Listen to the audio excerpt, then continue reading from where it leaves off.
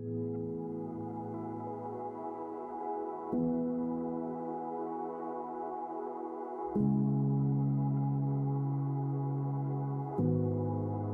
guys, I'm Thomas K, a content creator and ex-pro gamer, and today we're joined here with Isaac, and he's going to share with us the journey and experiences he had battling drug addiction with the support of family, friends, and gaming. So here we have Isaac. Hey Thomas, thanks for having me. I'm Isaac, I'm 26 this year. Can you share us a little bit about your journey? When was the first time you got into drugs? I was 17, poly year 1, so I had a lot of time. So I dabbled in acting. I also started to sell essential oil. I think the candle and essential oil at the time was booming. I went to this guy's, I delivered to the hotel, and this guy, he asked me, how much stock do I have? So I told him I have a whole carton. He said that, okay, he'll take the whole carton, but I need to try this puff first. So, I mean, as a 17-year-old, quick cash, can clear stock, Right. extra like $400 or $500 profit, instant, And then I just take all, and he said, don't think so much about it lah. So I just took that first puff. Never did I know there's drugs. He became a regular customer, and he's also a drug supplier. I bought it in May 2020, and as you all know, circuit breaker was April or March. And I was just sitting in camp, and suddenly I just lost all purpose. I just don't know what to do anymore.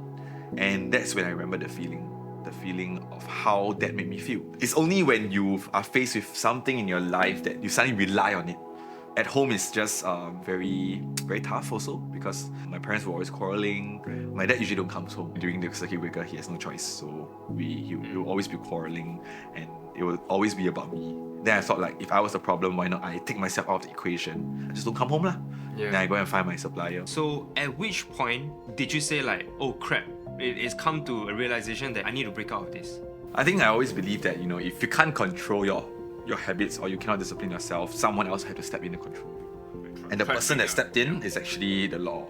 I went into DRC for 6 months, and the government has changed its approach towards drugs, is that they no longer treat drug abusers as criminals. So going into rehab was, everyone was very forgiving. Everyone just said, hey, you made a mistake, just don't do it again, and etc. So we're all very supportive. There's not much withdrawal symptoms, but which makes it even easier to get back into it. So that's the very tough part. And that's exactly what happened when I came out after 6 months. Enter the door, then the table over there was all the utensils. And they went and then take a puff in front of me. Oh, I'm like, the brain remembers, like, it's an intense trigger. That's where I slipped and relapsed the first time. And when I went home, I bought dinner for my mom, and then we were playing ML together. We had a really good game. It felt like everything was in flow. I even have the Instagram story that I posted of the game, and then halfway through, CMB was at my door. They told me I needed to go back to take my urine, and they told me to tell my mom. I told her CMB need to bring me back. Said, oh, okay, I'll wait for you to come back. Wow, but the officer told me, are you sure your urine is clean? You want to tell her the truth, otherwise don't make her wait for nothing. Yeah, and then I just like, wow, I just had to kneel down in front of her, and then just said, sorry. 1,001 emotions charged into that one word. Why? I think that was the most painful part of it.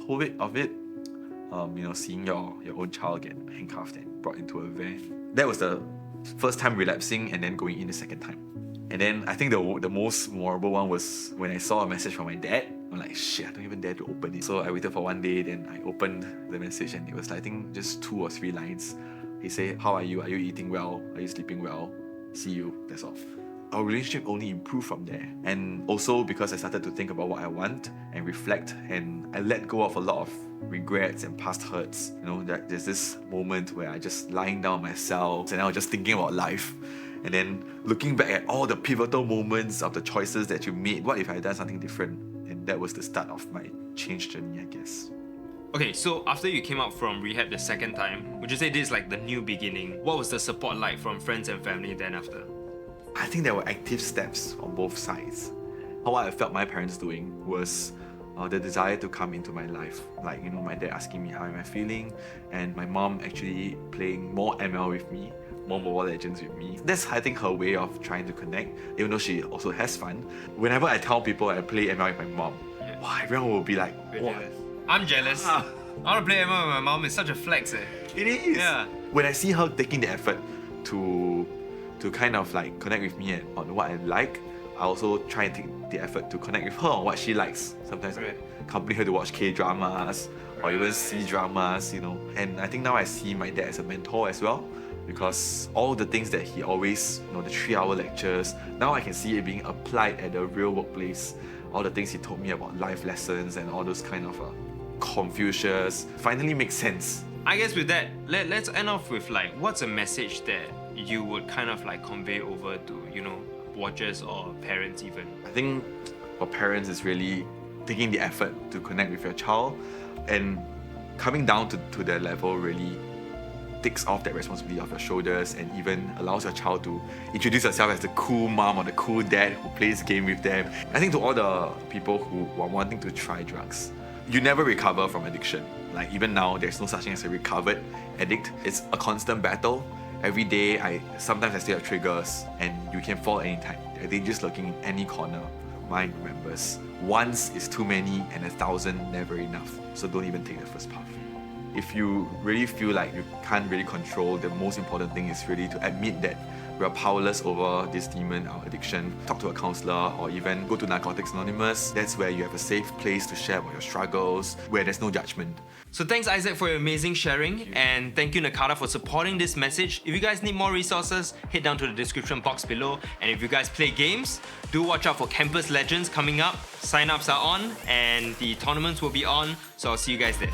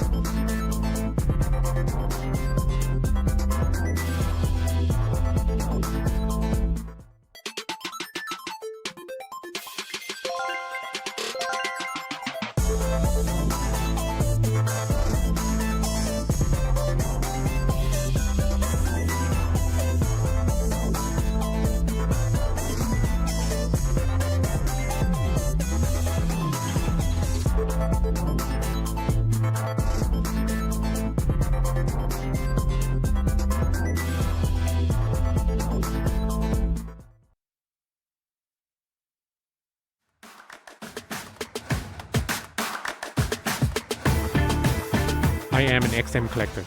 I'm Jem Mint, and I am an XM Studios collector. I am an XM collector. I am an XM collector. If you want the best, it's gotta be XM. I am an XM collector. I am an XM collector. I'm an XM collector.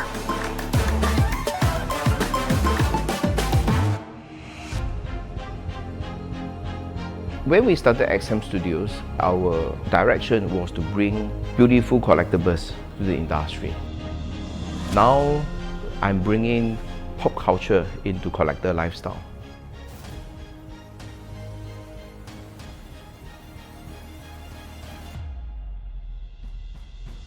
We are actually bringing a piece of memory to the collectors.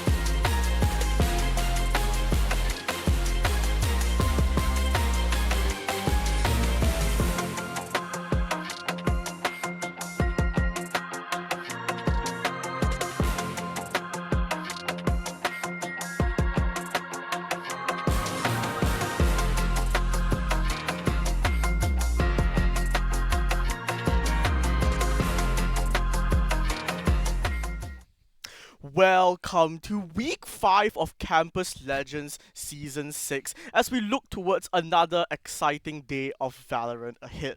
My name is Aurora and with me is my co-caster Lemon. How are you doing today? Wrong, it's Luffy. Ah, right, it's Maki Luffy. D. Right. Luffy. Kaizoku ni Ore wa naru. Okay, yeah. The hat I'm fits kidding. you, the Anyway, hat fits yeah, you. the hat fits. Yeah. Anyway, yeah. My name is Lemon. Welcome to Campus Legends Season 6. But before we start off today's exciting event, we will be going to, thank a few sponsors. Right? So, of course, we have our organizers, Skoga, as well as the Esports Academy. Presenting partners, NCADA, Nakada, National Council Against Drug Abuse. So, you can't see, but here. Yeah, it's here too. So, our academic partners, ITE, College Central, as well as Republic Poly. We have the program partner, Scape, broadband partner, My Republic, Monitor partner Aegon by AOC, PC partner Predator. Media partners Defy and Emerge, and of course our supporting partners XM Studio as well as TT Racing. So Aurora, why not you tell us a bit more about XM Studios? Yeah, so actually we are in XM Studios right now. They are sponsoring our venue as well as generously providing the prizes for our upcoming finals that we will probably announce soon. Based in Singapore, XM Studios is an award-winning design studio that is well known for producing luxury, handcrafted and hand-painted art and pop culture collectible goods. Yeah, it's actually really, really cool. They strive to preserve the collecting experience and have a collector base that kind of spans the entire globe. So if you're interested and you want to see some of those cool statues, come on over to level 3 of Kitchener Complex, literally a 2-minute walk away from Lavender, and come see it for yourself. Exactly. And well, like I say, this place is really, really nice. Usually we have a statue, but today it seems like, I don't know, it kind of disappeared. But maybe later on we will see a little bit more of that statue that we have. I think last week was Deadpool. I'm Really? not sure Yeah. what else. Apart from that, we also have our chairs, right? If Yeah. you want to know why I monkey D. Luffy today, we have some really cool chairs. It's by TT Racing. Alright, so gamers take note, TT Racing is running a Campus Legends exclusive online sale. So simply enter the following voucher codes during your checkout to unlock the discounts. It's open to Singapore, Malaysia, Thailand, and the Philippines.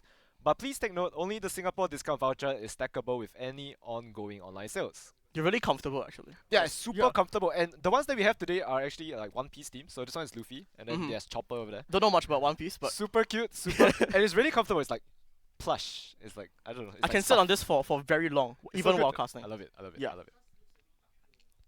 And of course, our laptop, my laptop, the one that I'm using, Yep. is the Helios Neo 16 by our PC partner Predator. And it's really, really good. Yeah, and so we'll be talking about this a little bit more later. But let's touch on the prize pool for the Campus Legends Valorant tournament. Yeah, in third place, the winners are actually going to be getting $550 in cash and scholarships, as well as 5 Aegon by AOC 24G4 monitors with a total value of $1,745. In second place, the winners will be getting $750 in cash and scholarships, as well as 5 Aegon by AOC 24G2Z monitors with a total value of $2,545. In first place, the winners, the grand champions, will be getting $1,200 in cash and scholarships, as well as 5 Aegon by AOC AG275 QXR monitors with a total value of $4,045. Yeah, it's been some really, really good prizes here. And apart from all of these prizes, right, we have to take a look at who are actually, taking part in this and who are the ones that are battling out to actually get these prizes. So let us take a look at the bracket for a short while. So today, some exciting games going on. We will be doing, NYP up against TP. Yeah. Right, in the upper bracket of our group stage group A. Right, so a quick look here. NYP as well as TP, and the remaining 2 streams will probably be the lower bracket as well as the upper bracket. We're reaching the end of the bracket here, right, for Group A, and these matches are only going to get more exciting and more exciting as we go on with the day today. So I'm really, really excited to get into the game right now. Do you know about the map picks for today? Yeah, we will be going into the Asian Select as well. So the first map is actually on Bind, right? So Bind, NYP attacks first, so then TP will be on the defensive side. For map 2, we actually have Haven. And map 3, we will be looking at Lotus. So 2 3-sided maps that, I don't know, I'm really not a big fan of having 3-side maps. But why? I mean, it's really too big, right? You're just playing chess at this point. I see, yeah, true. You rotate here, you fake here, you rotate there. Maybe a little bit interesting to the people who like to look at strategic play. But I feel like after a while, it kind of gets a little bit slow. Yeah. But, well, thank God, the first map is actually Bind, so this is one of those maps where we see a little bit more high octane play. You see the Yoru being picked up by Tequila, and yeah, double duelists across the board, so looking for a more aggressive stance here for both sides of the teams. We do see the Reyna and the Yoru from either side actually, so both teams choosing to go for this double duelist composition with the single controller here. Cypher is actually the center of choice for either team as well, so we're going to be looking towards a lot of those fast-paced executes on the attack, which means that for us it's going to be a lot more exciting for you to play by play, right? Yeah, I mean, definitely it's going to be really interesting because you don't really see Yoru being picked up in Singapore.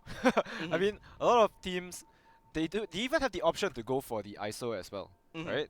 So it seems like no teams want to go for the ISO, no teams want to go for the Neon, even though they are most definitely viable on the map of Bind. Yeah. But yeah, defaulting to an older team comp with the Yoru that we saw very prominently last year. So let's see how they work this out, because you really do need to be very adept with Yoru in order to make him work. Yeah, and without the Viper for either team here, defaulting is going to be slightly harder on the attack, but it doesn't actually matter for the defense here because they're just going to look towards some of this fast A-shot contact that Triple is going to scan and get, but Mist doesn't care. He just wants his kill. Tequila trades it out, and Teddy does get his as well. He actually gets 3 on the initial confrontation that he finds for himself here, and as soon as the round started, it kind of ended. Nanyang Polytech only have 1 player left, which is just the Brimstone. Exactly, and yeah, like you said, right, very, very aggressive push from the side of Temasek Poly. The Reyna, I think it was Miz, right, already pushed up all the way into that cubby position. And yeah, the moment they took first contact, it was pretty much over.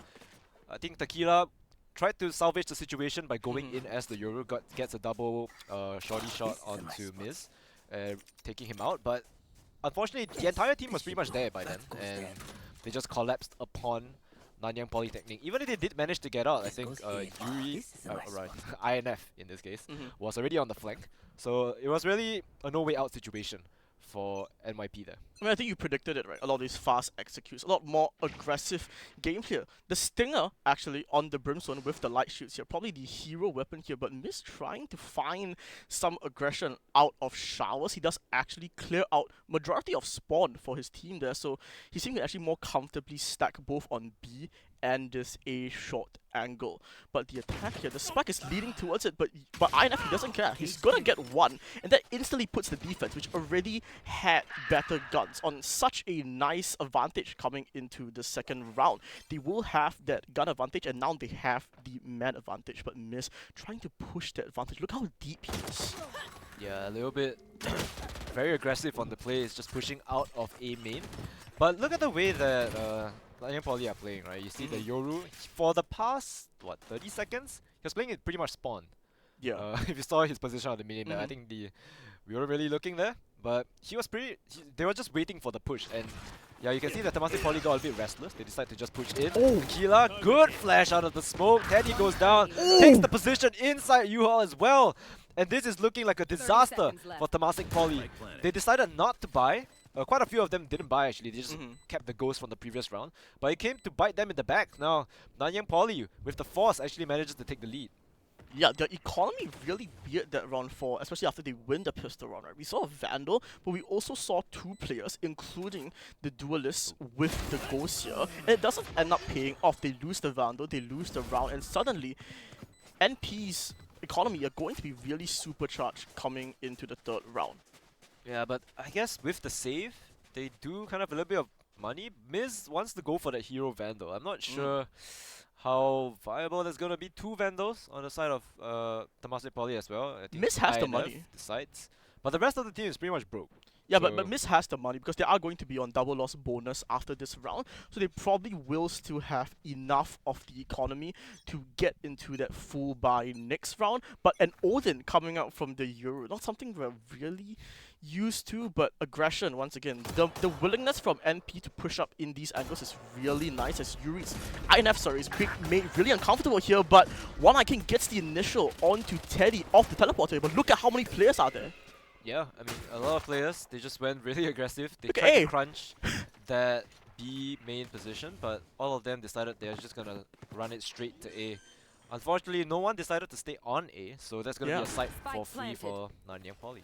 instant 5v4 post plan for the attack here. The Odin is just stacked below heaven here. I'm sure he's ready for this pressure coming in from CT, but there's one more person in heaven. But Persona seems to have that angle under lock and key. Yeah, Tequila with the Odin does grab another, and just like that, this round seems unwinnable for the side of Temasek. Yeah, I mean, if it's Temasek Poly, they don't really mind losing this round. They just need to try to get as many guns out of the hands of Nanya Poly as possible. Ikorik manages to get 2. One Eye King finally trades it out for his team. INF gets another, and this is looking like big damage. But the run and gun from Ronaldo, never stopping in his tracks, does manage to remove the last player of Temasek Poly from the round. And that is going to be 2-1, even though they did win the pistol. Nanyang Poly did swing it back, and yeah, they do manage to buy this round, but you know, light armor, we have a little bit of, you know, typical pause. Gonna get the pause here, and yeah, back to us again. Yeah, what's up? We're back. But Yeah. I think the economy is actually starting to snowball if you're the side of Nanyang, right? Because you have the Spectre. The Spectre is actually still saved for the side of Nanyang. But meanwhile, I do think that Temasek need to win this round some way, somehow, to get the ball rolling, especially on Bind. I mean, they do have they did manage to, like you said, right, the double loss bonus. They can buy up this round, but some of them are still on light armor. Yeah. Which I'm not sure if it matters, right? They do have Vandals on the other side. Yeah, as no well. outlaws. Yeah, and no outlaws. I think Outlaw is a very good point, because Outlaw is one of the guns we don't really see much in Campus Legends. I haven't seen a lot of teams pick up that gun. I think in Pro Play or in Tier 1, I think a lot of teams do pick up the Outlaw. The thing I with think the it's really strong. thing with the Outlaw, right, is that at the end of the day, it is a tempo gun. It's not a gun that can replace the operator in a lot of rounds, right? But it's also not a gun that fits very well into the macro of a lot of teams, because you want to buy it off round 1 when the enemies are on light shields, or in this case, if you win the first round, the enemies are on no shields most of the time. But then the question is, how long do you keep the Outlaw for? Or do you convert into a Vandal at the third round? Or do you play the Outlaw and hope that your teammates get the initial chip damage, and then you can kill the person with basically in one shot? Because in the right situation, the Outlaw is basically a faster operator with 2 shots. Yeah, going back into the game, the INF wants to take the aggressive push here, even as the Cypher. Yeah. Luckily, he didn't decide to go for the neural theft, otherwise he would have gotten caught out by the remaining players up in that B main position. Such an advantage though, if you're the side of Temasek Polytechnic. The Cypher, if he walks out, gets that early kill onto the entry player for Nanyang Polytechnic, and suddenly the attack kind of has to go to B here. Because look at the amount of map control that the defense has on A. Yeah, Mist already pushed up all the way from that A main, so they're kind of stuck. They do have to try and commit, otherwise they are in for a world of hurt if they give them any more space. But INF is just so sharp with that Vandal, one-tap headshot on towards Yuri. But the utility from the side of Nanya Poly seems to be working. Right, they do manage to get sight. I'm not sure if Ronaldo has saw or seen the player that has already snuck in towards U-Haul, and a long flank from Miz as well. The spike is not yet planted, so there is really no reason for them to try and push out any more. Miz taking initiative into his own hands, walking into Hookah, trying to spot ahead, gonna spot out Persona through the box, not gonna get any damage, but they do manage to flush out. Ronaldo gets him out of the equation, and Persona down on 30 HP, running around the side. There's so much noise, overstimulated with all the noise coming in from those Vandals, does not know where to look. And Temasek Poly equalized the score. Yeah, Temasek Polytechnic, really nice round coming out, especially with the first kill from INF there, right? Initial aggression, a bit irresponsible, I think you can argue, but it doesn't matter, it works out, right? And at the end of the day, Valorant is a gun game, and you want to be able to shoot people. And that is going to get Nanyang Polytechnic's economy to a bit of a brittle buy. Here we see the Stinger coming out, we see a bunch of light shields. Some of the players are really on their last buy here. They will be forced onto a save if they lose this round, but Ikorik sensing quite a lot of pressure coming up on B long here. Yeah, falls back off the notification of that Trailblazer. They're gonna use the Yoru ultimate. So just Dimensional Drift right onto the side, gonna ping out all the players that are there. This forces INF to fall back into his spawn through the smoke. Super aggressive. Tequila does actually manage to take out INF there. But Icoric is going to use the Seekers as well. So much work cut out for him. Digs him through the wall. And somehow still manages to take out Persona. Tequila finally does trade out his teammate. But it's all chaos in this elbow position. It's down to Yuri. In 1v3. Gets her first. But gets mollied out. Does this dampen her spirits? Definitely not. Still able to swing, but Miz. I choked. Yeah. My saliva. It's okay. But Miz, looking at that hookup position, gonna hold the angle. Knows that the molly missed, and that's gonna be round 3. Yeah, two things that were really nice there. Firstly, we see the dimensional drift come out from the Euro.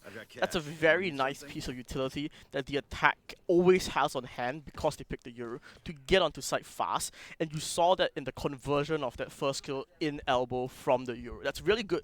But the defense, what a good reaction from them to be able to hold down elbow, hold down site. Some heroic performances, right? Especially from someone like the Rays of Teddy here. And as I said, Nanyang Polytechnic forced down to their last bye round that they have to be on right now. Because if they lose this round, they will be on a save coming into the next round. But Miss with this angle. A shot, so pushed out. He has the advantage here, but the advantage is nothing unless he converts it. Yeah, I mean, Miz has taken this position up quite a few times. They do expect them to push as well. You can see Nanyang Polytechnic obviously studying their opponents very well. They know that Temasek Poly gets listless. They know that they want to take these aggressive pushes and try and go for that information play. So now they're just happy to hold, right? Just wait and see if there's going to be any reaction. But Miz, just quicker on the trigger. Ronaldo peeks out a little bit too wide into his crosshair. Teddy, Tequila, super aggressive teleport. I think he expected the person that shot the clone to be flashed out, but unfortunately that is not the case. And Nanyang Poly, their hold does not pay off.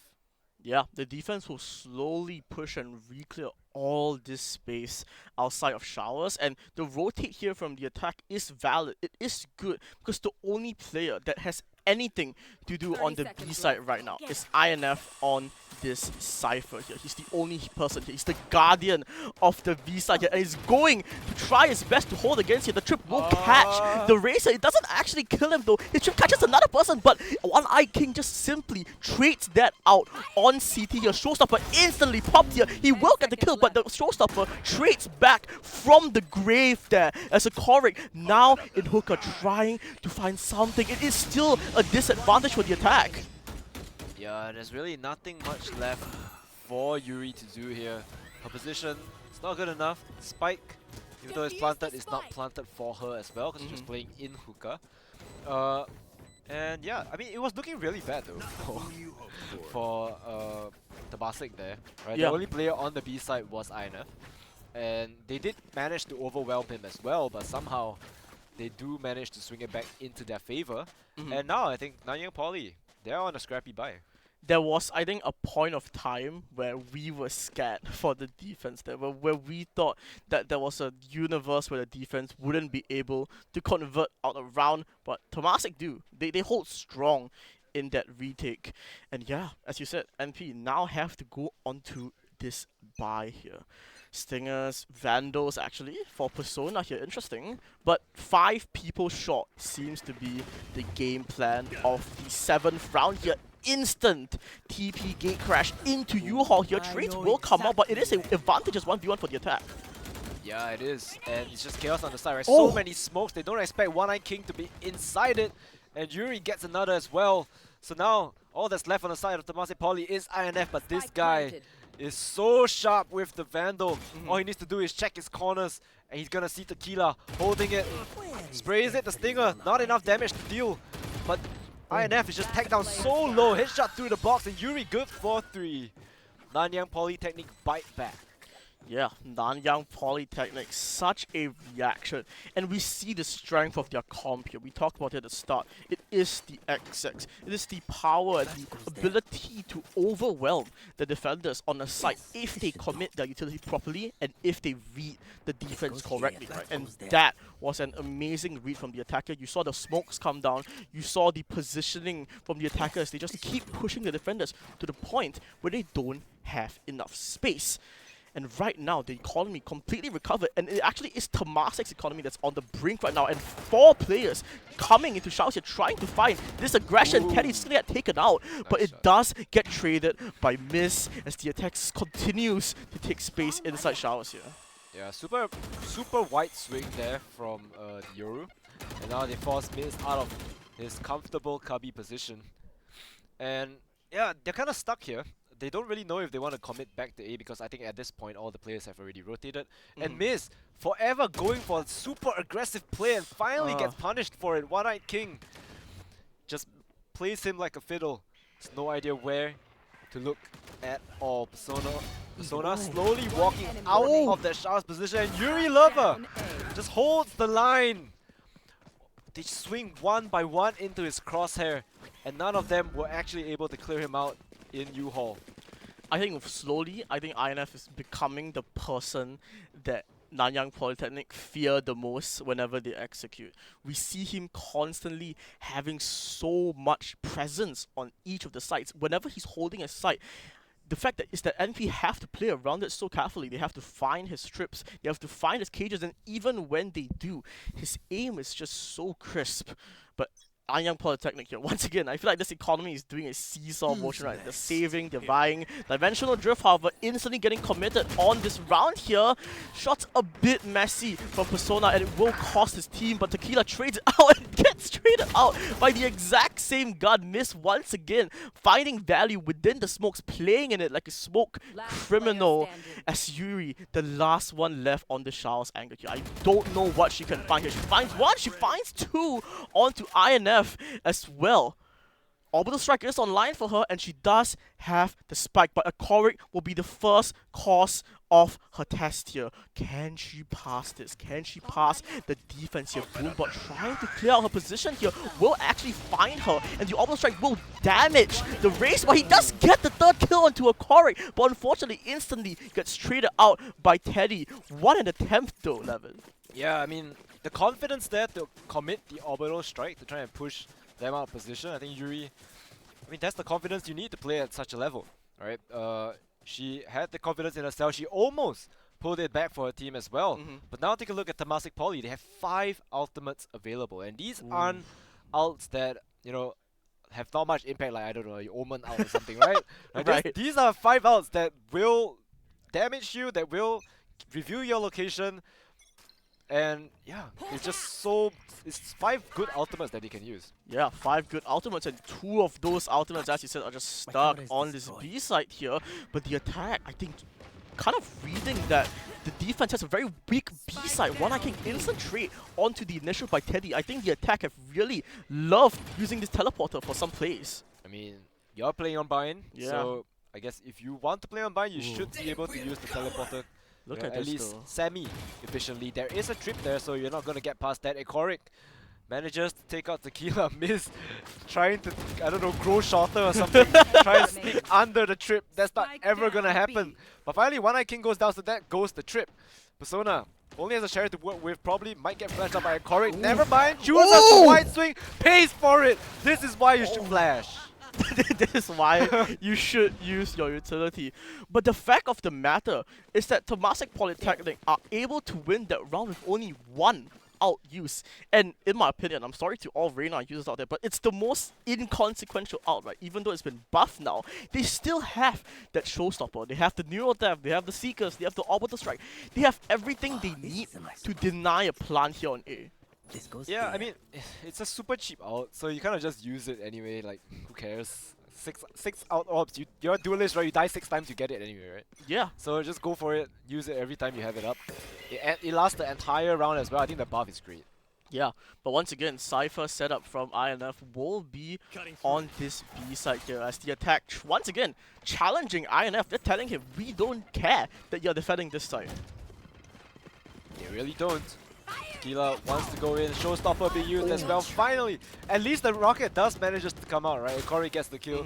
However, the rocket does manage to claim his last victim. Tequila walks up into this elbow position. INF is the only player here, is getting crunched in by an Odin, as well as One-Eyed King from the back. Nowhere to run. Tequila spams the Odin as well. my Showstopper does connect onto Ronaldo. And all of a sudden, Temasek Poly bring it back. They were in such a bad position as well. But they do manage to take control of the site, and Miz once again being super clutch for his team. Very, very sharp aim on this Reyna. And I mean, just take a look at this round, right? He's two out orbs already. Yeah, after they'll- using it. And if you get 2 every round, you're just gonna get out in 2 more rounds. Yeah, but there isn't 2 more rounds to play for Exactly. here, firstly. But I do think that there was a period of time, like for a period of 10-15 seconds, where the defense was so stuck in CT, right? We saw the smokes committed, we saw the sky smokes coming from the brimstone that's holding the defense so far back in their spawn. But they somehow managed to get out, even with the Yoru, with the Odin going burr, they still managed to get out, and they managed to get out onto site, and they managed to win the round here. Miz once again, super aggressive peek, does not find the hit of Yuri this time. Never mind, re-picks into it. A One-Eyed King trades out his smokes. But that's gonna be the smokes out of the equation. So then, as an attacker without smokes, It's kind of gonna hard. be difficult. Yeah. But 2 players in showers, 2 players in short here. The attack isn't quelled. But look at how far up INF is pushed up here. From this position, he's able to provide so much information for his team and so easily read the rotate if it ever comes. But the attack doesn't really want to plan to go towards this B side here. 4 players to all around this A side here. Yeah. Good flash. Out of the Oh. smoke comes Tequila with that stinger. Has been an absolute nuisance. And the close range battle is going to be won in U-Haul by One-Eyed King as well. It's going to be the spike planter. Last player remaining is INF. Dimensional Drift is available as well if they so choose to use it. Just for the information to put that final nail in the coffin. INF does have Neural Theft, but I think no bodies to work with as well. Well, Dimensional Drift has been used, he has been spotted out, he has to run into the Euro, doubles back, takes out Tequila, but the Neural Theft animation locks him in without a gun, and One-Eyed King finds his head. yeah, the Neural Theft, unfortunately, I think pulling it out in that situation might be a bit rough there. But it doesn't matter, because Temasek Polytechnic are going to be very, very happy with this 8-4 half year. 4-round advantage. And if Nanyang Polytechnic want to get anything into this half, it has to start with the pistol round. Unfortunately though, I do think their comp might be slightly weaker on the defense side. I mean, what's the difference, right? I mean, they have the Yoru, What's the which difference? might They give have a them Yoru. a bit more options, I think, for rotating the defense side. So, I might be wrong. They might actually be better on the defense side than their counterparts here, but it's up to them to prove it. As we see 4 players of the attack now shifting towards B-Long, but the aggression from the defense is coming out of B as well. Exactly, I think INF Oh my does hear gosh. the push. He hears the util, he tells his team to try and hold flank. But INF, the positioning is just not that good. Tequila didn't no. expect that there was gonna be a player hiding in that cubby. Expected all of them to already have pushed up. And now Korik has to look out for the flank. Gonna get scouted out by Ronaldo as well. They do manage to plant the spy, and now the roles are reversed. The flash does not come out the way he wants to. Oh. And now Teddy and Korik both get 1 kill each. The defense is falling like flies. Korik gets Yuri and Miz onto One-Eyed King as well. Persona's the last player remaining inside hook. Got 33 HP to work with. Probably does not even need to use that boom, but the nade takes him even lower onto 28. And this pistol round is so difficult for Persona. Where else can you go? Nowhere.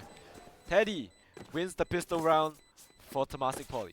Yeah, I think discomfort is the name of the game right now for this attack half, because the amount of discomfort they were put in, but they managed to turn it around, right? The flanks, they managed to neutralize any map control that the defense has by just double stacking on the angle and baiting Nanyang Polytechnic to push into an angle such as Garden there. And that works out, it turns out to work very, very well for them. And the thing with this comp that the attack has is they need that tempo, they need that pace to be able to push out and create the differences that they want on this map. Tequila with their TikTok Yoru flash lineup here. What can he find? Teddy just swings and kills him completely blind, Lemon.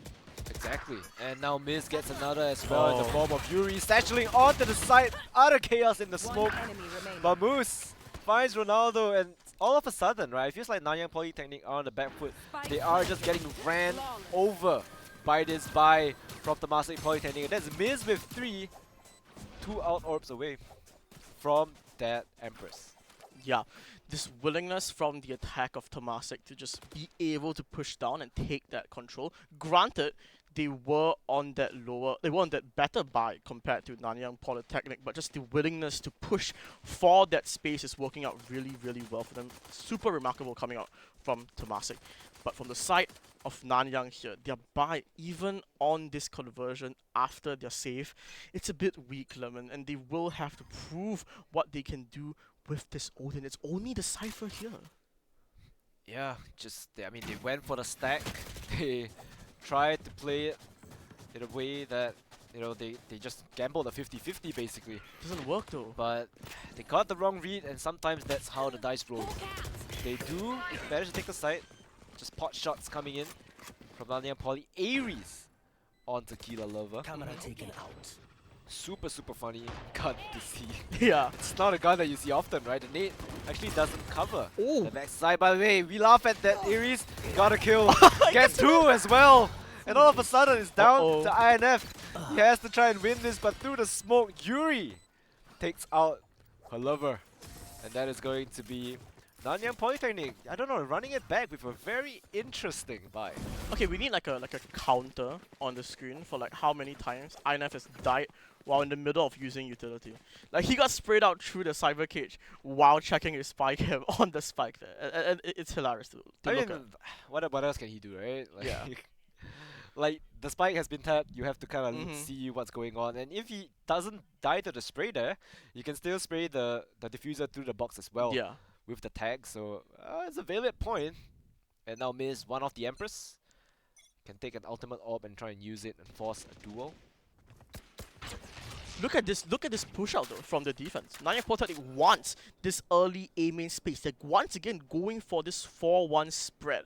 The Yoru finally rotating all around the map, Tequila towards this B side. That's I do think that Nanyang Polytechnic finally have this read that the attack is coming towards B. But a Korik though, what can you find if you're an attacker here?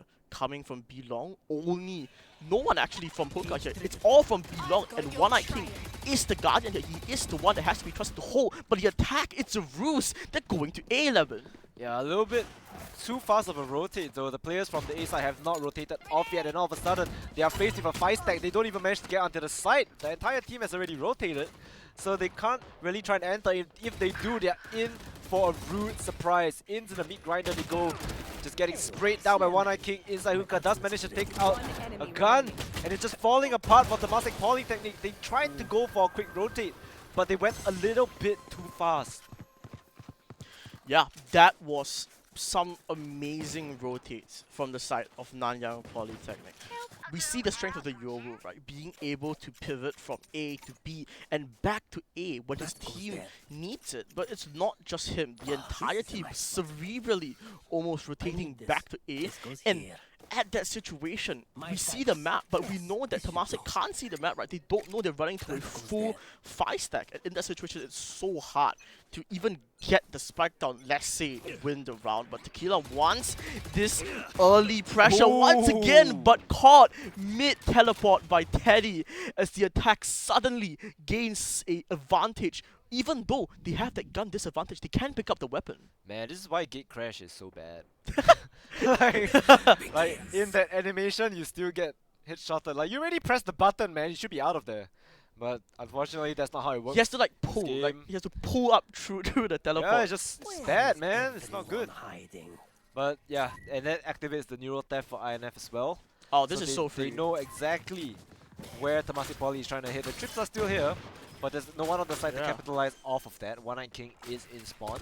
So it's going to be a 4v5 retake of the bat. The neural theft is available inside Nanyang Polytechnic as well. They spot the rat. Dude, this girl is in his head.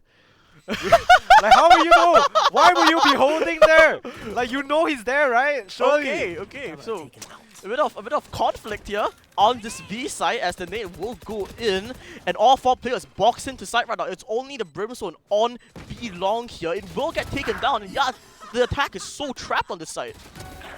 And Miz just going on an absolute rampage with this Empress. And Ronaldo probably saved the up as well, but there's really nowhere for him to run as Teddy takes the white swing with that Vandal. And that brings Temasek Polytechnic one more round closer to map point. Okay, you know what? Maybe she does. Maybe she does know more than we think she knows. She does, surely. She just waited, right? She waited for that exact angle, and lo and behold, it's eye enough. Yeah, I know this guy's a rat. I know this guy's a rat. I know this guy's a rat. Yeah. I don't know. She like commits her entire positioning just to kill, and it almost works out, right? Because 9.10 are coming into the round with the gun advantage, but unfortunately miss. What a performance on the B side! But Tequila instant dimensional drift down into market here. He will see 2. He will see a 3rd, and right now for his team, that's a call. That is probably an A hit there, and trades instantly go out here. The aggression. He just picks up a free gun. I mean, yeah, I mean, that works. His teammate DHL delivery the gun to him for free. Yeah, I mean, well, that's one way to use the dimensional drift. I ever seen one, right? Just go out, collect the free gun, and get yourself back into cover. The flash though gives them information that there are players outside this B main position. Meanwhile, Tequila getting a little bit aggressive here. Has 2 flashes available, so he can flash out before swinging, but doesn't need it. INF goes down, and the 2 players are already inside hookah, but they need to re-clear Garden as well. Tequila just being an absolute thorn in the side of Temasek Poly in his attacking half. And Korik, the last player remaining, 1v3, but Ronaldo is already under his foot. Yeah, very, very nice reaction from the defense there.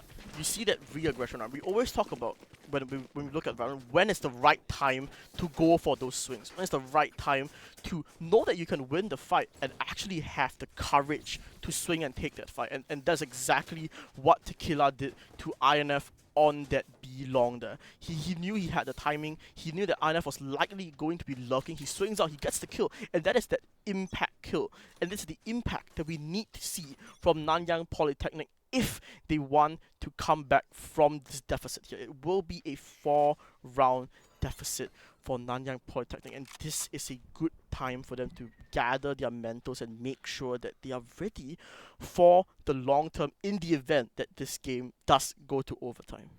Yeah, and I mean, they already found their way up inside hookah. INF taking advanced positioning as a lurker as usual, but unfortunately not going to be seeing anyone. I think he hears the Cypher camp as well. So you know the Cypher is on site, but probably not private to Ronaldo. Ronaldo, if you do try to peek this angle, you will probably die. So honestly, I think a thing that we haven't pointed out is actually, we talk about INF's lurks, right? And we sort of like laugh at him. Look at how deep he is. Oh my god. The control this guy is getting, man. So annoying, gets a second as well. Finally gets traded by Ronaldo, but has to run away from the showstopper. Oh my god, through the wall! No way! He gets the kill to Ronaldo! Beautiful showstopper by Teddy. That is MVP. Game of the clutch of the day. The clutch of the day. I don't even know what I'm saying. The kill of the day, right? Yeah. How do you even think to do that? Through the vents? Oh no. And now, please don't overheat. Please win the round like that. Please. Okay. Please. But Persona has a showstopper available as well. Boombot to boot. Double satchel. Orbital strike. Get out of there. But Moose. Oh, what? Has the positioning. Yuri threw that orbital strike as well. And Yuri, she has to come out huge for the team, but this crossfire is looking a little bit tough. A flick and a spray not coming through. Teddy. Beautiful play with that showstopper. Yeah, he starts and ends the round for his team. One with the showstopper, one with the stinger. The weapon doesn't matter. His movement simply better than whoever the poor soul was he killed in that situation. Was it the Sky? Yeah, it was this guy. Yeah, it was Ronaldo there. Yeah, and that's match point for Temasek Polytechnic here. 5 opportunities for TP to close out this first map of Bind. And if Nanyang Polytechnic wants something here, it starts with this showstopper from Persona. It's going to get so much space, but the attack is pushing up towards showers as well. Can't even shoot Oh, the trip no. because the showstopper is He's on. boxed and there's another in. player at the back as well. Yeah. Teddy Oh. swings at the right timing, but Yuri has to anchor the side, gets one, but that's not quite enough. Miz already in spawn, expects One-Eyed King to be there, dismisses into the side, and I think this might be it, unless Ronaldo has anything to say about it. No, he does not. Temasek Poly takes map number 1. Yeah. What an amazing game from Temasek Polytechnic. The aggression never stopped, Lemon. It started on round 1 and it ended on round 20. Yeah, I mean, you see the score on the scoreboard. Yeah. Miz as well as INF, 5 first bloods each, right? Miz taking the point all the time, and then INF taking super aggressive looks, anchoring the site, being an absolute menace. And yeah, Temasek Poly just looking really, really strong today. Yeah, really good performance from Miz, 24 and 11. That is a higher than 2.0 KDA. But I think the key stat here is the amount of first bloods that TP has over Nanyang. 5-5-3-1. That's like what? Sorry, quick math. 14 first bloods in 20 rounds. Over 3/4 of the game, TP had that 5v4 advantage going in, and yeah, that's amazing. Exactly. I think this map of Bind has been extremely, extremely action-packed, and we still have, you know, potentially 2 more maps to go. Yeah. Right, and it's gonna be the 3-side maps that will be coming up next. We do have Haven. Haven. Your favorite? Yeah, nah. I still really, really hate that map. I don't wanna do Haven, but unfortunately, But it's back. yeah, it's back in the You- map you pool. gotta- I you was gotta so happy celebrate that it it. was gone. Right. What, really? Yeah, I was so happy that it was gone. But it's back now, and we have Haven, and we also have Lotus. But in the I current map. feel like the overwhelming response from the community when Haven was back was that, yay, you know, like, wow, we love Haven, but it's not the same for you, apparently. I mean, okay, no. The thing is, right? You kind of want to have, I don't know, 1 3-side map.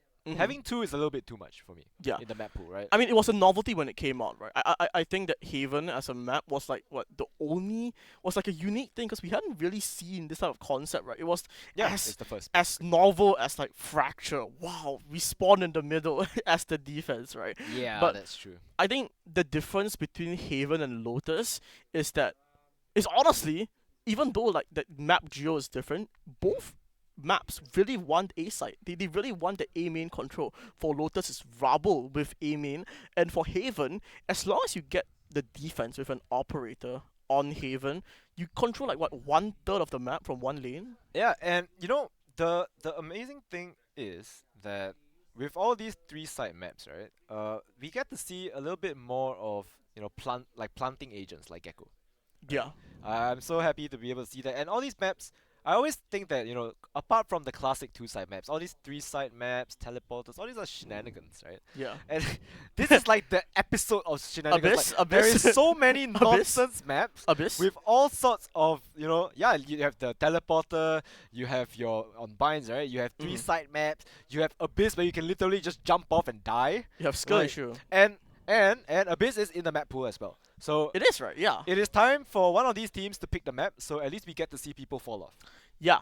And then me as a caster will forget location callouts and I will call everything There. he's there, Here. he's Cubby. floating there, he's on the rope there.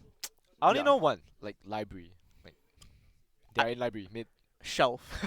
library shelf. There's a big shelf there. I think my team calls it shelf. Oh, I'm pretty sure it's called library. But anyway, yeah, the map of Haven. How do you think? So this map of Haven is going to be NYP's pick. So Yeah. TP picked Bind and they won that pretty convincingly, right? Yeah. So now is the time for them to come back. And I see in chat, what's with the Luffy head? Very good question.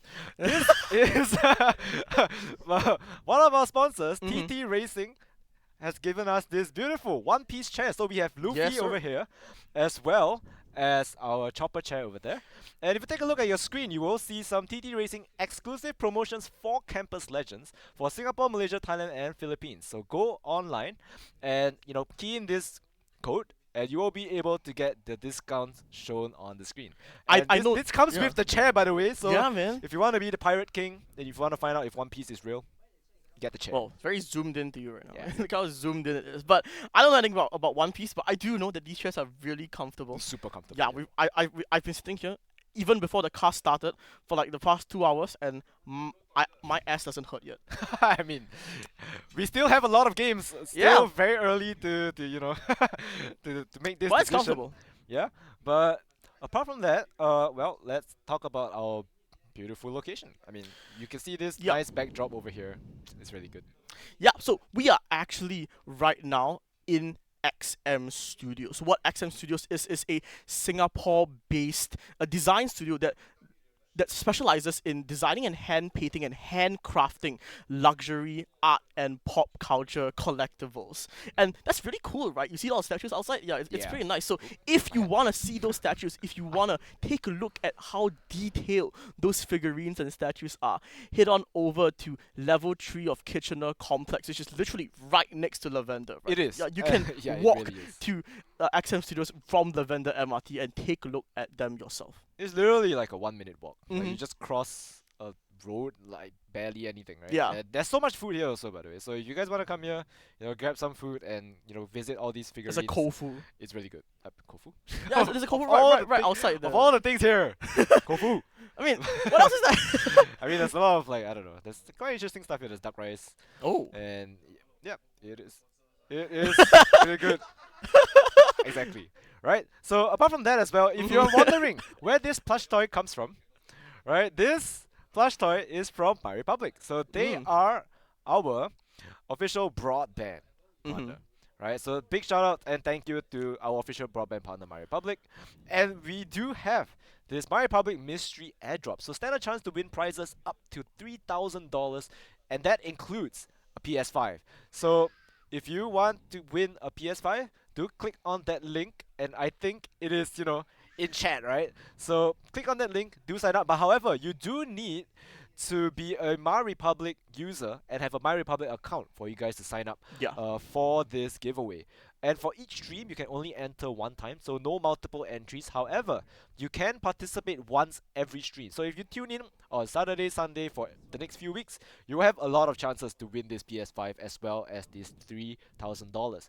The winner will be contacted closer to the end of July, so do keep a lookout if you win or not.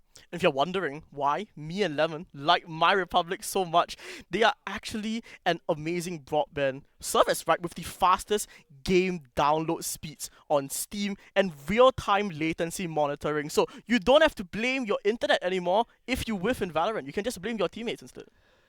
I mean, yes, that is true. That is true. Since we're still waiting for the map of Haven, right?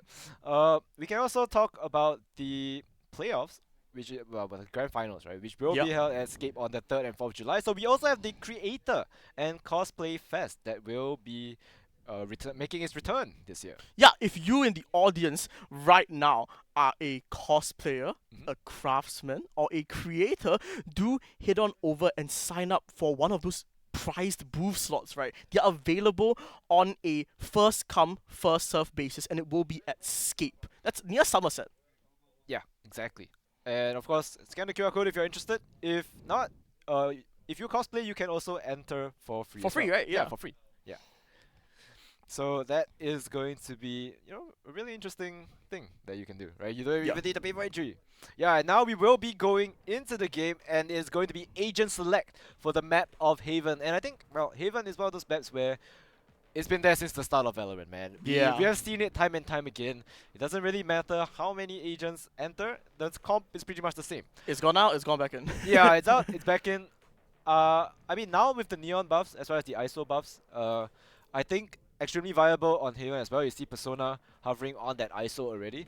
I would like to see Neon as well. I think Neon is also a very exciting pick to see on this map.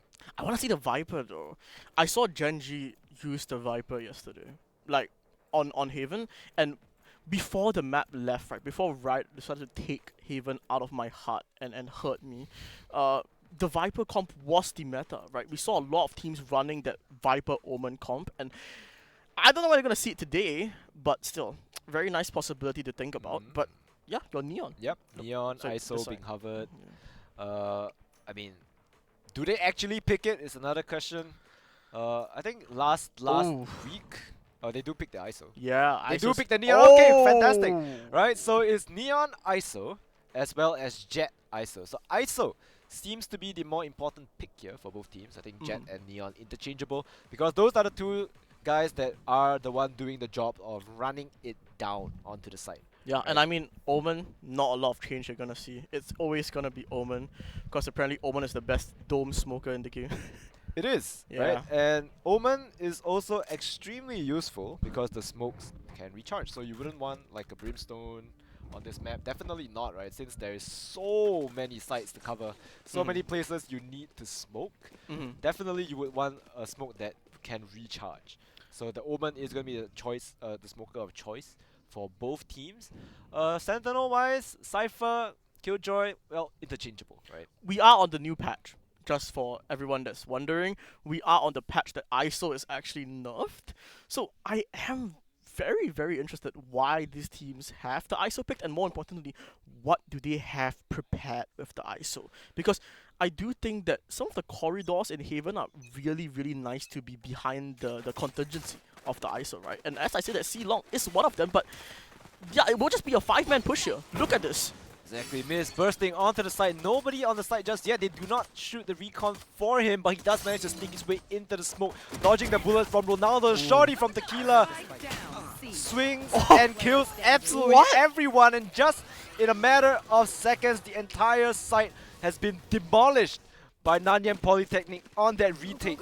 Tequila just running it in with that Neon, sliding left and right. Yes. And they have no idea what hit them with that Shorty. He's going from the shorty to the judge. Yeah, That's his game plan right now. And he did take a ghost from his teammate as well, so he does have a weapon if it goes to a little bit more of a long-range battle.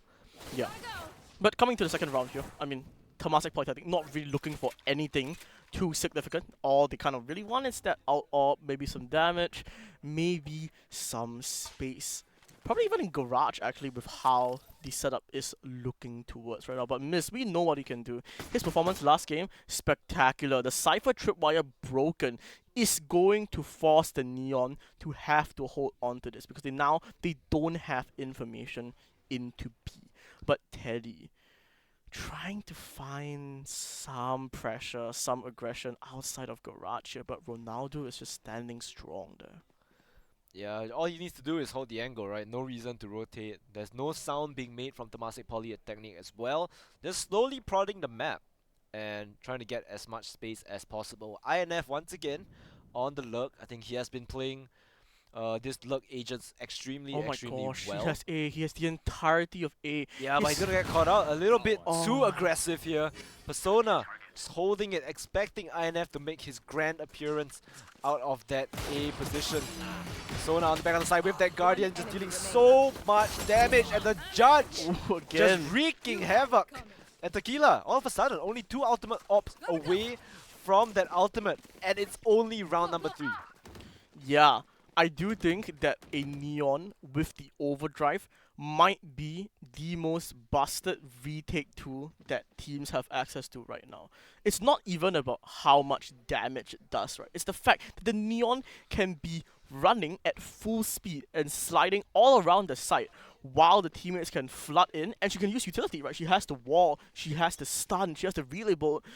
It's just so overwhelming if you are an attack on this post plant here, yeah, but instant undercut to fake pressure from a main, but the attack just doesn't care. The spike might be left behind, yeah, it does get taken now by the Sova, but look at the pressure that INF is creating on this lurk. He still gets a kill! Yeah, he gets a kill, and right now, because of that, NYP, they don't know that the attack is going towards A. They can guess it, there are 2 players here, but look at the multiple player here.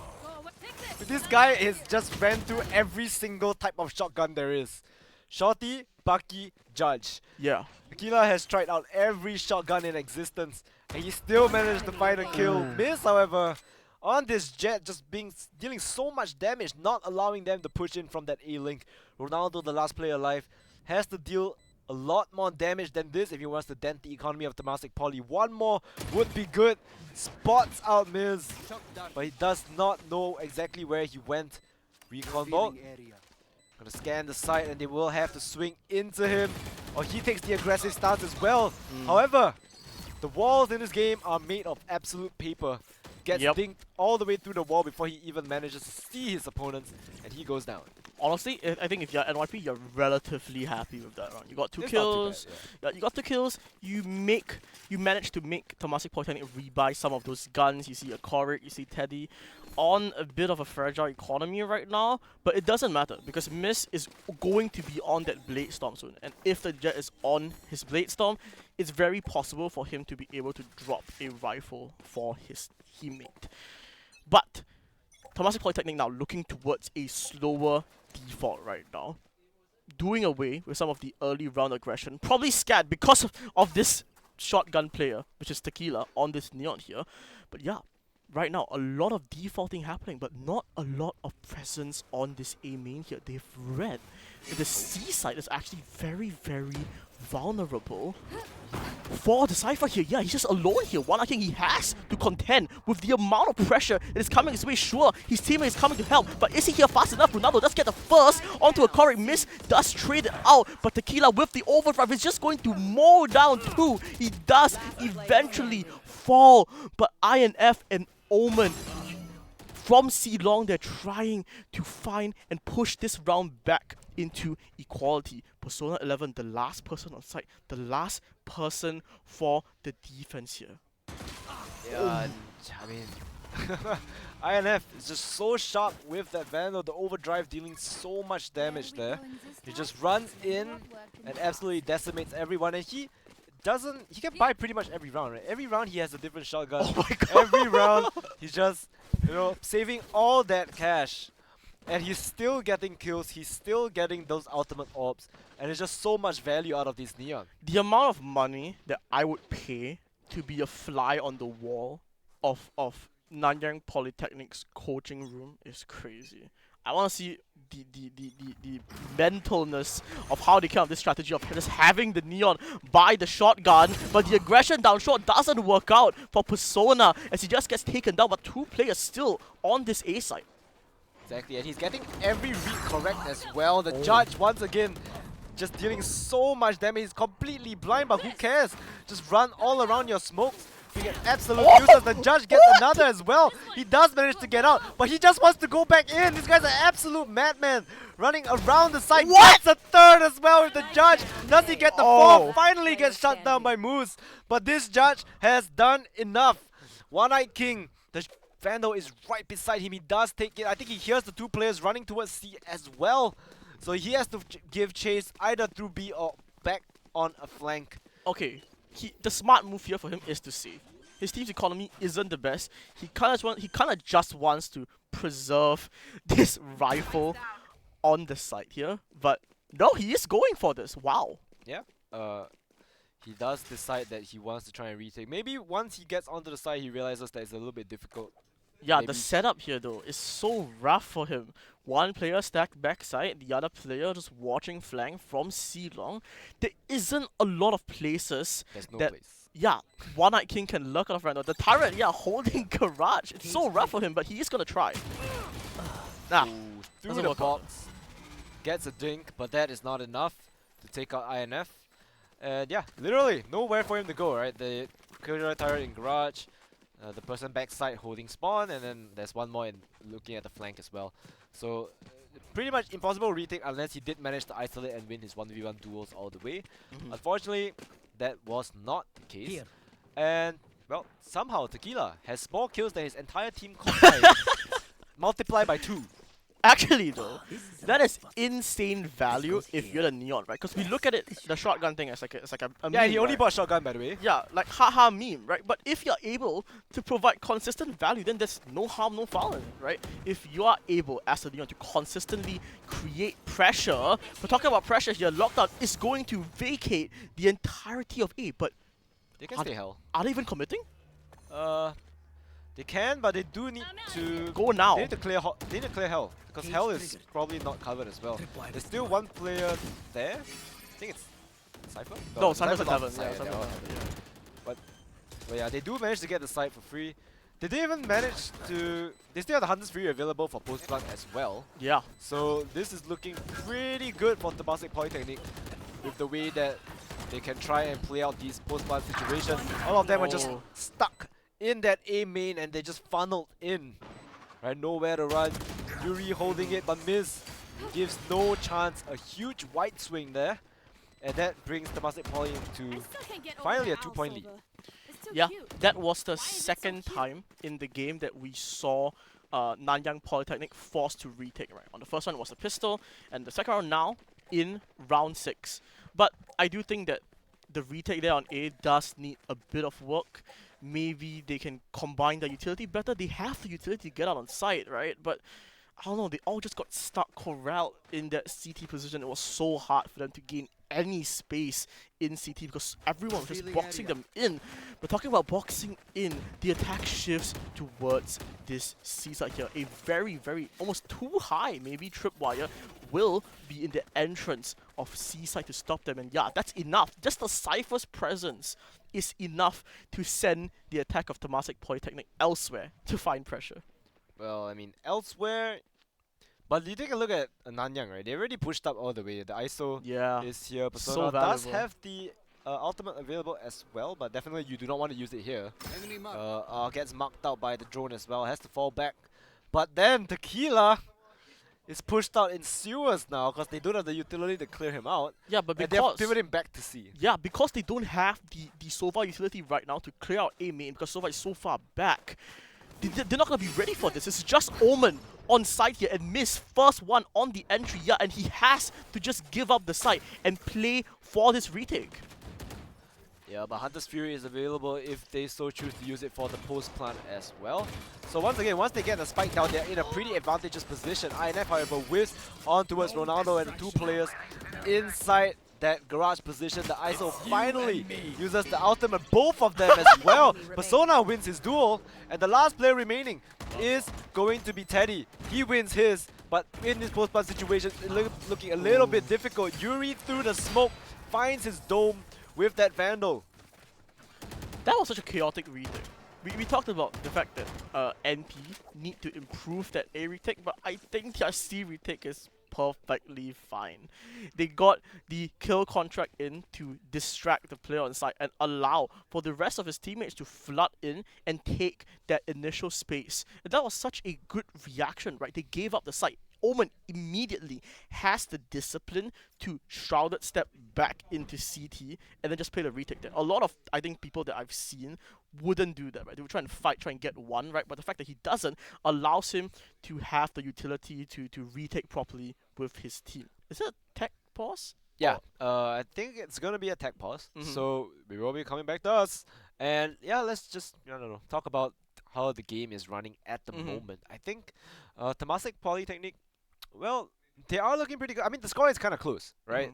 But I still feel that Nanyang Polytechnic do have the upper hand, even though they are down in rounds. I think if somehow they do manage to step up and try and support Teddy a little bit more. Who was the Neon? Neon's not Teddy. Tequila. Tequila, right? Yeah. Tequila a little bit more.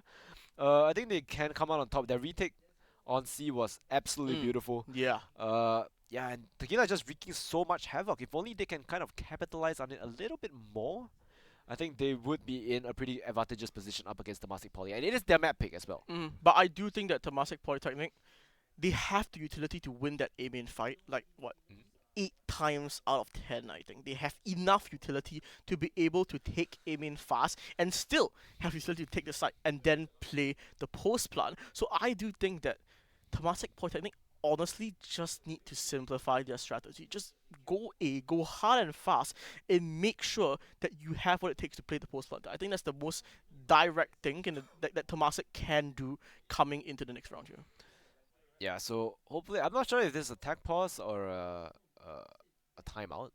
I think it's a tech pause. It's a bit too long for a timer. Yeah, it's probably somebody's computer died. Yeah. But hey, what's new, right? When it comes to Campus Legends, when it comes to Valorant, I think timeout is the name of the game. We always have timeout. Like, there's no way that there isn't a timeout. But you know what laptop that you could use to prevent it from going out like that? Well, we actually have. You want to talk about this amazing laptop that we have in front of you right now? Of course, this is the Acer Predator. Ooh. Right, we have the Acer Predator Helios Neo 16. This is the laptop that I'm using. And we also have the external monitor over there by AOC. Yeah. Oh. Yeah, I mean, 14th gen Intel CPU with a beautiful 165Hz 16-inch display. Yeah. This display has more hertz than my monitor, by the way.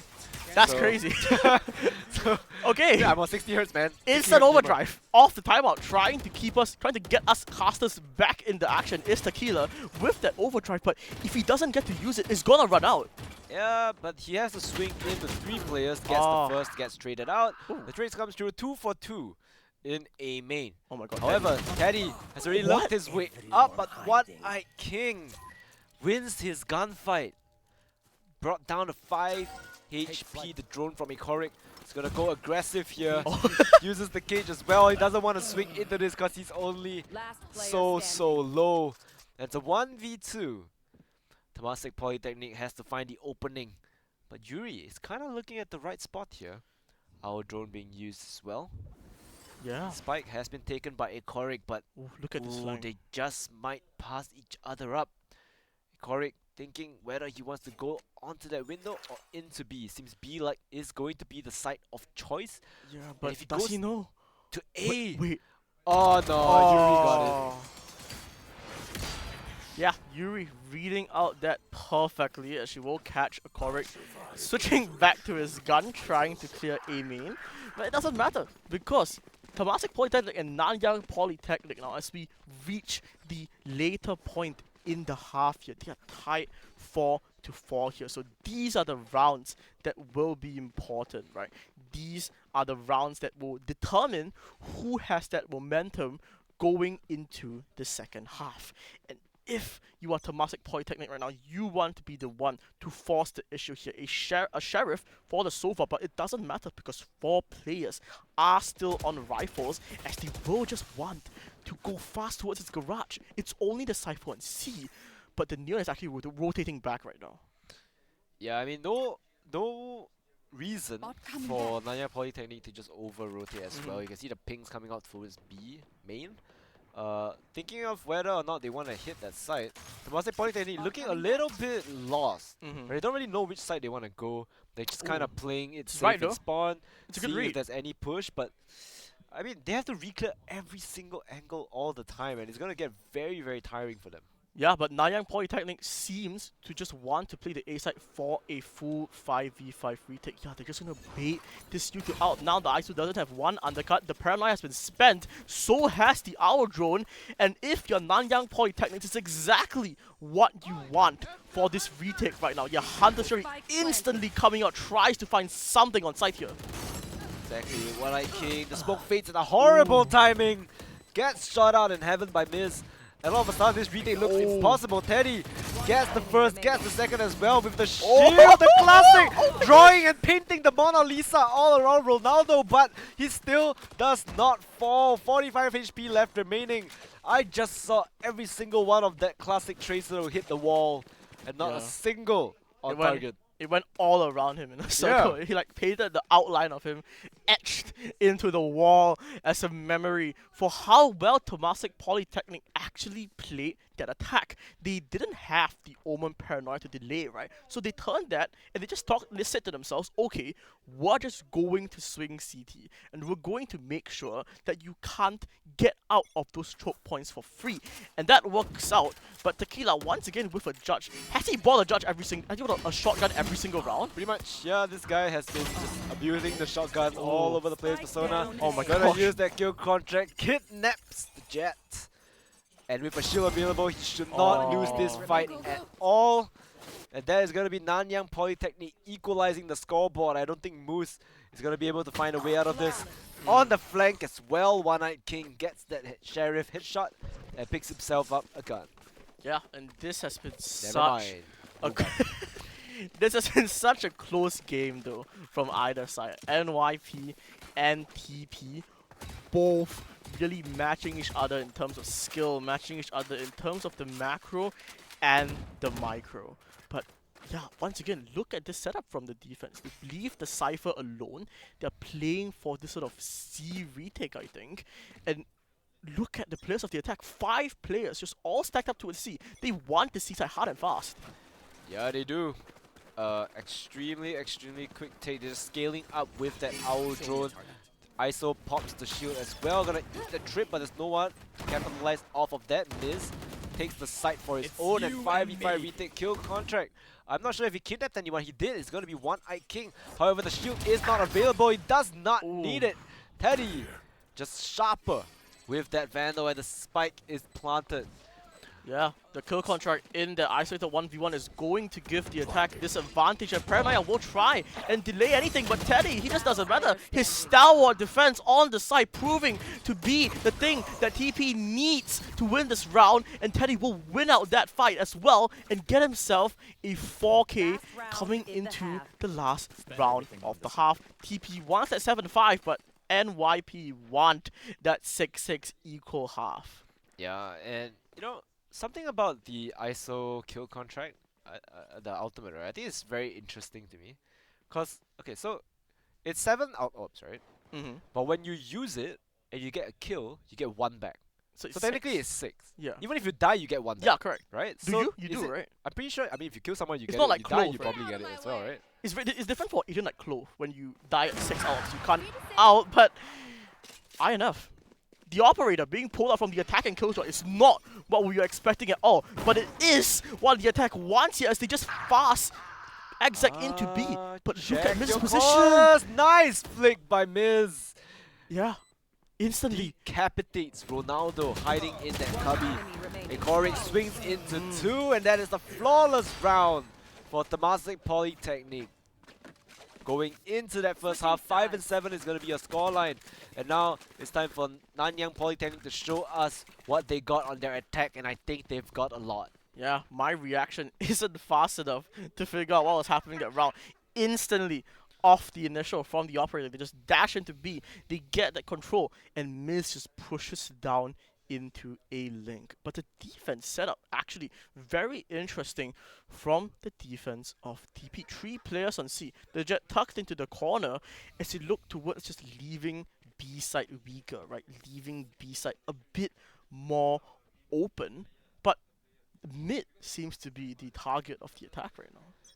Yeah, but I don't know. I think B is one of those sites where the retake rate is very high. So even if you do get the site, it's going to be a bit difficult to hold on to that spike. However, Tequila has already made his way all the way into Link. However, the only player there is going to be a Korik. The It's come Korik. out. He has to be careful here. He has to be careful. Not just the players, but Tequila in this dark cover with the shorty as the defense will try and start his retake. But he's just going to push this. Look at this. Yeah, just jiggling in the corner, the slide with that shorty, doing so much mental damage. I don't know how much damage it did, but definitely took a toll on his mental right there. I mean, you just see a neon flying across your screen. You can't shoot it, and of course his teammate comes out for the trade as well. And right now, right, the neon sprint, it recharges so fast. You can just use it all the time. Yeah. They had a recharge like increased by 3 times almost, I think, in the patch notes. Pretty much. And that is insane for both Neon players here. Actually, no, sorry, one Neon player, which is the shotgun Neon player, which on the side of the attack here is Tequila. And I do think that the shotgun on the attack might actually be stronger than the shotgun on defense here because you are able to close that distance as and when you want to. And it does hurt the mental, right? You talked about how the mental might be the key factor that TP might be fighting with right now. And yeah, if you have a constant force coming at you, it's gonna hurt. Exactly. Tequila once again going for the entry with the judge, and Korik stops him in his tracks.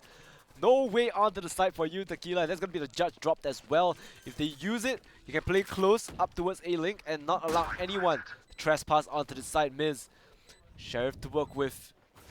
They have to walk into the smoke as well, but that's also walking into the embracing arms of death. Gosh. Ronaldo gets 1, but Wait. traded out by Moose to not the end of the world. 3 players Yeah. in towards short.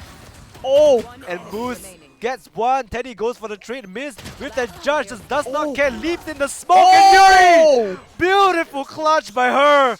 A little bit too aggressive with that jump in on the judge there, and they get sprayed down by the Spectre. They might be kicking themselves for that one. I think in that exact situation, what Temasek Polytechnic should have done is the PRX strat of both jumping into the smoke together. Power of friendship. Yeah, the power of friendship, as one would call it. But still, very expensive round if you're Nanyang Polytechnic. A round is a round, right? But you end up winning it with losing 4 rifles. So INF though, walking out, he knows he has the space here, but Miss just gets bullied by the judge here. Bully is definitely the right word for it, and here comes the judge Oh. once again. How do you deal with that? You have no idea where he's coming out, which part of the smoke he's gonna just slide out of, and you just never expect it, right? And with a judge, one missed guess is going to be fatal. Sliding out again! Moose gets absolutely dominated, and Yuri is here as well. Nanyang Polytechnic, they bring it back 8-7. Okay, look. If you are able to go 14-10 with a judge in every game that you play as a Neon, I just think you should continue buying the judge every round. But yeah, that will be a timeout call. I don't think I can imagine a better time to call a timeout. You've gotten destroyed by the judge, which I think everyone thinks is a weapon that should be nerfed, actually. You think it should be nerfed? You mean what, the judge? Yeah, the judge. I mean, they have nerfed it many times already. Yeah. It's still pretty darn good, and I don't know if any nerfs is gonna do it any good, right? I think they're on the brink of either making it Just delete the useless gun. or, Yeah. or delete the gun. Delete the Okay. gun. It's like, you can nerf it that many times until it's Mhm. useless, then what's the point of having the gun there, you know? Yeah. Like, it's not like you need skill to use this gun, So Chamber. right? Chamber? What about Like, Chamber? they kept nerfing him and nerfing him and nerfing him, and Oh, they're yeah. like, okay, let's nerf him some more. But I mean, Chamber is pretty bad, but Yeah. but he's still fun to use. I like it. I mean, they did buff him, kind of, Mhm. right? And try to make him a little bit more usable. Unfortunately, they buffed the wrong things. They they didn't buff the one thing that made him really good. No, which was they the kept TP. nerfing everything but the TP, and then they finally nerfed the TP, And it was and just they bad. buffed everything else but the TP. Yeah, I mean, the TP was the only thing that's good. Yeah. You just buff the guns, there's pretty much no point, right? Yeah. But anyway, no, I was gonna say no distractions. But yeah, Yeah. back onto the game. It's gonna be a B hit here from Nanyang Polytechnic with the Neon and all its glory on towards the back of the side. Oh, they have to try and flush out the Omen, and he does manage to make his way out of that side. Tequila pushing the issue as usual, super aggressive with this judge. If they walk in without utility, you're in trouble. Oh man, this judge inside the dark cover is so annoying, and the defense have to just go into it. It can Oh get God. multiple. It does get 2. Yeah, that's it. Nanyang Polytechnic trade out the rest. They dropped 2 guns, but it doesn't matter because one of them is a judge. Yeah, it was the judge, so it really does not matter. And I mean, you thought that defending with a judge was good. This one, attacking with a judge, even better. What do you do about this? You can't, right? There's nothing you can do. I mean, you've called the timeout. You've had that 1 minute to talk about it, right? And it all depends on this round. Timeout wasn't for the eco round, but it is for this full buy. This is the must-win round. All Nanyang Polytechnic are going to be going on to double digits as Tequila on the Neon here, leading his charge, being the beacon of light. But INF just creeping past the Cypher here. Yeah, you and me. Oh. Persona does not lose his gunfight. He almost never loses these gunfights, right? And Teddy gets a second as well. Both Omens my out of the gosh. equation, so that is smoked out. So it's all aim from now.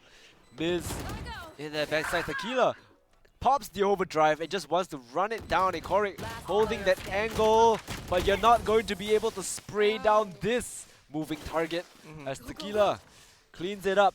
Double digits for Nanyang Polytechnic. Yeah. I really like actually the mid-round walkout by INF to go on that flank, but I do think that the reaction on C was really suboptimal by Temasek there. They either had to give it up completely or fast rotate in for that hold, right? But they did neither. They kind of chose to do one or the other, and it just doesn't work out for them. But now, on this lighter buy, they will be going for this 3 players at B here looking to push out the mid. Yeah, exactly. And Teddy is taking the aggressive option here, sliding with the judge, even while blind, still gets the kill. That's finally Teddy trades him out, but brought down extremely low 11 HP to work with. I think it's gonna be very difficult for him to try and fight this side. One Eye King runs it down, gets the kill. Neural Theft available as well, so all 3 players' positions revealed by NYP, but super aggressive play here from One Eye King. Doesn't know whether or not he wants to run out. Timings the drone, gets the kill onto Icoric. And INF, he trades it out, but at what cost? The players are kind of low though. INF is down a sliver of health. Ronaldo takes advantage of that paranoia, gets a second as well. And Nanyang Polytechnic move on to 11. That's just one more round away from map point.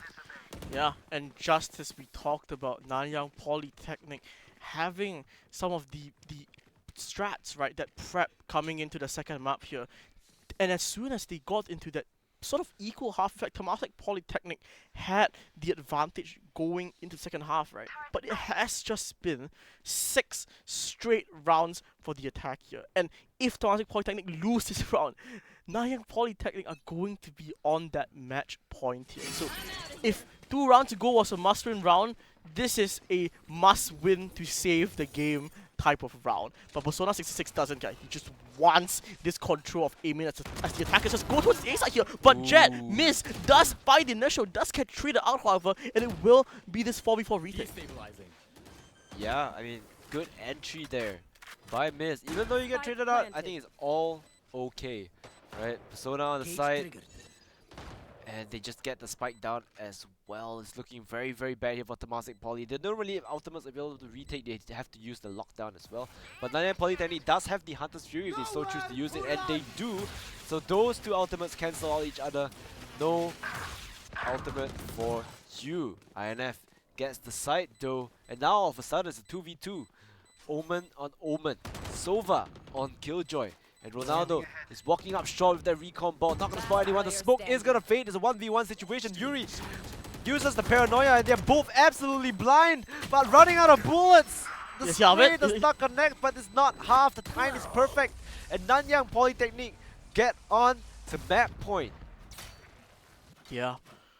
Nanyang Polytechnic now on that match point. 5 opportunities once again for them to close it out. Very similar but inverted from the last game, right? We did see that exact same 12-7 scoreline on Bind. But for the 3-side maps, I do think that Nanyang Polytechnic just has that advantage, right? They're able to get into site. They have even saved some utility going onto the site to make sure that their post one is so good there, and the Hunter's Fury completely cancels out the lockdown. But the defense trying to save the game here, trying to get some initiative, proactiveness coming out into A main, but it doesn't matter. C is going to be the target for the attack. And once again, Tequila with this judge here, trying to find space. Does he hear Bushikaman on the Omen here? Probably not. You have to run out of the smoke to get a kill there. So you're just gonna hold the smoke, be very, very patient. But I think at this point, I mean, yeah, out of the smoke, right? And where can Boots go? Kill contract be used as well. Miz with the Blade Storm. Just gets absolutely demolished. Doesn't know where he's supposed to look. Teddy whiffs on towards that orb there. The Tequila with a judge. Ikori gets the headshot, and Yuri, last player remaining, has to clutch it out for the team. Vandal is available. Paranoia used as well. Oh, what a nice ISO. And you have to get him out of the spike. He gets the kill, but does not stop the defuse. And Temasek Poly, they live to fight another day, 8-12. Yeah, contingency that might have saved the round for the defense. It definitely did. He couldn't swing off of it. Couldn't spot the ISO as well.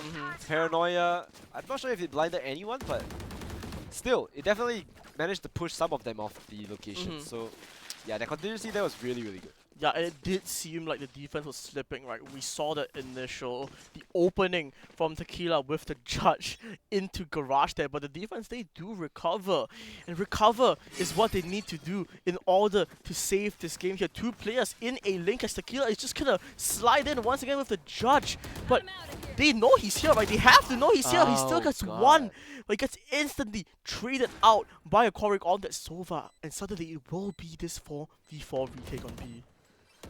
Exactly, and like, where else can you go, right? On this attack point, you do get B. Yuri's already at the back of the side. However, Miz removes her from this attacking side. Oh, INF on that flank. One Eye King expects it, and it's looking bleak for the Temasek Poly. This might be the end, and it is. Nanyang Poly wins their map pick to equalize the scoreboard, and we are 1-1. So we are going to Lotus. I mean, this series was too close to be decided by a 2-0. Yeah, yeah, it really is. I think these two teams have been amazing all throughout their brackets, and yeah, a fight of giants here as we will be moving into the 3rd map of this series pretty soon. Not now, but pretty soon. Tequila though. Tequila, yeah. I don't even know, man. I'm pretty sure he only played shotguns the entire game. Top frags, 4 first bloods, highest ACS in the game with only Bucky, Judge, Shorty. This guy on Neon is an absolute beast, right? And thank God that Valorant doesn't have agent bans. Otherwise, this would probably be first ban. You're banning this agent. Yeah. There's no way you're letting Tequila even touch this Neon. And bad news for them. Abyss. Lotus is another 3-side map. Oh no. Where this Neon can absolutely wreak havoc. Yeah, we've seen more and more teams actually bringing out the Neon a lot more on Lotus after that buff. And yeah, it's cool once again to see the changes, but I don't think whether my heart can take another Tequila Neon masterclass on Lotus. I'm sure we will be seeing a lot more of that judge on Lotus. But before we even get onto that map, I think we have had 2 very, very long games and the players are probably a little bit tired as well. Audience, it's time for you to get a snack. So we'll be right back after this break for map number 3.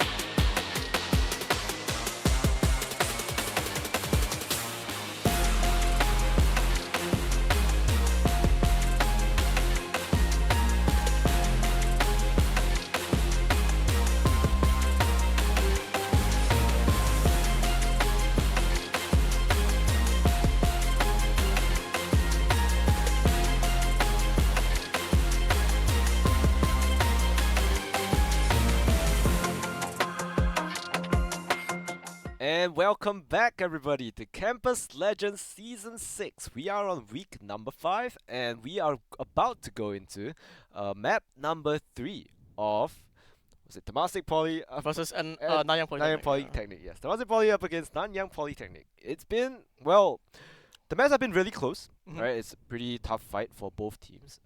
First, Temasek Poly took that bind pretty convincingly, and then we have Tequila on the map of Haven, which just absolutely rolled Temasek Poly into, I don't know, a pancake as the neon, right? With that judge. So really, really strong gameplay from both of these teams, and we will be going into the third map of Lotus, which, I mean, it sounds good for Nanyang Polytechnic, especially after you see that neon and how they work a 3-side map. Yep. Well, I think they are in for quite a ride, the Temasek Polytechnic, when they're going to face up against NYP. But before we even get into that, right, you know what, let's just take some time to say thank you to our sponsors. Yeah, you want to do it? Yeah, sure. Yeah, right. So of course we have our organizers, Skoga, as well as the Esports Academy, presenting partners, National Council Against Drug Abuse, or NCADA. Nakada. Yeah. Right. You can't see, but laptop covering. Yeah. You have the little blue ribbon here. Pin. It's upside down. Oh yeah. It's nice on the black, honestly. Yeah. The little blue ribbon here. Right. Anti-drug. We do not support drugs here. Towards a drug-free Singapore. Right. Academic partners, IT College Central, as well as Republic Poly. Our programming partners, Scape, which is where we will be hosting the LAN event. Right. Together with the Cosplay Fest. And broadband partner, My Republic. This little rocket ship over here. Monitor partner, Aegon by AOC. PC partner, Predator. And of course, our media partners, Define and Emerge. And our supporting partners, XM Studio, as well as TT Racing. Yeah, but TT Racing, look at these chairs, so comfortable, right? You know, these chairs are by TT Racing, and I think it's One Piece themed, right? Once again, I know very little about One Piece, but I heard they're having a voucher code, right? That you can use. Yeah, definitely. They're having a very, very unique sale for Campus Legends. So you do have the TT Racing exclusive promotions on your screen right now. So Singapore, Malaysia, Thailand, as well as Philippine users are eligible for the different codes shown on the screen. So if you're from Singapore, of course, you would want to use that Singapore code as well. And then if you're not, or if you're from Malaysia or Thailand, use the respective codes on your screen. And get yourself some really comfy chairs. I mean, yeah, this chair, the Luffy themed one, I think it comes with a hat. So if you want to play Valorant while looking like Pirate King, I think this is the chair for you. Mine comes with no hat, but look at the color. It's so Chopper cute. doesn't have a hat. It's like pink and blue, and it's really comfortable. We've been casting for 2 maps, and I just realized that there is the logo at the what? There's actually like a tag. You guys can't see it, but it's the official One Piece tag, and it has the Toei Animation seal on it. So it's definitely legit. It looks really, really good. It's super comfy as well. So do give them a check out. And of course, our beautiful studio, XM Studios, right? We are here the whole day. They're providing us this extremely beautiful venue, just up on level 3 of Kitchener Complex outside Lavender MRT. So if you guys are interested in your art figurines, your collectibles, right? Do come down, take a look. Right, they have some really, really beautiful art pieces here. Yeah, it's gorgeous. Super detailed pieces, and if you have the budget for it, you can bring one home, right? But enough of that. We will be going into the agent select of Lotus, and I see an agent that is being hovered that we have not seen today, and it's going to be Clove. Now, Clove, the latest addition to the Valorant roster, and currently I feel like she's really, really strong. Especially if you think that you would just want to run it down and fight everything. This is the pick for you. And they are definitely going to run it down with Tequila, right? So just go in as a team. Even if you die, you still are able to smoke that side and be an absolute nuisance. So I think this would be a very good pick for them. Double smokes with the Clove. Yeah, but I do think that this exact comp idea was shown yesterday in the Talent versus what was it? Talent Secret. Talent Secret, yeah. Talent Secret game where they had a player on Clove, their new player actually.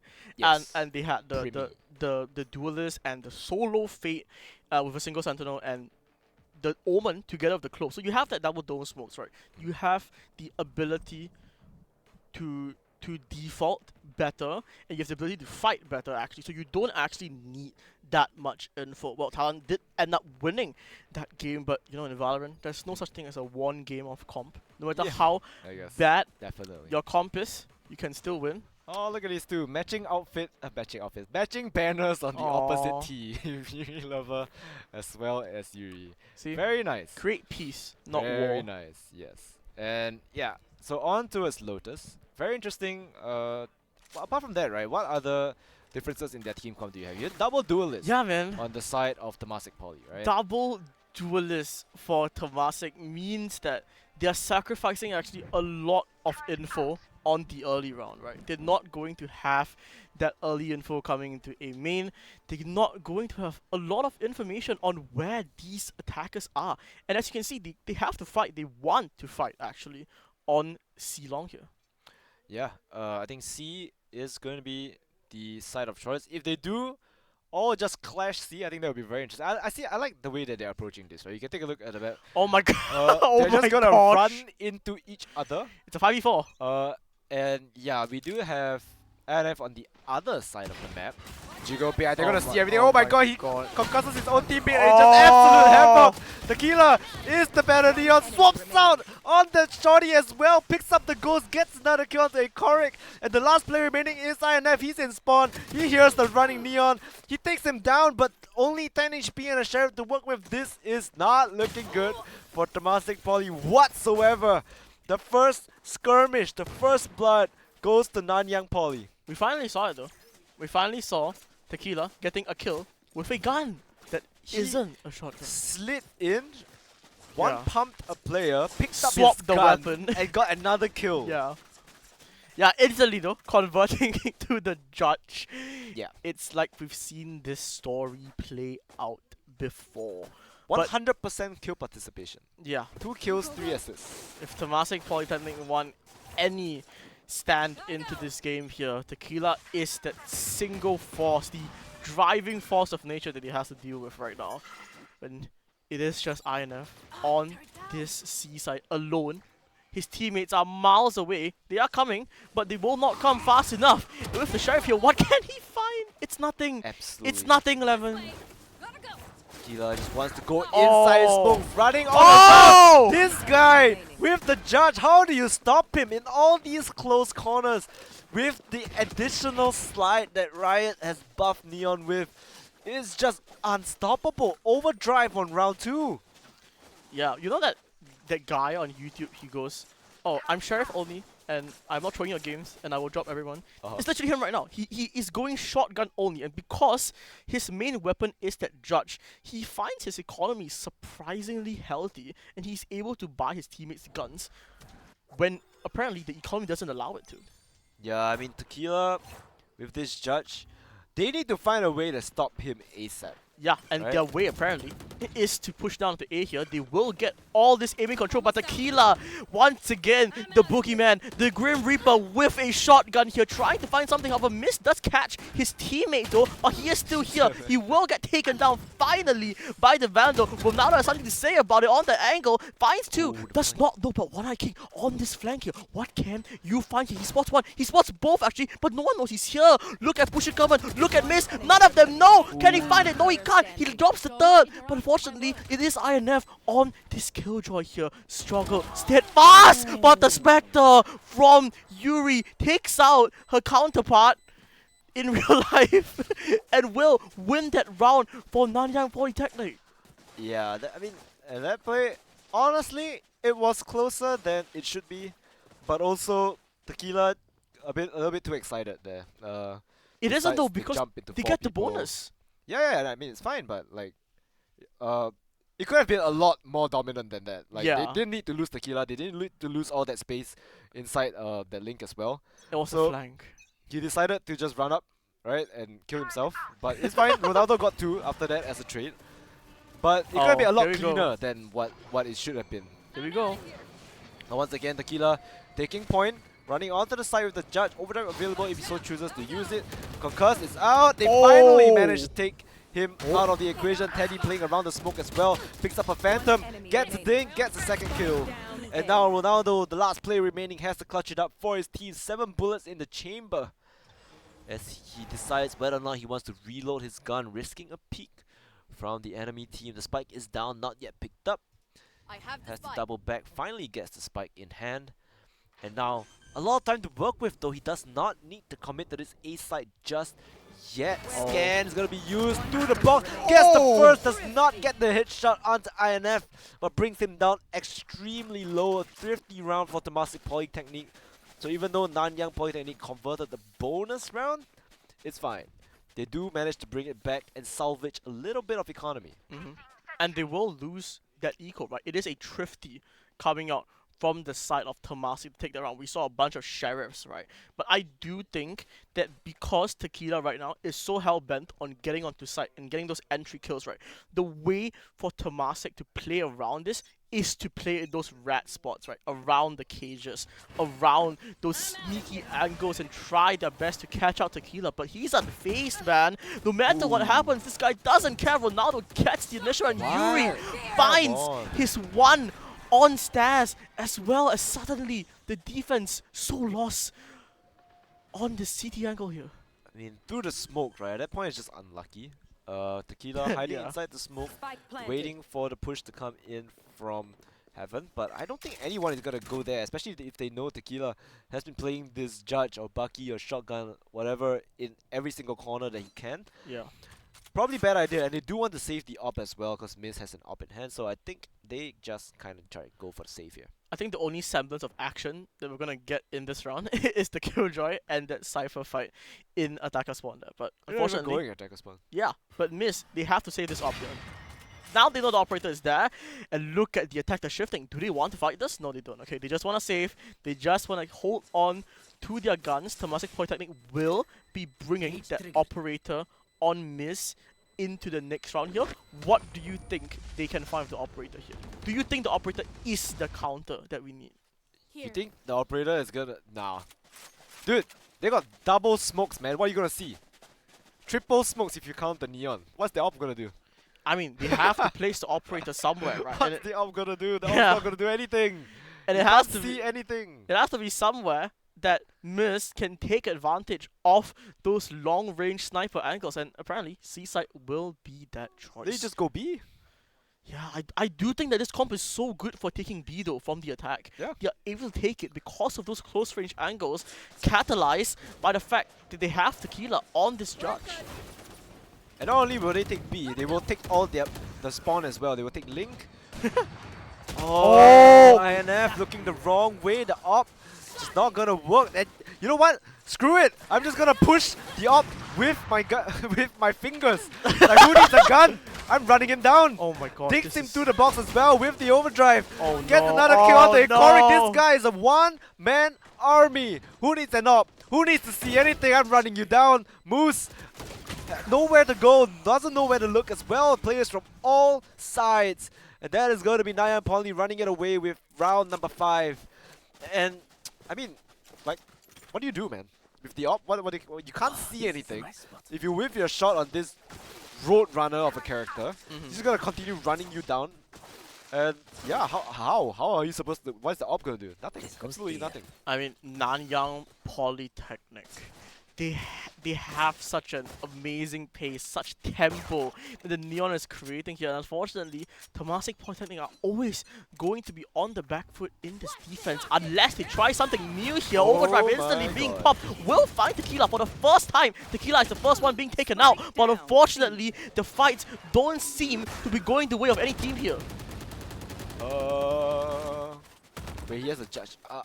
Oh, he ran out of bullets. Otherwise, he would have gotten him. But meanwhile, somehow, somewhere, they do manage to find 2 kills in the form of the Sky as well. So, they do have a choice if they want to pivot over to that A side. However, it seems like they want to commit back towards C. I like this. I like this bait. I like this bait from the Judge. Temasek Polytechnic do go for the rotate. However, Moose is here in the corner with a Sheriff, and he wants to play the aggressive angle. The Haunt not scanning him out as well. But Miz swings out with that Sheriff. And finally, they do find a way to stop Nanyang Polytechnic in their tracks. And it's on a low buy. Yeah. And that is the round that, if you're Temasek Polytechnic, you need to be getting here. And the initial C-long aggression, right, with that Neon Overdrive here, really works out for them. I thought it didn't for a second there, but they do end up trading 2 for 2, and then they just manage to hold on to that space so well. Miss jump peeking for that, and then yeah, he just gets kills because of his aim. That was some amazing mechanical performance. But talking about mechanics here, one of them is the fact that the Neon is here, but Yuri is going to spray through one through the smoke. But look at this! Yeah, Yuri is so good for spraying people through smoke. She got quite a few kills through smokes already. Teddy finally catches Tequila in a spot where he did not expect, right? He was full sprint, didn't manage to pull out his gun as well. INF gets another kill. And it seems like Temasek Polytechnic has found some sort of secret weapon to try and stop Nanyang Poly from entering the site, and they have done so in succession. Persona gets the kill on the Teddy, and they're just boxed in by Ronaldo as well. Yeah, and that round seems so lost for Nanyang Polytechnic at some point in that round. They were in that man disadvantage, but they just swing. And they just decide to themselves to out-aim every single person. It's not a battle of utility right now, right? We're not seeing like amazing utility, but what we're seeing is the tenacity of these players to be able to pick themselves up in those situations and just win rounds by the glory of their own gun. Yeah, but we do know that, well, this map is pretty attacker-sided, so I think at the moment, even though Tequila looks like he's just running everyone down, it looks through the smoke again. It's like they don't even get to play the game, man. Like, they don't even get to see anyone, but somehow Moose has already gotten 3 on for the ace. He shuts down everyone, 4 kills, and all that's left is Persona. Persona shuts him down, denies the ace, and has to go for the 1v2 clutch if he wants to win the round. However, the players have doubled up in a main. Oh my gosh. Spams through the smoke, not gonna catch anybody. 1 minute on the clock though, you don't need to commit to this A side. And I think that's exactly what it's gonna do. Tap the spike and run C. Run like the wind, buddy. Yeah, they're not gonna hear these footsteps, right? They are just out of range of the steps here, and this is gonna cause so much doubt here. It is only one player that's rotating to the C side. Oh my god. And if he manages to take out the player onto C, yeah, that denies the lockdown. And it brings it to a 1v1. So he has to win this gunfight right now. It's extremely important, but I'm sure INF is not going to give him a second chance at that. They can just play together. And that should probably seal the deal. Lockdown being committed as well. And that is the price you gotta play for not winning that first contact. Shuts down by the Nano Swarm. You have to swing. The smoke covers his way in. And he has to run out of it. But that is just very disciplined play by Temasek Polytechnic, committing the lockdown just to win the 1v2. But they get the round, so, well, I guess it's worth it. I think there was a universe where instead of pushing, he just silent walks back to CT, baits them to wait, and then just plays for time there. Because if you saw there, the spike was not too far from being out of the defense range. It's all like, what, 5 seconds that he has to delay, furthermore? 5 seconds is a lot of time, buddy. Yeah, granted, 5 seconds is a lot of time. 5 seconds is a lot of time. Yeah, I mean, there's really no way he could have went, right? He got mollied off. Unless you want to tank the molly and run back into spawn. Even then, well, what's the difference, I think the molly did seal the deal, yeah. Yeah. So, aggression right now into B will be the name of this game here. Miss planted on this angle, but does have to retreat, does have to give up all this space. But the attack now, after putting so much pressure early round with that relay bolt, just choose to shift back into C. And I do think Temasek have some inkling that this is gonna happen. Yeah, that's why they have 3 players in here with the paranoia prepped up by Teddy as well. The blind, the concuss, everything. They're just running it down. Teddy gets the first, gets the second, the third as well. This guy is so sharp with that Phantom. I think Temasek Polytechnic finally hitting their stride. They're coming back from a, what was it, a 5-1 deficit? 5-1, yeah. Right?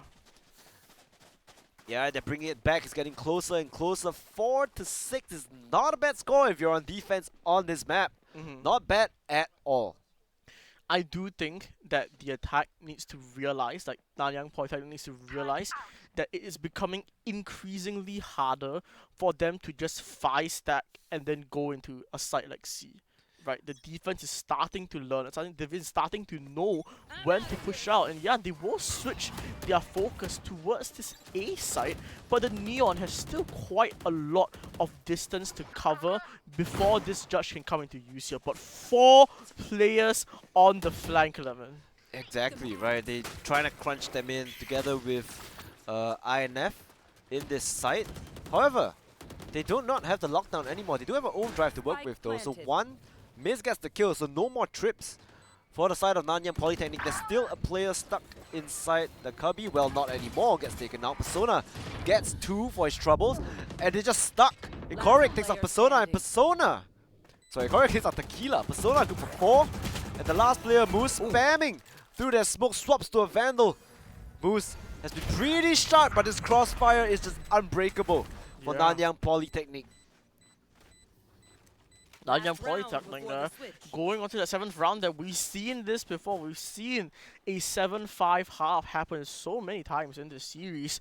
But the important thing is that Nanyang Polytechnic have all the momentum coming into this round here. Tequila, I mean, still on that judge. But the thing is that he's putting so much pressure on Teddy, right? Like, as that mirror counterpart, for Teddy to think to himself, like, oh, I have to perform better to bring my team across this line, especially because the enemy Neon is so oppressive. But look at this, once again, the pace on A main here is so fast.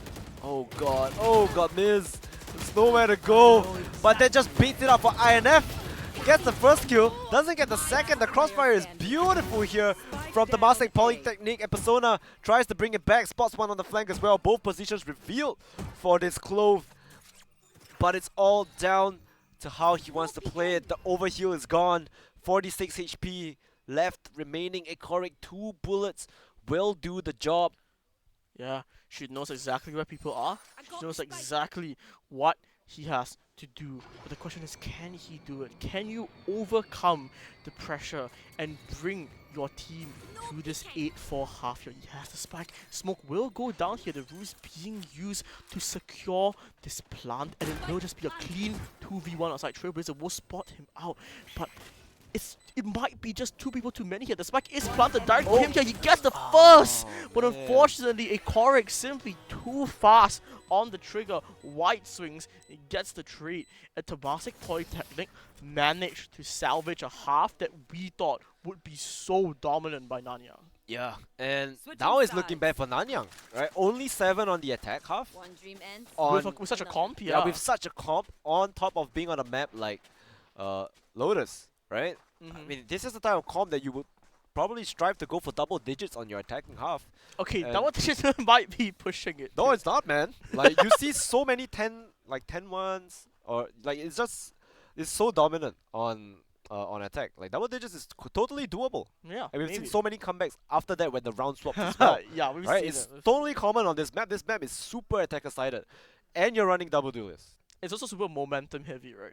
Right. But when we talk about momentum, I mean, the momentum currently is in the hands of Temasek Polytechnic. They are hot off that round winter. They're trying to prove themselves on this attack, and once again, we see a very similar idea from the attack. 4 push into B, might just want to commit into the site right now. Yeah, and Temasek Polytechnic, they do have double duelists on this comp. This trip's not really gonna do much, but let's see, right, how the Neons compare to each other, right? It's gonna be very difficult to not compare the 2 Neons running in. Oh, Kila look at this. already has a shotgun up and available, running into the side, gets concussed and taken out of the equation. Miz good for 2, Ikorik gets another as well. And the attacking side stays strong. The retake not gonna be able to come to fruition from Nanyang Poly. And this is where it gets difficult. The 2 pumps from Ikorik, and then it gives him 2 kills with that shorty. Okay, Ikorik finding his inner Tequila now with the shorty. Close range angles on the initiator allows him to be able to be pushed up into that space, that tight corridor, and bang bang both players down. And that will be a 6th round, and I think we're seeing a trend, Lemon. We're seeing Tequila a bit overextending, right? out of his teammates' reach there, unable to trade, and he's not able to find anything productive in that round. Would have been good. Unfortunately, I think he stunned himself. So Did he? yeah. Oh no. I think he stunned himself with the relay bomb there. Oh, a little bit of a okay. whiff there. One Night King takes out Teddy with a Sheriff. Traded out by the team, but that's probably not what you want. You lost one gun out of it. Yeah, the Spectre of the Omen probably will be picked up by the Phantom here.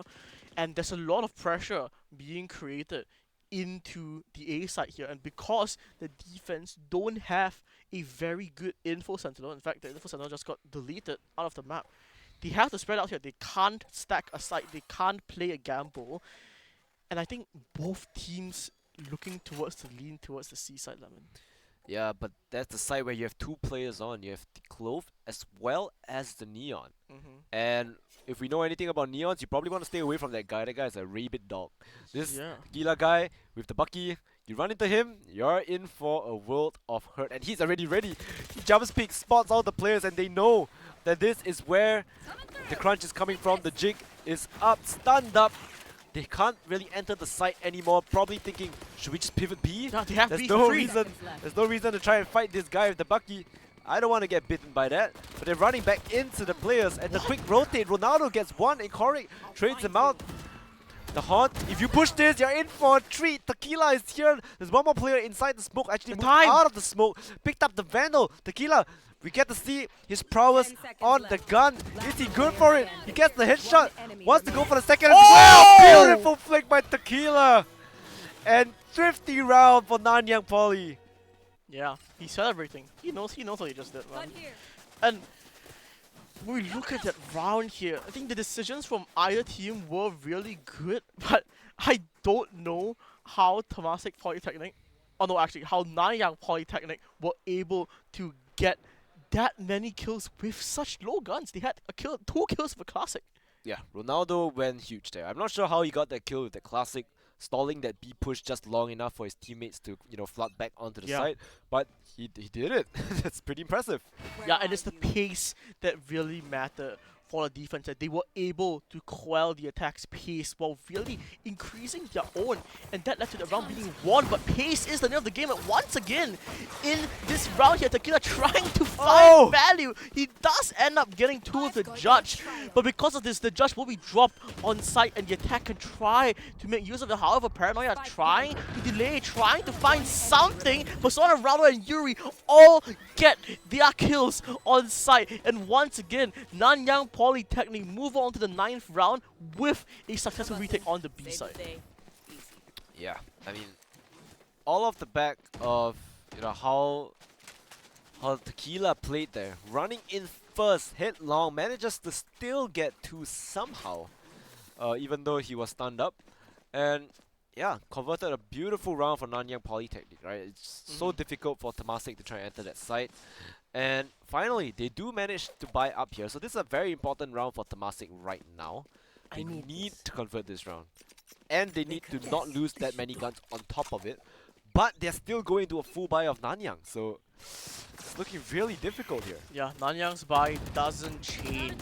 But Temasek Polytechnic looking to hit the weaker side of A here. The Cypher will be on site. The Cypher will try to delay this aggression, but honestly, it doesn't even matter. The Trailblazer will get tripped, and that means that the attack has the site right now. Yeah, really ball just up from the heavens. Teddy takes out the Tequila and Cory good for one as well. The site has been overrun by the attackers. And now, Ronaldo clearing out drop areas. A little bit of a whiff on Teddy, but finally stabilizes his aim. Persona good for the trade. And now, it's 1v3. I think Persona always gets stuck in all these difficult situations.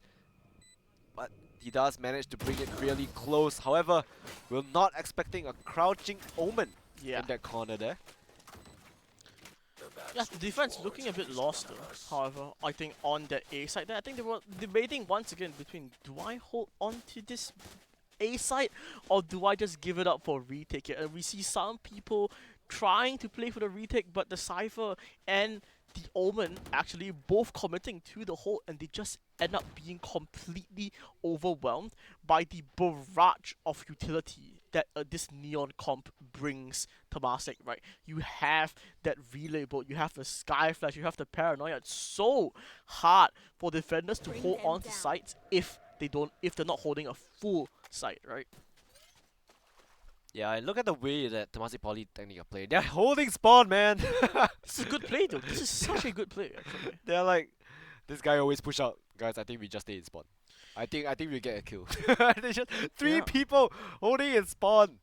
Dude, they're so oppressed by Tequila. They're like, this guy's a bad man. I don't want to push his side anymore. I think he'll stay spawn. They're expecting the outward pressure and aggression from the defense, and they're just choosing to play the first like 25 to 30 seconds of this round in spawn with this passive hold. And it's actually going to work out relatively well for them because right now the defense is starved for information. They don't have info on C or B. Oh, INF removes the trip from B. Look at the rotates. And yeah, I think they're gonna hit A instead. But the rotates They from have Nyan full Poly, map they're going control. C. Yeah. They think it's a C hit, but we as now casters they know it's know. not.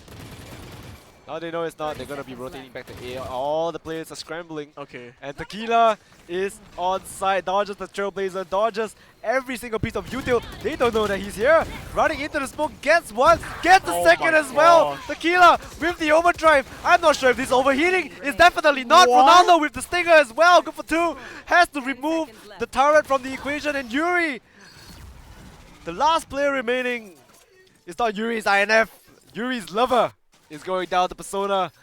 And my god, Tequila just runs them down.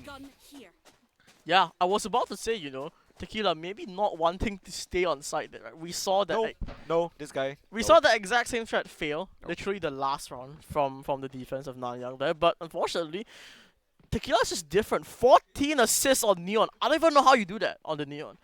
He has 15 kills and 14 assists, and that round was a definition of why Tequila should always be put on the Neon. If I'm the coach for NYP, this guy is never going off Neon, man. Just, you are the Neon slave now. You're only Yeah. able to play Neon. And now, onto the side they go. Nightfall going to be used as well. One Night King now is going to be the one that has to hold the side, but gets blindsided by Teddy on his right. Tequila falls as well. So that's the ultimate demon out of the equation. Ronaldo will not be able to come out on top as well. Flawless round from the Temasek Polytechnic. And they conserve their ultimate economy as well. Almost up to 5 ults apiece. Omen almost has his ult. Korik is 2 off. And the Killjoy, Neon, as well as the Jet all have their ultimates available. I saw somewhere in chat, someone was saying it was an ISO versus ISO battle. I don't think so, man. Now in this map, it's a Neon versus Neon battle. And it's crazy to watch, right? Because both Neons, we know they're good, right? Both Neons actually tied on kills, and we know the value that they can bring. But it's a matter of how well can their team support them, and it will just be like, look at this, 5 people on this attack. Again, a Neon versus Neon battle on site. I mean, we can say Neon versus Neon, but I think that even though their scores are pretty similar, right? Tequila, impact-wise, is so much higher. Of course, I mean, walking through a smoke like that, try and go for the hero play. If it worked out, it would have been great. But unfortunately, it does not pan out the same way all the time. Persona in spawn. I don't know if they want to go for this at all. It's going to be a little bit difficult to retake. If you do damage to the economy, not sure if that's going to be of any value as well. Persona gets 1, right? Thinks a player as well. Oh, they might just bring this back. Oh, they won this. The Clove ultimate being used as well. If they can just stall a little bit more. One Eye King uses his ultimate, and that is going to be the retake. 3v5, by the way. Yeah. Actually, no, 45 because of the not that yet from the Clove. I mean, yeah, but no. it Yeah, equalizes but no. things a bit. The manpower is slightly stronger with that out online. But still, just the aggression coming out of CT there, they know that they are in such a disadvantaged position. But the decision, the call to flood into side there with those with the initial double from the defense, what a call, what a play. And that is going to really solidify their lead, I think. NYP 11-8 now as we go into the next round. Wow.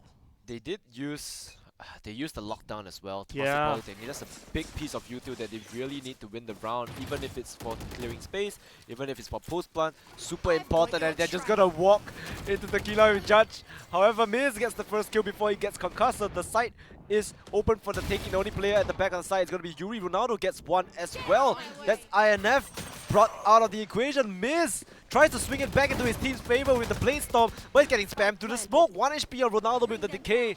The spike does get planted. They're getting forced out of position by the Trailblazer. And Persona! And One Night King clean up house, bringing Nanyang Polytechnic to map and series point. Yeah, 4 opportunities for Temasek Polytechnic to close out this game. Oh, sorry, I meant Nanyang Polytechnic to close out this game. They have 4 chances, they have 4 rounds. And if Temasek wants to come back, it has to begin with this round. But the pace of the retake, I think, is something that really has to be highlighted from Nanyang. Do you see how fast they got control of backside? Yes, I saw. Yeah. When they're on a roll, they're on a roll. You know what I mean? Yeah, man. Like, they're just so fast and so decisive when it comes to hitting the site. However, the defense as well, right? Holding really, really steadfast. Is that an Odin I see? Oh Yep. my... What? It's So- by Tequila? I don't need a judge anymore. I'm buying a gun. I'm buying the biggest gun there is. And it's the Odin. He went from a shotgun to a gun that's 100 bullets. Yep. That is and crazy. He's still here, by the way. He senses the contact that he might get from the smoke here, but Breakable will actually be broken as the attack suddenly has so much pressure actually towards both the A side and the B side here. Jumping will be he's gonna noted. slide out. Yeah, Teddy is this primary target of Tequila here. Look at the attack. They're just trying to pinch this guy. He's super pinched though, but Yuri up in the heavens Oh. above does not get a single kill to her name, unfortunately. And INF manages to remove Tequila off the side. Persona, however, has been getting some really good first kills in this round. Trying to swing, goes for the kill of the Teddy, not looking the right way. Ronaldo holding the other angle as well. He's low. And Ikorik, he does not want to swing this. The smoke might actually help him out. Yuri, INF, however, does have lineups. Ikorik might get the timing here. He just needs to pick up the smoke at the right time, but he's allowing them to swing out onto INF. And, the timing is good, right? It could have been better, but it worked out in the end. They do manage to still get that crossfire, pinch them in between INF as well. And it worked out, right? Yeah, Temasek Poly live for another day. You said it, man. The smoke really did help him in that situation, right? He hit in the clove grooves that he didn't make a single sound. And when the time was right, he swings out and he just manages to get such an impact frag for his team. 3 opportunities left for NYP to close this out before we move into overtime here. Teddy trying his best to be confident, to be the spearhead that his team needs in this attack right now. But Tequila, he just gets taken down absolutely out of the blue through the smoke there. Yeah, sometimes you just die in true smoke, nothing you can do. But meanwhile, INF as well as Moose, they get 1 each. And now it's looking bleak, but hey, it's not impossible for Persona as well as the Omen. It's totally doable, right? It is the eco. Just need to swing a little bit close. He has the Bucky though! Does not even get to fire a single bullet. Persona, only a stinger to work with. Maybe go for the eco frags. 2 smokes available if he so chooses to use it to try and funnel his way onto site.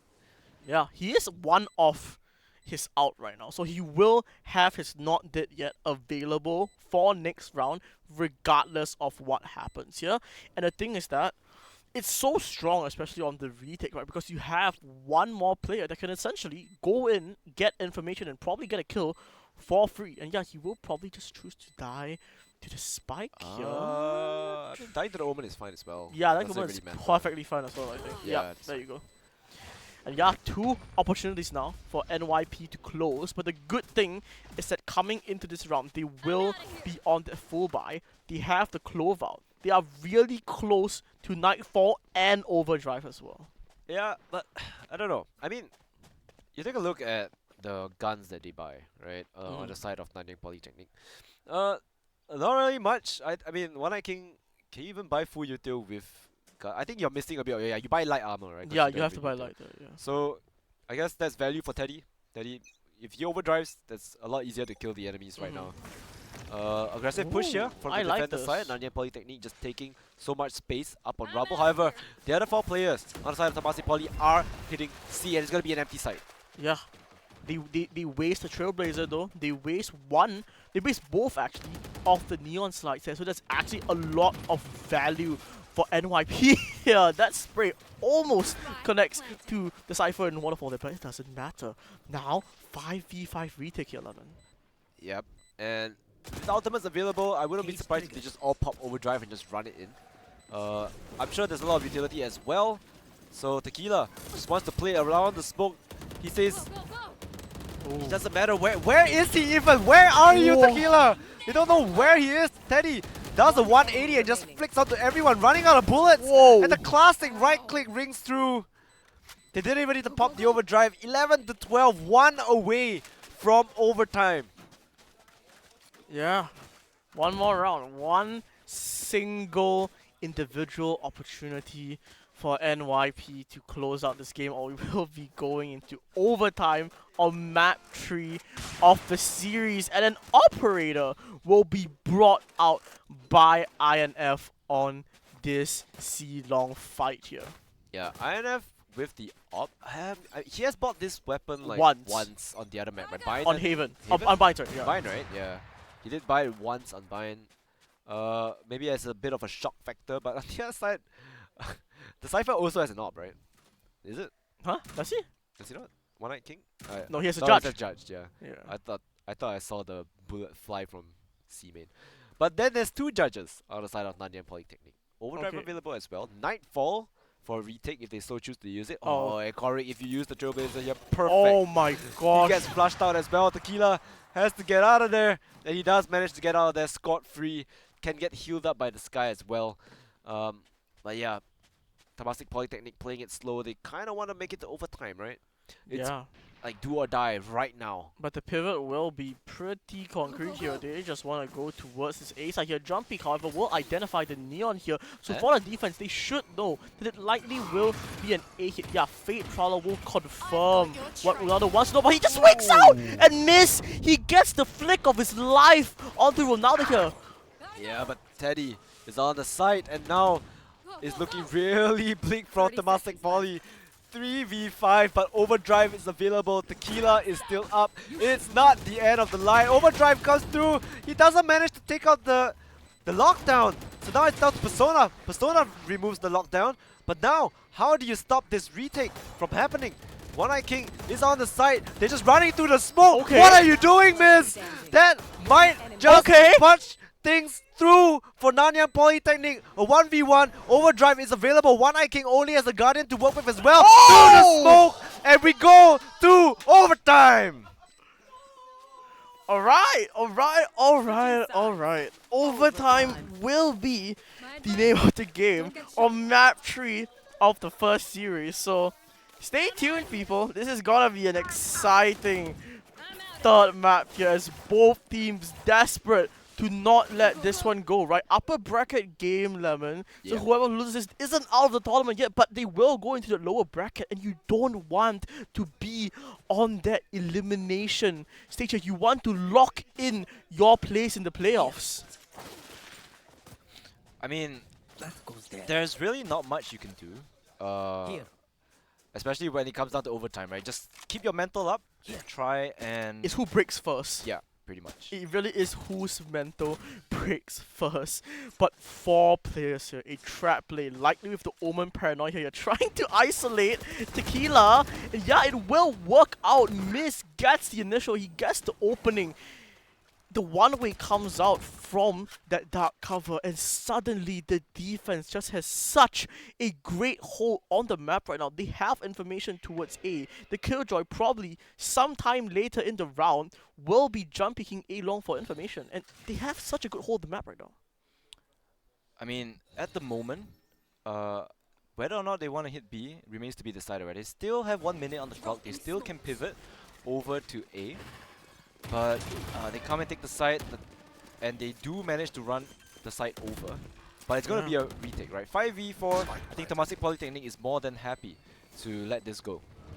Oh, look at the pace of the Neon though. He just swings it from B main and finds one of the Yuri there.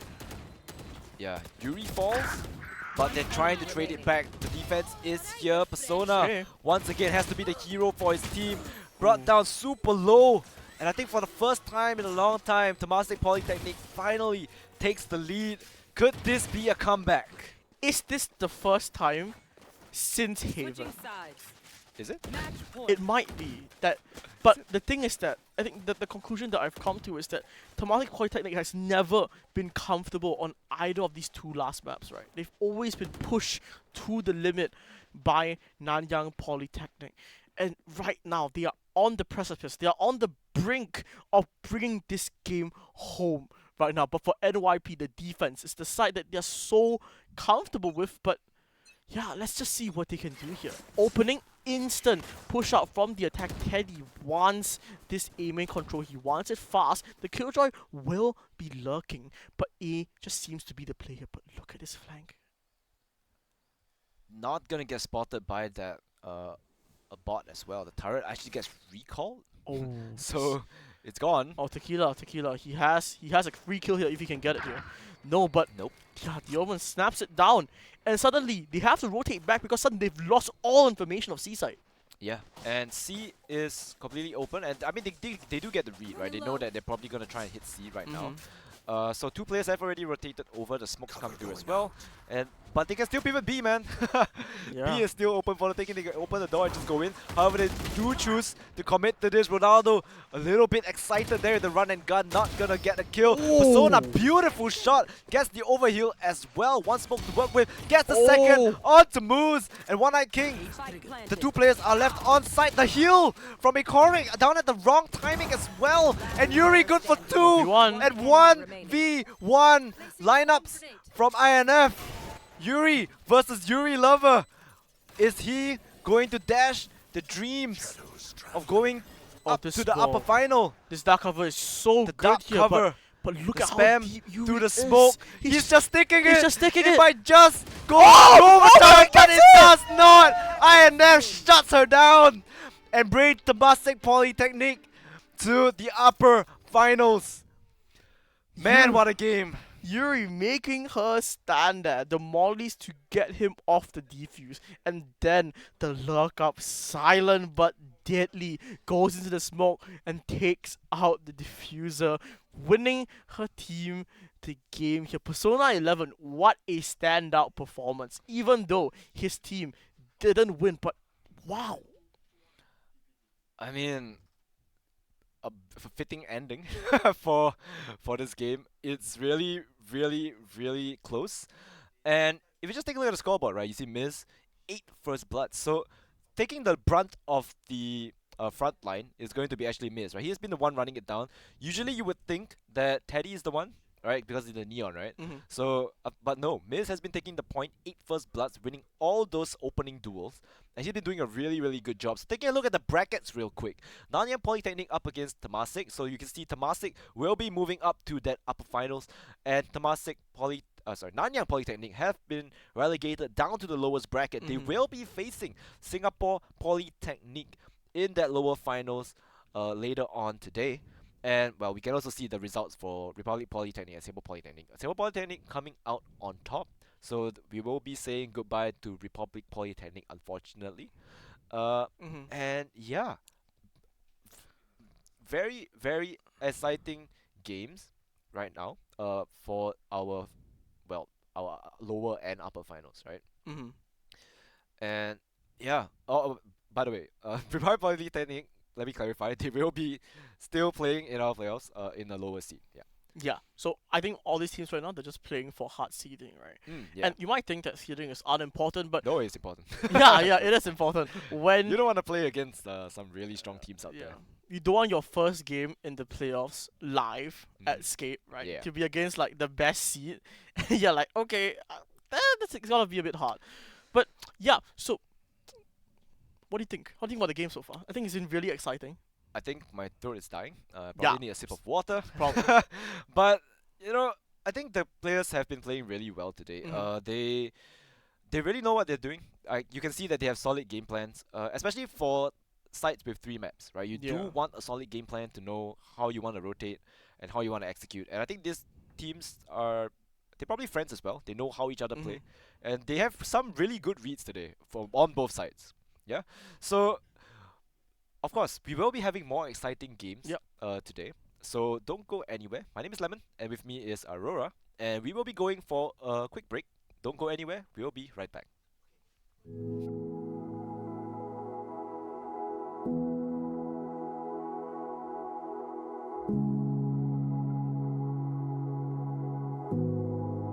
Hey guys, I'm Thomas K, a content creator and ex-pro gamer, and today we're joined here with Isaac, and he's going to share with us the journey and experiences he had battling drug addiction with the support of family, friends, and gaming. So here we have Isaac.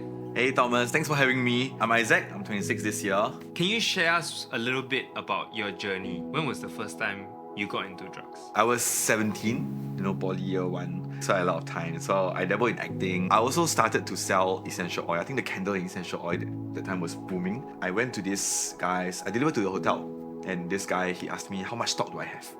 So I told him I have a whole carton. He said that, okay, he'll take the whole carton, but I need to try this puff first. So, I mean, as a 17-year-old, quick cash, can clear stock, Right. extra like $400 or $500 profit, instant, And then I just take all, and he said, don't think so much about it lah. So I just took that first puff. Never did I know it's drugs.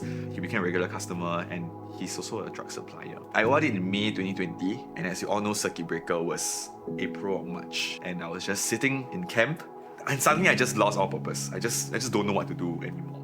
And that's when I remember the feeling of how that made me feel. It's only when you are faced with something in your life that you suddenly rely on it.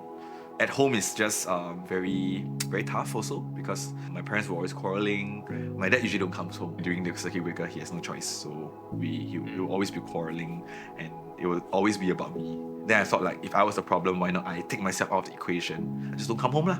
Yeah. Then I go and find my supplier. So at which point did you say like, oh crap, it's come to a realization that I need to break out of this?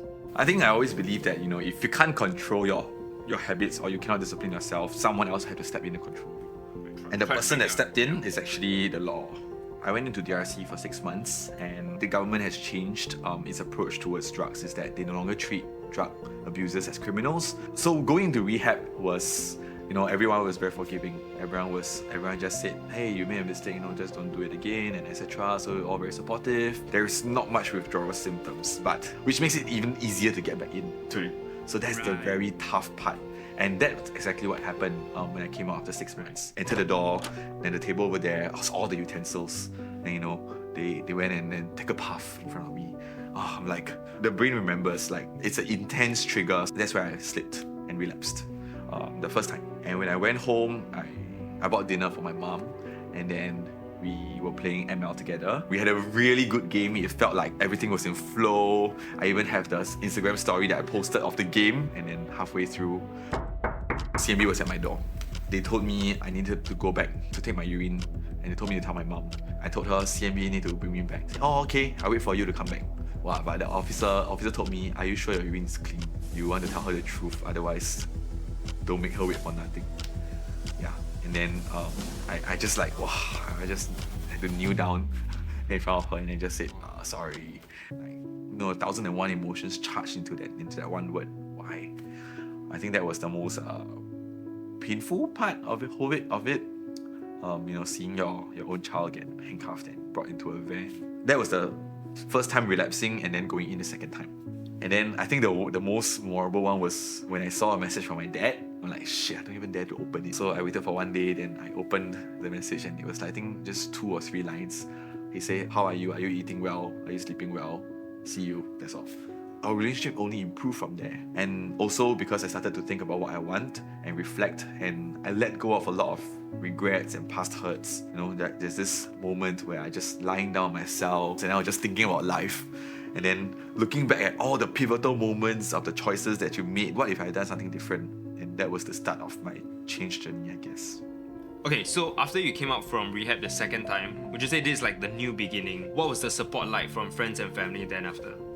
I think there were active steps on both sides. What I felt my parents doing was the desire to come into my life. Like, my dad asking me how am I feeling, and my mom actually playing more ML with me, more Mobile Legends with me. That's, I think, her way of trying to connect, even though she also has fun. Whenever I tell people I play ML with my mom, wow, everyone will be like, wow.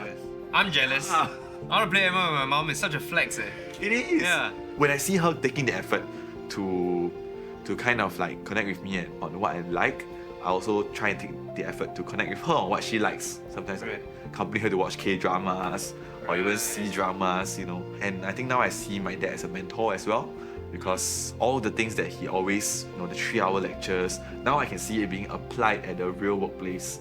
All the things he told me about life lessons and all those kind of Confucius finally make sense. I guess with that, let's end off with like, what's a message that you would kind of like convey over to, watchers or parents even? I think for parents, it's really taking the effort to connect with your child, and coming down to their level really takes off that responsibility off your shoulders, and even allows your child to introduce yourself as the cool mom or the cool dad who plays game with them. I think to all the people who are wanting to try drugs, you never recover from addiction. Like, even now, there's no such thing as a recovered addict. It's a constant battle.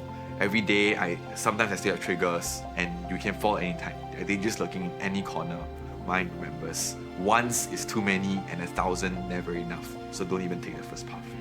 If you really feel like you can't really control, the most important thing is really to admit that we are powerless over this demon, our addiction. Talk to a counselor or even go to Narcotics Anonymous. That's where you have a safe place to share about your struggles, where there's no judgment. So thanks, Isaac, for your amazing sharing, and thank you, Nakata, for supporting this message. If you guys need more resources, head down to the description box below. And if you guys play games, do watch out for Campus Legends coming up. Sign-ups are on, and the tournaments will be on, so I'll see you guys there.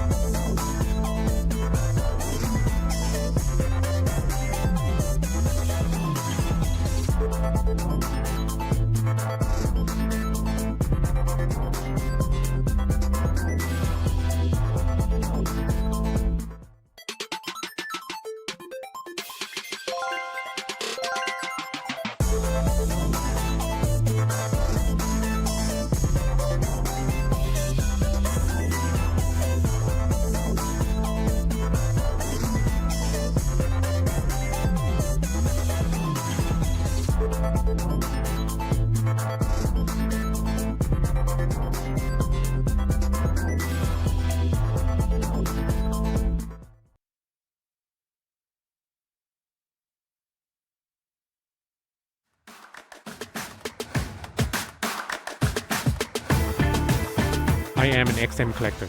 I'm Mint, and I am an XM Studios collector. I am an XM collector. I am an XM collector. If you want the best, it's gotta be XM. I am an XM collector. I am an XM collector. I'm an XM collector.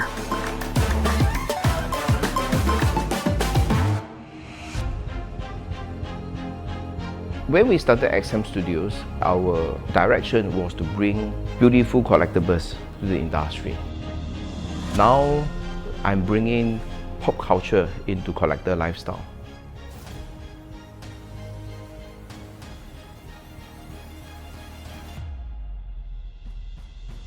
We are actually bringing a piece of memory to the collectors.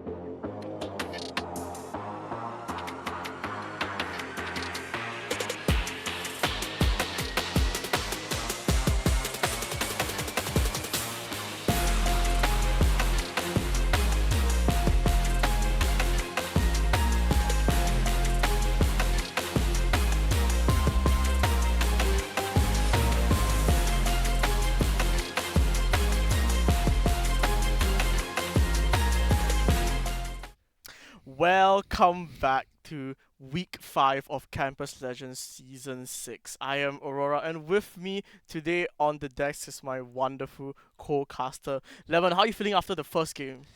I mean, that was a very close series. Not gonna lie, I defied expectations. I didn't expect it to be that close. Yeah. Yeah, that was a very electrifying series, if I could say so myself. But then again, we still have so many games coming up. I mean, Yeah. truly, at most we could go another 6 rounds, six Yeah. games, right? It's a lot of games. But before we even get into any of that, let's just do a quick shout out to all our sponsors that we have, right? Our organizers, Goga, as well as the Esports Academy. We have Nakada, our National Council Against Drug Abuse, towards a drug-free Singapore. Here. Pin. the pin. Okay. And our academic partners, ITE College Central, as well as Republic Polytechnic. Our program partner, Scape. Broadband partner, My Republic. Monitor partner, Aegon by AOC. So you see this very nice external monitor over here. Yeah. And our PC partner, Predator, the laptop that I'm using. Media partners, Defy and Emerge. And of course, our supporting partners, XM Studios, as well as TT Racing. Yeah, and you did talk about XM Studios, right? Yeah, of course. And what XM Studios is a local Singapore-based design studio that's really well known for producing handcrafted and hand-painted luxury art and pop culture collectibles. It's literally right outside, and Yeah. the statues are so cool. They're actually sponsoring both our venue and also some upcoming prizes for the finals week. Yeah, and dude, you definitely want Yeah. to go home with one of these statues. Yeah. It looks sick. Like if you put it in your room, man, that's gonna be a buff. Yeah, so Room buff. if you want to check out these amazing design collectibles that they have on display, come on down over to level 3 of Kitchener Complex. Once again, 2 minutes walk away from Lavender MRT, and check them out yourself. I promise you, no matter how detailed and amazing you think they are, it's probably bigger and better. Yeah, I mean, coming over here, I do collect some figurines myself Ooh. at home, but this Okay. is on another level. Yeah, the detail, dude. Yeah, this is really good, right? And apart from that, of course, I did mention My Republic as our official broadband partner. So definitely with the fastest game download speeds on Steam and real-time latency monitoring, they are the #1 broadband choice for gamers. Right? And they are also having the My Republic Mystery Airdrop, so that you guys at home can stand a chance to win $3,000, which includes a PS5. So do visit the link over there, bit.ly/MyRepublicAirDrop to participate. And this is exclusively for My Republic users. So if you're not a user yet, do sign up and you can stand a chance to win all these awesome prizes. Now, of course, you can only apply or enter this airdrop one time per stream. However, you can participate in as many streams as you want. So all the streams that Skoga will be streaming throughout, including Mobile Legends as well, will be able to enter this airdrop. Right? Winners will be contacted via their email, which is linked to their My Republic account, and the winners will be contacted at the end of July. So do keep a lookout. So we'll be talking a lot about the finals week, right? Yeah. Which is actually going to be on the 3rd to 4th August. But what you might not know about the finals week is that it will actually be hosted at Scape, which is a really stone's throw away from Somerset, right? And if you're a cosplayer, if you are a craftsman, or if you are a creator, please go and book one of those booth slots. They are all on a first come, first serve availability, and we would really love to have you there. But apart from Valorant and Mobile Legends, Lemon, what do you think? What else do you think Campus Legends offers in terms of their game repertoire? Of course, I mean, we do have tactical FPS, we do have MOBA, and of course, we cannot forget one of the main genres of esports, which is fighting games, the Yeah. FGC community, right? So we do have, even though we are already halfway through the group stages for both Valorant as well as Mobile Legends, we do have registrations up and available for Street Fighter 6. Now, if you guys want to take part in this tournament, do go and register. Registrations are live for Street Fighter 6 based on one player sign up. Okay, qualifiers will take place on the 3rd of August at Campus Legends Finals Day 1, and the top 16 players across all will advance and compete to claim the Champions Trophy on the 4th of August, which is day number 2. So if you do play Street Fighter, and if you really like the game and you want to compete or try and compete, do sign up right now. I think you can check it out at the Skoga Instagram or Facebook. Yep. Yeah. Yeah, and coming into this next game here, it will be SP versus NYP, right? Yeah, it's gonna be quite a banger of a game, I think. Mhm. And we do have the map vetoes as well. Yep. So it'll be Lotus. We just saw Haha. Lotus, but we will be going back to Lotus. It's gonna be NYP's attack. Mhm. I don't know if this is the correct map pick for them, honestly, because they played Lotus just. They just played Mhm. Lotus, right? And this allows SP to, well, take a look at what Yeah, they're up against, right? Yeah, So exactly. the They element have of so much surprise material. is pretty much gone, right? But hey, maybe they are that confident on their Lotus, right? And they are confident that they can win. So we do have Sunset as well. So finally we get to see Sunset, and then we have a decider map which is Bind, right? And the thing is that the thing here is that these two teams are really competing for something so important here, right? This is lower bracket, and the team that loses here will be eliminated, while the winning team confirms their spot at LAN in our finals weekend. Yes, exactly. So the stakes for this lower bracket are pretty high. I mean, it is pretty much as high as you can get, right?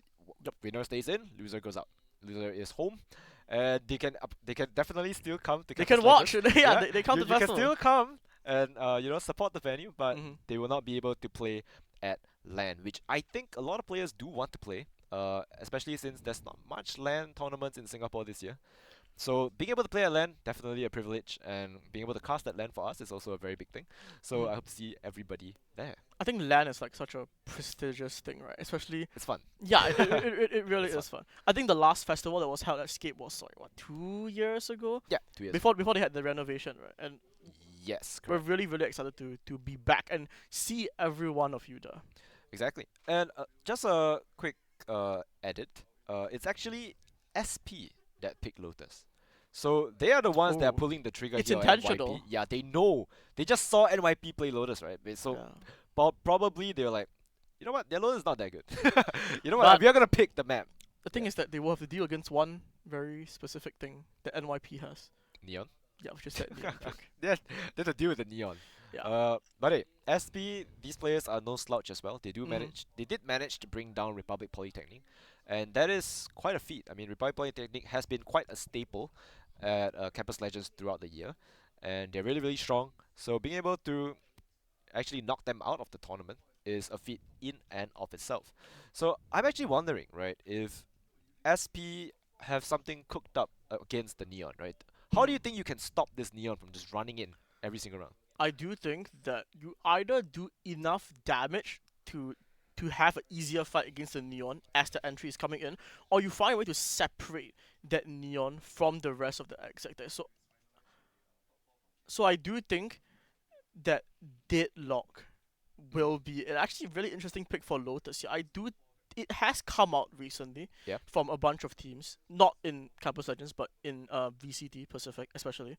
But it might be a viable option, especially to stop the Neon, because the Neon has so much pace and tempo, right? And the main way of quelling it is how do I freeze the Neon in position so that we can get rid of her easier, or deal with the rest of the team as a collective instead of Yeah, I mean, running the Neon definitely is going to, sorry, Neon, the Deadlock is gonna stop Neon in her tracks, right?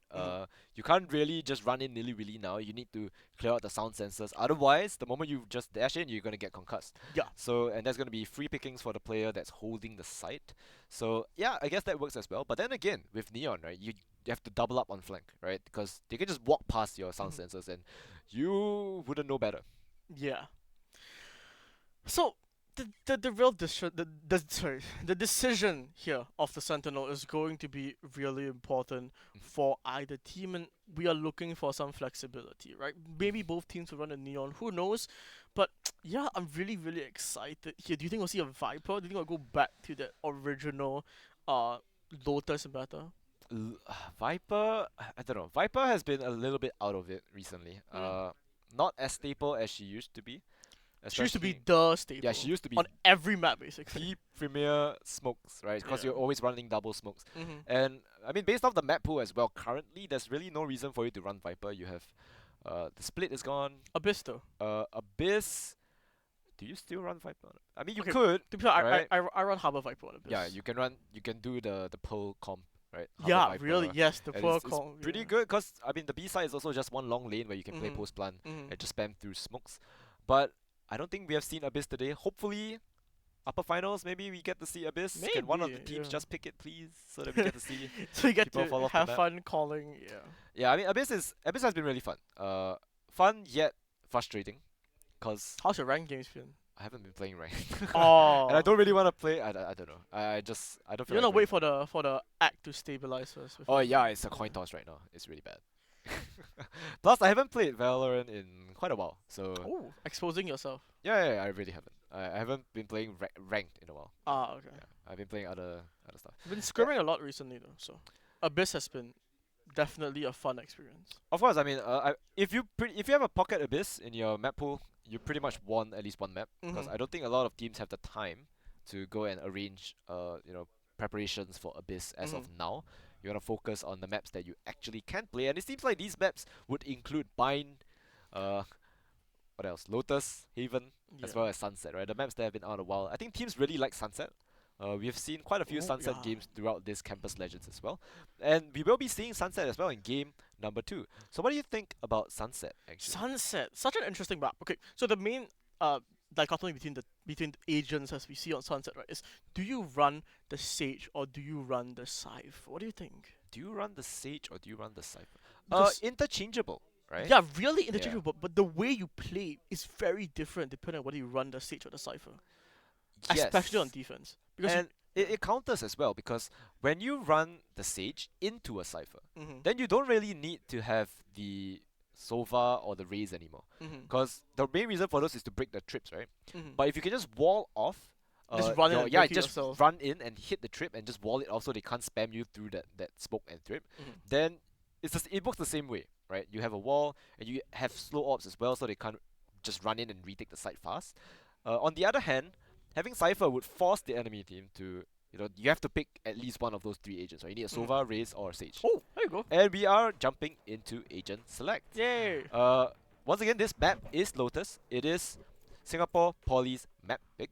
Yeah. I don't think NYP is gonna have much change in the composition. I mean, Definitely not. It's it gonna be was a Singapore- close game, right? It Yeah. was a close game last game, so they know that they have something that works. We see Tequila. Oh my god, I can't point properly, but we see Tequila on the neon.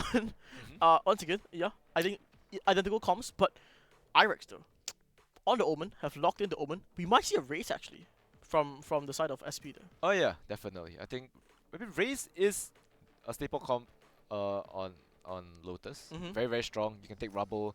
You can contest Rubble to a very high degree with those pain shells. And doubling up with the Breach as well, I think Rubble is pretty much free now. Mhm.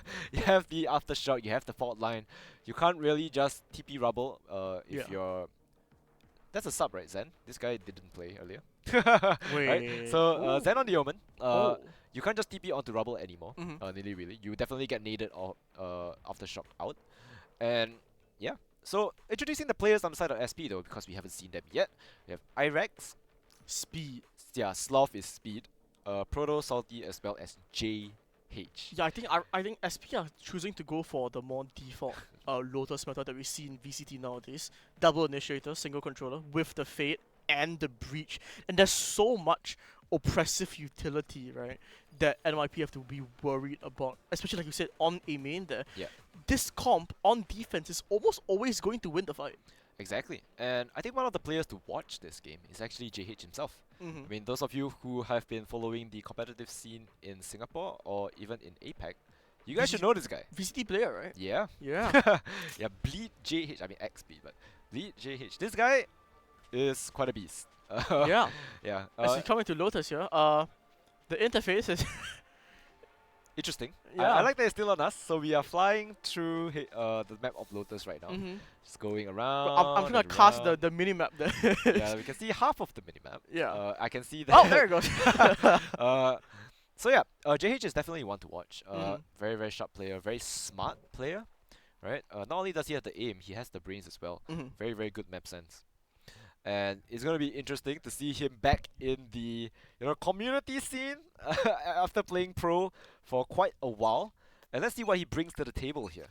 I'm out of here. Yeah, instant 5-man's push towards the seaside here. Tequila once again with his shorty, trying to give JH the same taste that he gave the previous person, but it doesn't matter. JH instantly puts respect onto his name and shuts down any aggression that Neon thought he had. Yeah, so that is Neon out of the picture. And now, I think Nanyang Poly will find it a bit difficult to aggress onto any side. Double smokes, one initiator, and you have to break the turret on the left as well, which is being crossed by Irek. Unfortunately, smokes in hand, so not able to play off the turret contact. Well, they do smoke it out, and they do force Nanyang Polytechnic to retreat. It's a bit of a quelling of the attack now. I think the attack is slowly going to shift towards this A side, but because you have the double initiator, you are comfortable enough to place someone like Speed on this angle and just consistently have that information into a main. Yeah, and they are doubling Ooh, back. look at They're this. going back in towards There's this still 3 C side. people. Prowler being used. Doesn't clear out the player. JH instant hit jump onto Persona. Irex holding the cross as well. JH good for 3, and this is why we say we have to, pay close attention to the way this guy plays. He anchors the site like an absolute beast. Proto playing inside the smoke, and now Nanyang Polytechnic, they do have to aggress. 14 seconds left remaining on the clock, and they have to force themselves to run into the onslaught that is Singapore Polytechnic. They take round 1. And that's the definition of a perfect half, I think. Oh, sorry, a perfect first round. First round for the defense there. You have JH calm, collected, now on the outlaw of all guns. Really, really synergistic weapon, I would say, with the rest of his team. Proto can push in, JH can hold those long angles with the outlaw, right? That isn't really an answer. Tequila has that light shield Bucky, but I don't do think anything. Yes, you did. this investment might backfire on him. Really depends on how many kills JH can get on this outlaw. Probably none. He's getting run down by Tequila. Oh, but he misses on the Bucky. That is gonna be a painful kill. Yeah, the reload on that outlaw definitely not something you want to work with, especially in close quarters. But I guess he does manage to reload on the other side. The Persona gets a kill onto Proto. That's a Spectre drop. He probably wants to try and retrieve it, but Salty is there to defend that gun with his life. Not gonna allow him to pick up that superior weaponry, and Zen gets flashed out, and there's the spike gonna be dropped as well. Last player on towards this C main position. One-Eyed King only has a Sheriff, spots the turret as well, and might just catch Irex going a little bit too aggressive, gets the headshot, but JH is there with the cover, and all in all, it's a good buy round for Singapore Polytechnic. Singapore Polytechnic remaining calm under pressure, no matter what NYP are trying to do with the Neon here. The pace doesn't actually matter. But Tequila, undying, his spirit, his will, willing him to continue to buy this judge here. But we have to ask the question, if SP are able to continuously get value, is this a worth it investment? I think at this point, I think it is. Light shields, by the way. Light shields, by the way, for most of the players from NYP. Yeah, and because the outlaw. Yeah, the outlaw is gonna be so deadly here, but it doesn't matter if Tequila is able to get the entry. Yeah, trying to prove that his judge is worthy of respect. Proto eventually does shut it down, and SP are still in a man advantage. Yeah, they have to plant the spike on B, but they're kind of getting pinched in here. Proto has a Spectre. Persona can pick up the judge if he so chooses to do so, but he does not. Decide to swing with the Vandal instead. And now they do have this B main control, but the pivot is fast and furious on towards that A side. They will hear the spike coming down on this A side here, and this will just be a clean 2v2 retake. Not a lot of utility from either side except this full suite from the Omen of Irex. He does have the paranoia, and he can isolate, he can tell his teammate to not worry about these longer range angles because of his dark cover, but both players stacked up backside. Yeah, gets spotted by the alarm body. He's gonna swing together. 1, 2, 3, swing. JH with the Vandal, wide swings. Unfortunately, Persona was ready for it, and he gets the kill. So all in all, Nanyang Polytechnic do get that round in their hands, but super expensive. Yeah, Persona, we thought he would be cooled down by now, but unfortunately for him actually, his plays from that last game, 29 kills, right, still carrying on to this game here. But because of how costly that round is, unfortunately, even with the judge buy, Nanyang Polytechnic's economy is at the brink of collapsing right now. I mean, to be fair, so is Singapore Polytechnics. Yeah, all of them. This round is very important, right? Yeah. Whoever wins this is gonna bring the enemy to an eco. That stun might not catch anyone. Irex! Ooh. Where has he gone? Right, Irex manages to get his way back onto the side. Salty though gets a kill onto Persona. Their clutch player is out of the equation, and Tequila is just running in. He has the judge, plays off the Prowler as well. So low. They're all so low, and they have to fall back, play the long angles. Meanwhile, Salty is wreaking havoc in their backline. Tequila is full blind. He's not sure where they are, and Salty gets 3, and Irex cleans up house. Nanyang Polytechnic falls, and they don't even know what hit them. You said at the beginning of this game whether Singapore Polytechnic had the answer to the Neon, right? And so far, that answer has been clear. Util dumping on the Neon, preventing the Neon from seeing anything, preventing the Neon from getting the value that he so wants to get. And yeah, it's been working out so well for Singapore Polytechnic so far. Oh yeah, indeed. I mean, where do you go at this point, right? You're down to your sheriffs. You're down to light armor, and everyone is full buy. They can't take rubble control right now.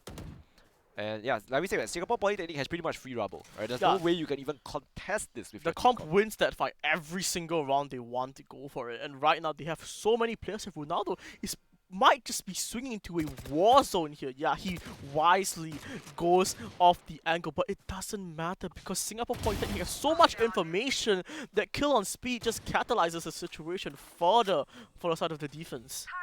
Yeah, and that is already your sentinel out of the picture. So now you have to be very aware of flank no matter where you choose to go. Tequila slowly scaling up B. Actually catches the timing because they just pivoted off of it. But there's still a player in towards this link position, and that speed gonna take out Tequila.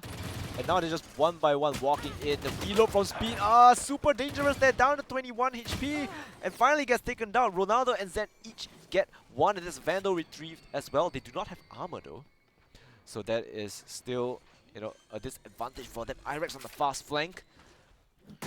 Yeah, there's so much pressure. Yeah, so much pressure on the flank right now. It will be converted on the first. Defender lockdown basically secures the entire side for them. I don't think the attack can do anything about it unless they get like the luckiest spam through. He tried, but Persona does end up getting just a great shot through his roost there. What more can he find? Not that yet. Will be popped here. The Defuse is getting stuck. Is getting stuck, and JH unmoving on the spike eventually does finish the job and gets the kill onto Ronaldo as the cherry on the cake, and Singapore Polytechnic move up to that 4th round.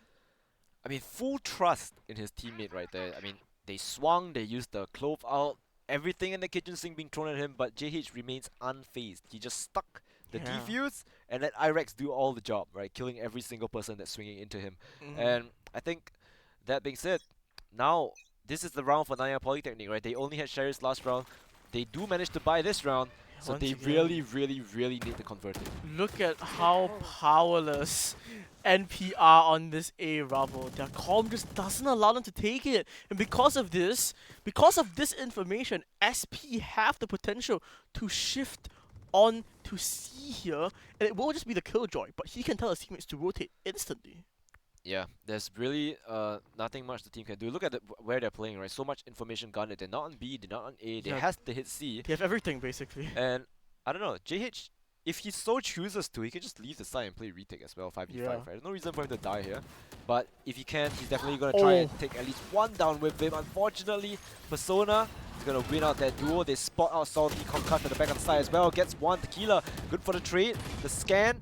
Everything is coming online right now. The entire site is in utter chaos. Nightfall is available if they want to use it to retake the site. Irex caught out on the flank by the alarm bot, so they definitely know that there's someone there. Speed just bows down Zen. Irex, beautiful paranoia to boot.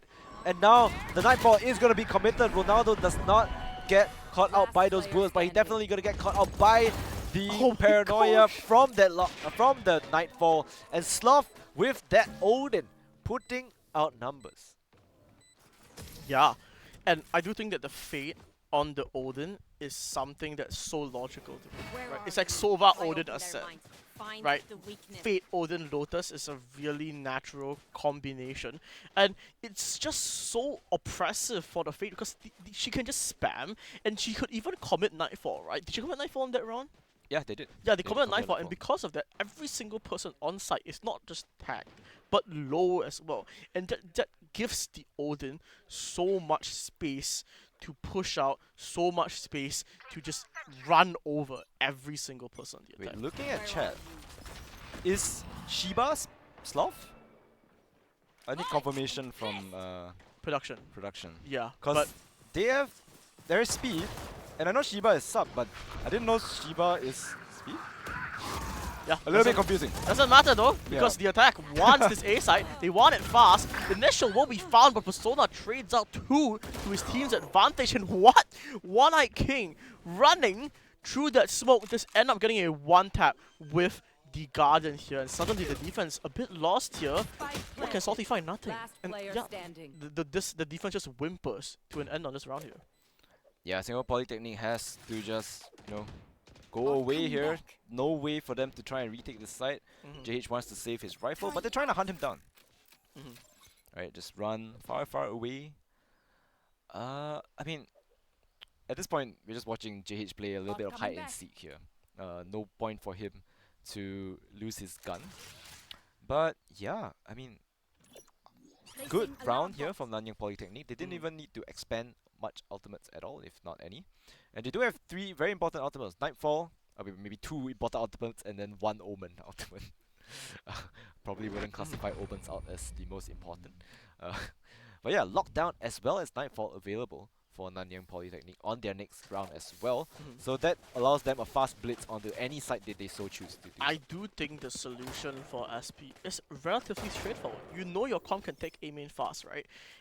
But the thing is that they didn't do that round, and that led to so much space being gained from NYP. And because of how strong this comp is in taking the site, it becomes really hard for SP to have anything back into the round here. But look at this. Once again, we're going for this aiming aggression from SP here. Really well played here.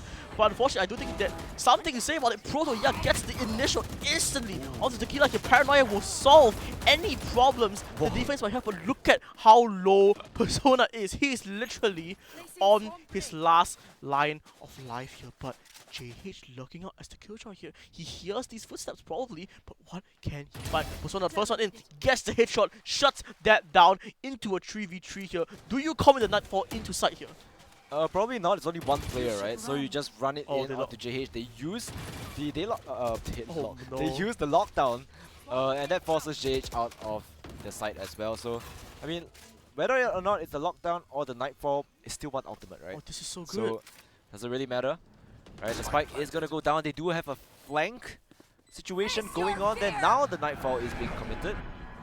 And they tag 2 players, so they have to be thinking, right, where is the other player that is not tagged? And it's gonna be Salty. He's found his way onto the side, spots the head of Zen, and they had no idea where he came from or what hit him. And Singapore Polytechnic goes up 6-2. And remember, last map I did say, this map is pretty attacker-sided. Well, Singapore Polytechnic have garnered up 6 rounds on their defense half. And it's off the bet of JH's amazing performance on site there, right? The initial A main take didn't go that well, and SP were brought into a one-man deficit. But JH not only traded back the kill, but got Ronaldo onto such a low and uncomfortable health, he felt like he had to take a fight to just, you know, maximize his value there, right? But it doesn't work out. And eventually he dies, and the rest of the team just crumbles, both on Waterfall and that side hole. So really, really good round from SP. Access to this showstopper will mean that the defense likely just plays for a retake, especially on a side as tight as B. Yeah, and now it's all down to Salty. I mean, this guy, even though he's playing Initiator, right, he has some really good flanks. I think there's at least 2 rounds where he completely blindsided Nanyang Polytechnic, and they have no idea where they're supposed to go or where are they dying from even, right? This guy is just in flank somehow, and it just assassinates 3 players, 2 players on the side of Nanyang Polytechnic. Dude, It's just being an absolute nuisance. Lemon, JH position on C is so annoying for the attack to clear. And they decided not to do it, but they are running into 2 players of the defense here. Yeah, instant trade, so much utility being traded, but Proto still ends up with 1. And the smoke, the dark cover holds them there, shows up but instantly pop it doesn't find anything, and Arik gets taken down, but Proto with the classic, he's still living somehow, some way. This man is finding value with the classic. Salty trades out both there with his Vandal, and Singapore Polytechnic, they hold fast, they hold strong on rubble, and it doesn't matter the amount of utility that Nanyang Polytechnic commit if they can't get those kills. Yeah, I'm not sure what happened there. I mean, Proto had some good shots. He whiffed the showstopper. I think he got them low. And I'm not sure actually how much damage he did with that showstopper. It didn't seem like he actually hit anyone. Yeah. But somehow he does manage to find a way in towards that rubble position. Even though he ran out of bullets on his Vandal, he still manages to shoot them with that classic. Good trades coming out on towards rubble position. And we said, right, Singapore Polytechnic has the upper hand on this rubble and is really showing. It's proving true here. How are you gonna fight this with all the nades coming through, right? Persona just swings it. Irex gets ran down by the boom bot. Can't even shoot it. And yeah.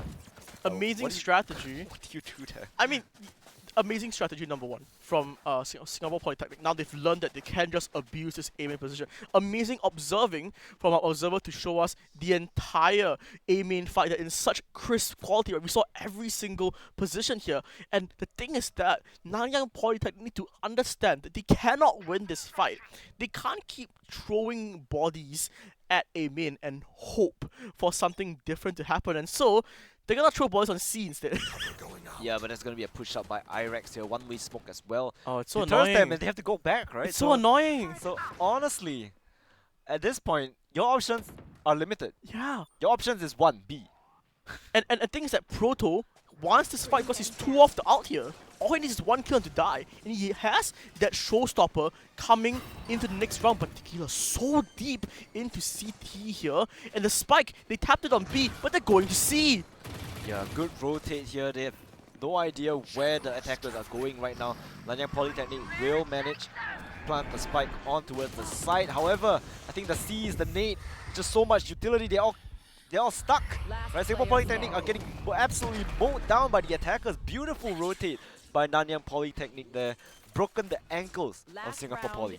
Yeah, the instant tap to the realization that there was no one on C-Link, and then the immediate decision, okay, we're gonna tap Spike B, we're gonna go C and get this spike down as fast as possible, and they didn't even need to do that. All they needed to do was trade out those kills and get that round advantage for themselves. But unfortunately, Singapore Polytechnic still with such a dominant advantage as they strive to bring this game into a 9-3 half. Once again, aiming aggression. I mean, you know it, we know it. It's the familiar thing at this point.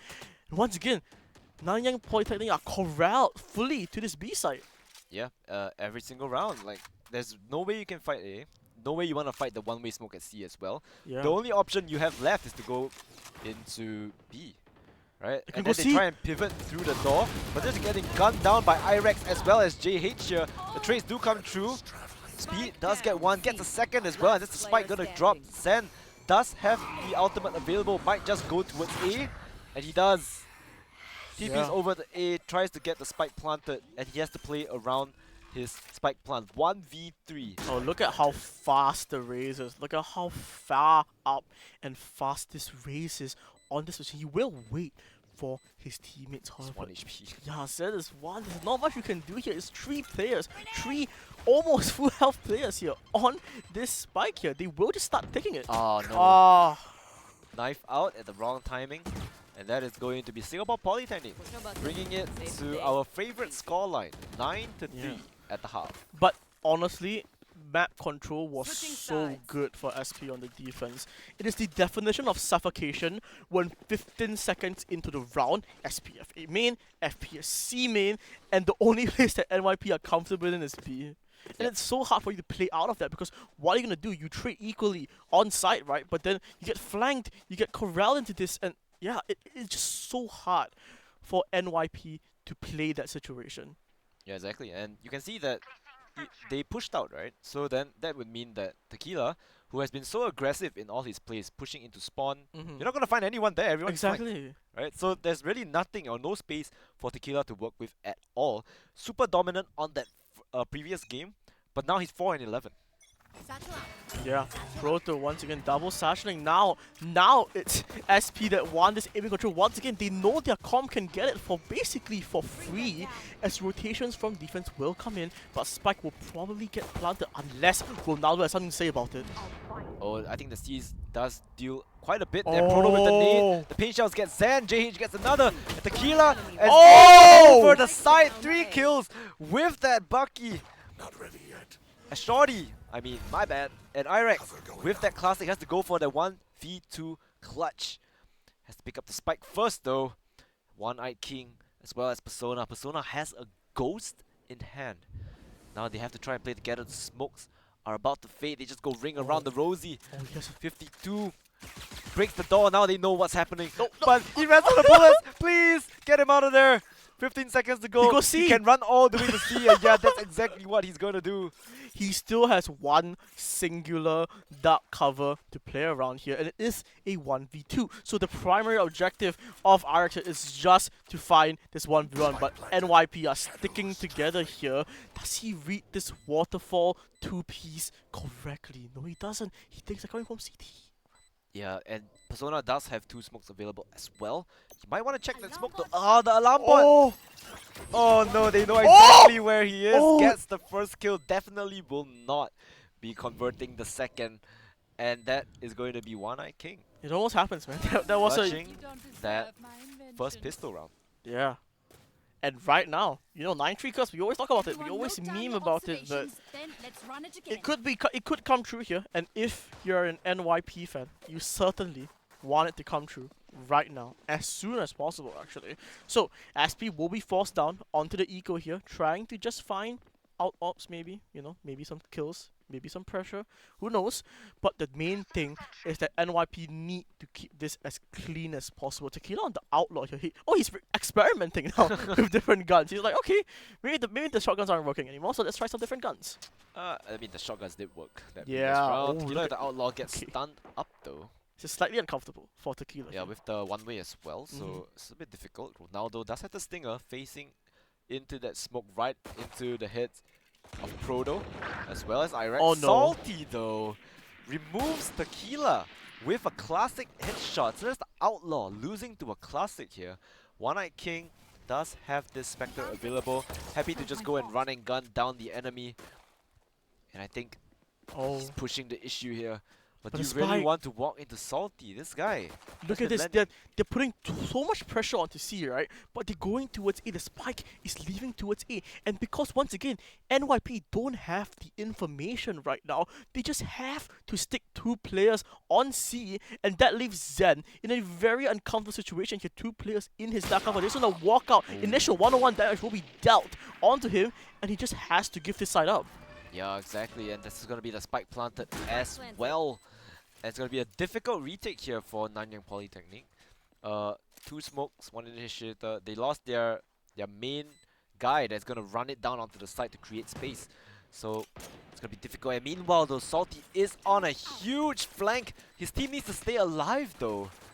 Everyone is already dead. Irek's on the side for Classic. The right click does not connect onto Zan. And now Salty's position has been revealed, and he's definitely not going to be able to win this one out. It was a little bit scrappy. They do lose the Outlaw to a Classic, but Nanyang Polytechnic do manage to bring it back. They managed to win their buy round in a rather convincing fashion with 4 people alive.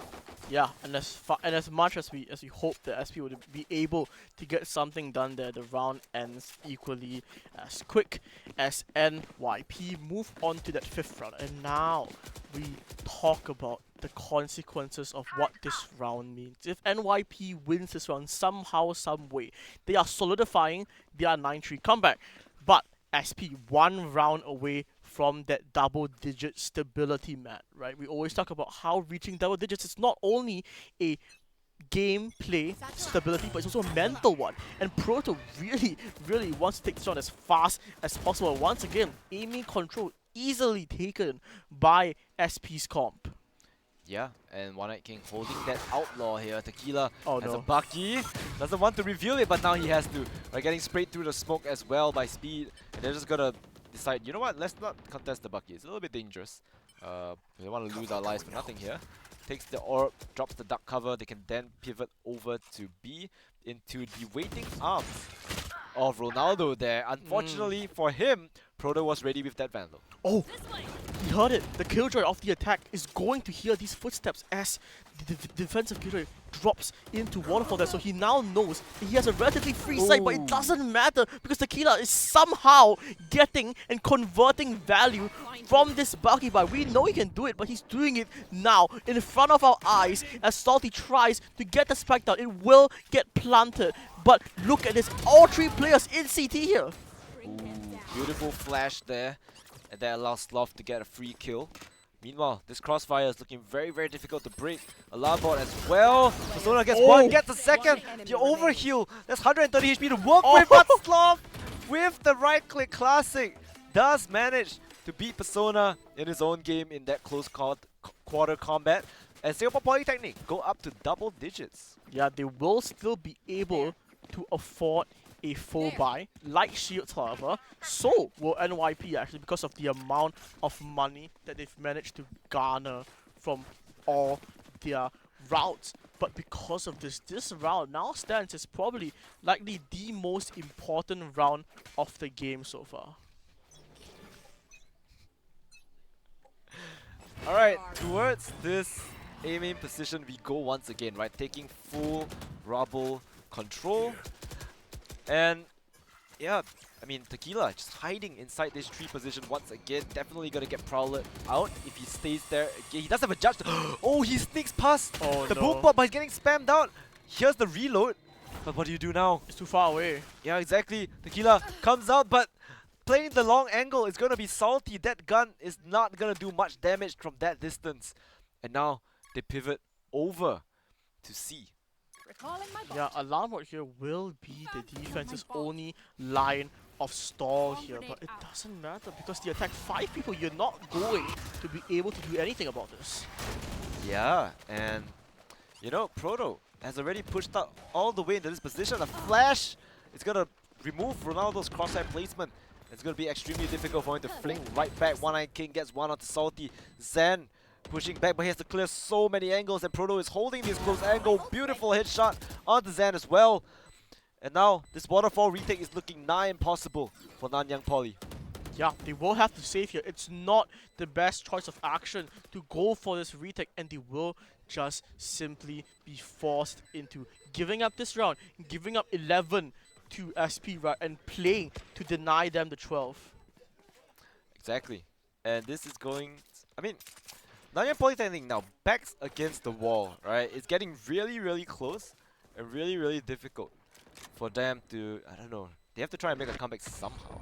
Yeah, but they will have to try, and try they will. I'm so confident of them being able to have some new and fresh ideas coming into just the later half of the game here. But unfortunately though, SP's pace simply seems to be unstoppable at times, and even more so when they have access to outs like the Nightfall and like the Showstopper here. This might be a blowout on the A side if SP wants it to. Yeah, definitely, right? And I mean, at this point, you're so close already. Might as well just try to do the one that's what we're gonna final do, push. Look at this. Oh my god, run! Oh my Run! gosh. Tequila is coming hot and fast with this overdrive paranoia. Everything is being thrown at him to try and deter him from pushing on towards this aiming position, but he just wants to do it anyway. Tequila, first kill on Proto. Second kill, going for the 4th as well, but Irex finally shuts him down. Ronaldo is good for the trade. JH is the last player remaining on the other side of the map, but One Eye King shuts down their aggression. Tequila single-handedly just ran the entirety of SP down. But SP, they still have 4 ultimates available. That's the silver lining, right? Silver linings of this round is that SP have not used a single piece of their ultimates to get onto the A side, that they did not commit. Unfortunately, they do drop the round. But how in the world is the defense going to stop a breach out, a race out, and a fade out executing onto the same side? A little bit difficult. You probably want to give the site, I guess. Like, how are you gonna stop this, right? You have so many ultimates available. They do shoot the Horn so that Tequila can just walk in, gets the first kill on the Salty as well. He's just running it out. Oh my Full gosh. out with the Prowler, but Proto stops him in his tracks. The last player remaining is He's gonna be in the still smoke. Ronaldo Oh! is so low, down to sliver of health. Does not get out of there alive. But Irex is good for the trade. And now, they still want to try and get the control of this A main rubble position, but Persona is holding it. And Proto actually falls first, Zen takes first contact. The one-way smoke is probably going to come out as well. Fake TP, oh, it's not one-way, but Yeah. the smoke is going to deter them for sure. But And they thought that Amin was clear, right? They thought they could just walk into it and re-clear it, but it doesn't matter because the defense still has control of it. Well, double dark covers will give them basically the entirety of this piece my god, they're going if C. they so want. And we've seen this happen before. It feels like deja vu as the spike looks in to C-Link and over to the seaside via waterfall. One Night King, the wall, he hit his plant. Yeah, but they have no idea where the two players of Singapore Polytechnic are right now, because the only thing that they heard or the only information that they have is that the turret spotted a player, but they don't know if they're actually in B or where could they be, right? So now they could literally be anywhere. They hear the spike plant onto C, so that's going to be the call for rotate. They have a player in spawn as well, but there's no one that's going to be rotating from that position, right? All of them are playing from flank. Yeah, man. 3 players on flank here. I feel like Singapore Polytechnic are eventually going to know that it's just gonna be this flank pressure. Yeah, sound will be made. It will be noted as 3 players now coming on to this side here. What can SP do? I mean, they can shoot their hits. Irex is right here. Gets one, unable to flick to the second one. It's down to JH.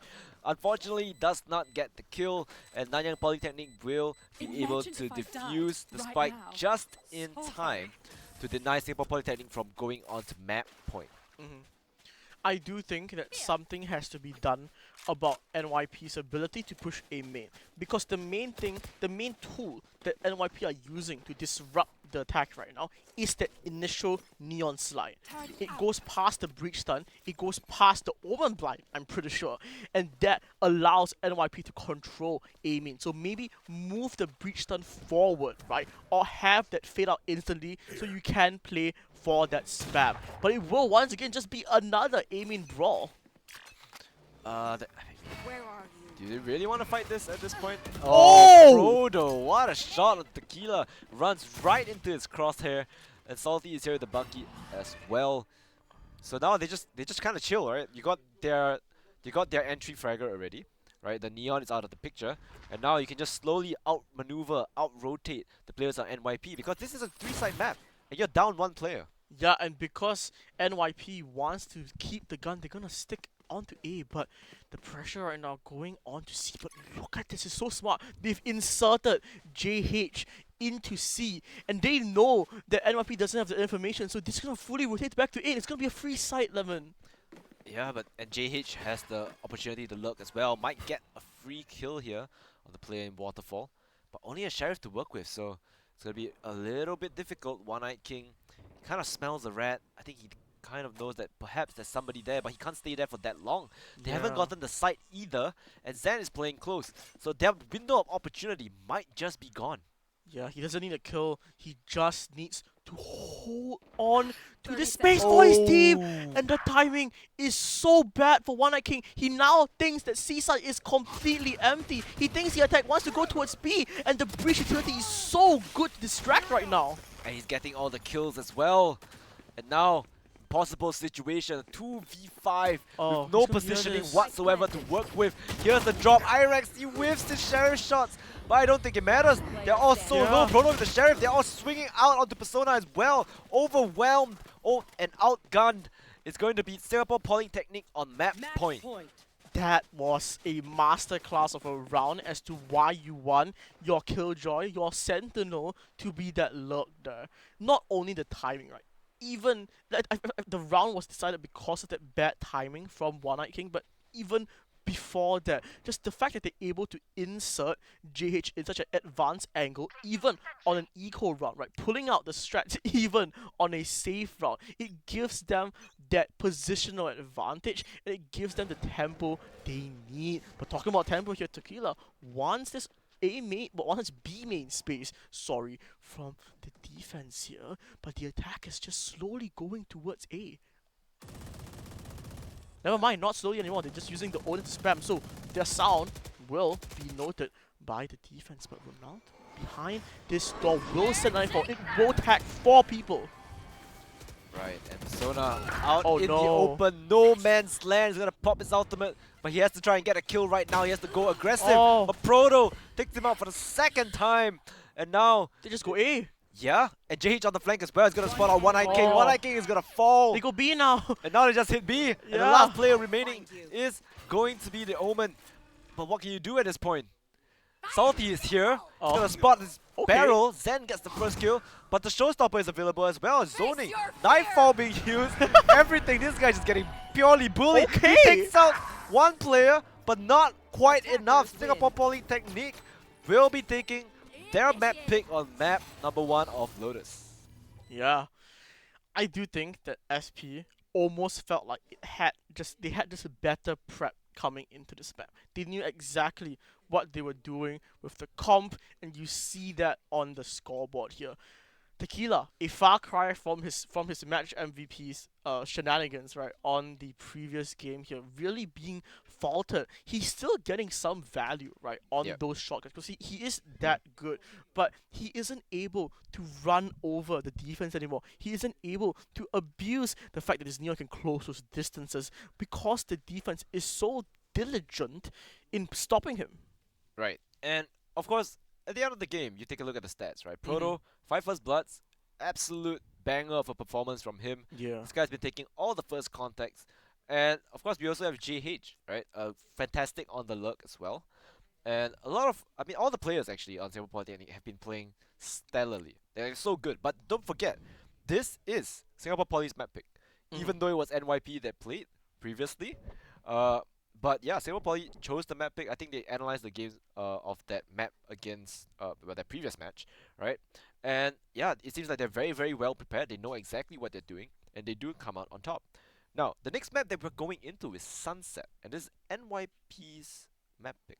And this is the biggest thing actually, is that now NYP are going to be on that mental downfall, right? They've lost 2 maps in a row. The first one, such in a close fashion, right? So heartbreaking. The second one, they kind of got destroyed on the attack, right? So mental is going to be a big thing, and NYP needs to make sure that they can bounce back and keep their hits in the game, right? Not falter, not fall off, keep their mechanics as cold as you can possibly can. But Sunset, right, will be second map. Yeah, are you excited? I'm sure that, well, MIP is probably really tired right now. They've been playing a lot of games. It's their 5th game. The 5th game, right? Yeah, it's The fifth funny game thing is, already. if they win, Yeah, there's this- gonna be 6 games. So for them, this is a mental battle more than anything, right? They have been playing a lot of Valorant today. So either you get really warm and then you get your gears running, or you just get tired and you kind of mentally shut down. I mean, Also, yeah, please. we have confirmation that Sloth is actually Shiba, not Speed. Okay. And Apologies. One Night King is Rump Shaker. Oh, so yeah, familiar names, right? See, that's what happens, man. You guys keep changing your names. How do we know? So okay, fine. So we got Shiba, and now then SP's team is looking extra stacked, right? You have Shiba and JH on one team. Yeah, 2 former VCT yeah. veterans, man. Yeah. So this SB team is pretty stacked. Yeah. So yes, as you were saying, right? Sunset. Right. Give me a rundown, right? What do you think is going on here? We haven't seen Sunset today. Yeah. What will we be expecting to see?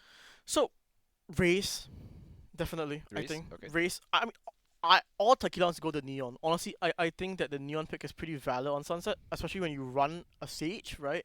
You have 2 vertical, like horizontal pieces of utility that can stack off and close off those choke points, right? But more importantly, is do you run double controller? I know we haven't seen the double controller meta on Sunset a lot, but it is still very viable, especially if on SP you know that you have the better prep, right? And you know you can default better than NYP, sorry. Why not just abuse that?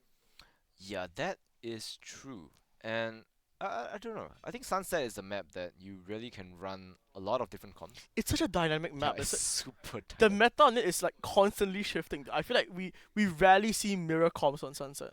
Yeah, fairly. Right. There's so many options to choose from in terms Mhm. of anything, any role actually. Your duelist, pretty much anything is available as well. Yeah. You can use ISO.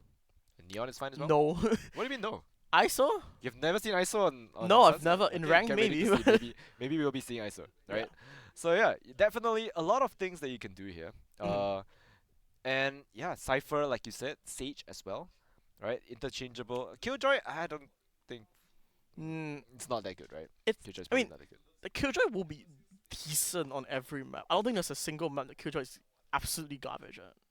That If is you can think of one. true, but But I think Cypher and Sage is definitely the Cypher better option. specializes in the hard sentinel role. Yeah. Yeah. But a very dynamic point actually is the initiator, because can you wanna run a Gecko to go for those exact heavy plants, or do you wanna run a Sova for that trip denial if you're reading that the opponent is playing a Cypher, right? Yeah. Or do you wanna run Breach perhaps to go for those oppressive side takes, or even Fate?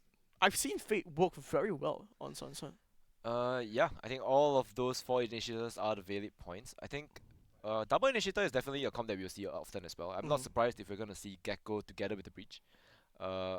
And yeah, they just run it the side, right? Run onto the side. Yeah. Try and get something out of it. Right? Plant the spike, then use your raise nades to maybe take out the trips. So yeah, extremely versatile map. I'm very excited to see what is going on. But of course, you know, the whole day, right? We've been here. We've casted quite a few games today. 5, right? I think it's 5, yeah. 5 games. Yeah, 5 games today. And right now, I'm still feeling really comfortable, thanks to our sponsors, TT Racer. Hell yeah. So, TT Racing, TT Racing. extremely comfortable chairs. And if you're wondering, right, anyone at home, why is there this hat on the table? It's a Luffy hat. It's because I'm the Pirate King. Yeah, you've educated me on my anime knowledge. It's because I'm the Pirate King. And yeah, so TT Racing does have this chair Yes, here, sir. and it is racing. It is One Piece themed, so that's why I have this Luffy hat here. So do check them out if you guys are free. But maybe after, because right now we are going into the lower bracket finals, map number 2 of Sunset. ISO, you see? Oh man. Oh. ISO, yeah, ISO, bro. Double ISO, duelist, yeah, double ISO. duelist with race and ISO. So interesting though. So you lose initiator utility, and what you get in return is shoot, I go shoot. Yeah, of course. Yeah. Hey, ISO on both sides. Oh my You're god. telling me ISO? No, dude, I've seen so much ISO here. What are you talking Dude. about? Dude. What are you Okay. saying? ISO I've is been so good on this I've map. been watching the wrong games. Yeah, you're watching the Phoenix. Okay, this Okay. this one is a bit of a stretch. Okay, we a little bit of a stretch. we're really playing with our agent selector. Like ISO, yes. Phoenix, a little bit too much. Oh no, we're just going to every agent now. Yeah. You can choose. I mean, it's Shiba. It's up to him. Oh, Sage though. Sage. Wait. Okay. Sage would be okay. Yeah, Okay, ISO. okay, ISO, okay.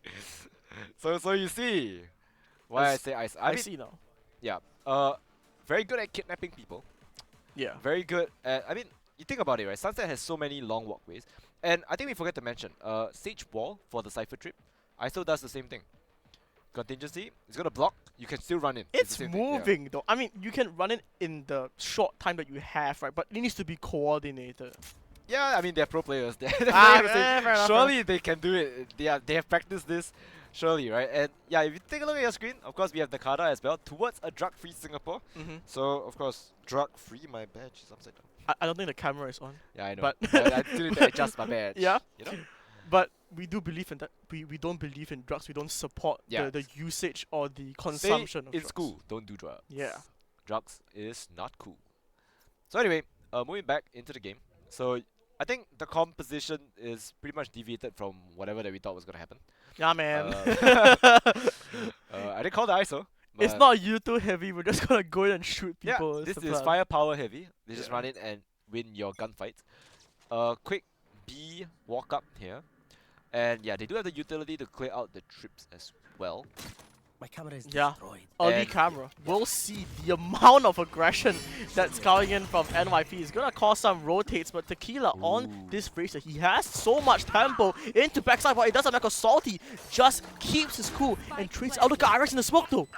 Yeah, it's just full chaos. Irex is just hiding inside the smoke. They don't know that he's there. Yeah. And now Irex gets a free kill onto One-Eyed King on the back of the side, though the ISO is still alive.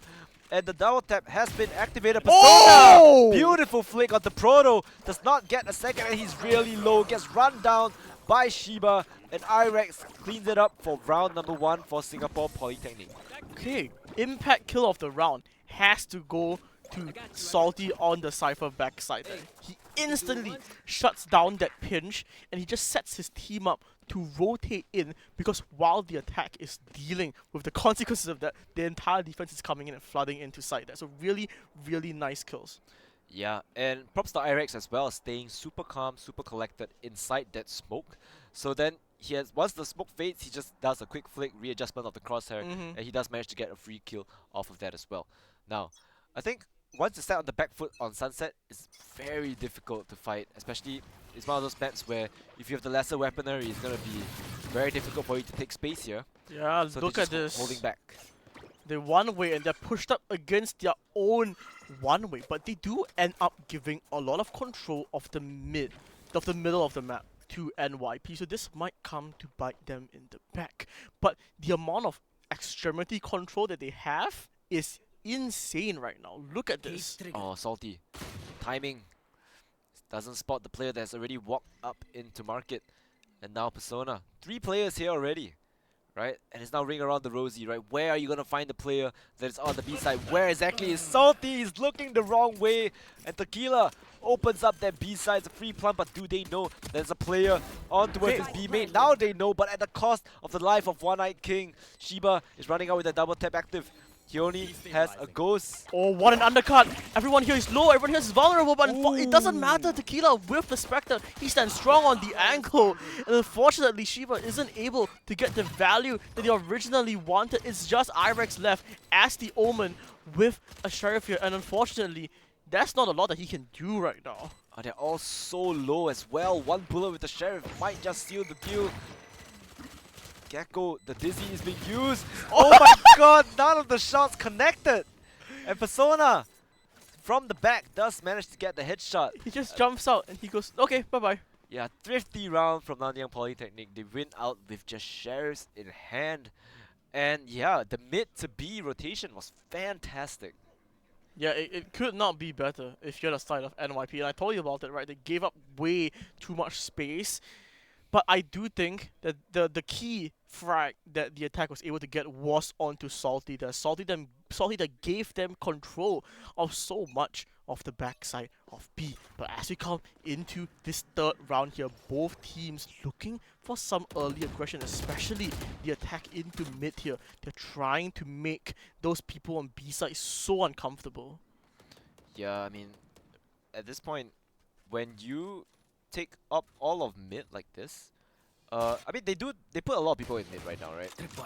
The timing for One-Eyed King as well removes the trip, and now they have to watch flag, but Irex gets the kill on the spike. Beautiful paranoia as well. Persona falls, and that is once again a disadvantage for the side of Nanyang Polytechnic. 2 players down, and that is 2 guns dropped as well. So they have to take B now. They cannot let Singapore Polytechnic walk up and retrieve those guns. Yeah, and because of this, because of how pushed up the race is, the amount of people that can just stay on B in market and just wait for Nanyang Polytechnic to respond. Suddenly, they aren't the one that has their walls pushed to the back. It is NYP. The undercut will force them to be uncomfortable here, but Irex with the Sheriff here isn't able to find anything. 3 kills straight out as the round goes back into a 2v2 equality. Spike eventually will get planted, but it is the Gecko and it is the Raze here. Proto only the Sheriff here, but meanwhile everyone else has so much utility. Yeah, they don't really have guns as well. They were unable to Wait. retrieve the guns. Proto, however, gets the kill on the One-Eyed King, and now they can retrieve the guns, but they're all so low. Yeah. Yuri gets the first. It's down to her to get the clutch. Oh, but JH from downtown hit shot with that Phantom. The recoil got messed up by the dink. Yeah. And she gets the kill. 50 round, back and forth, Singapore Poly. They win.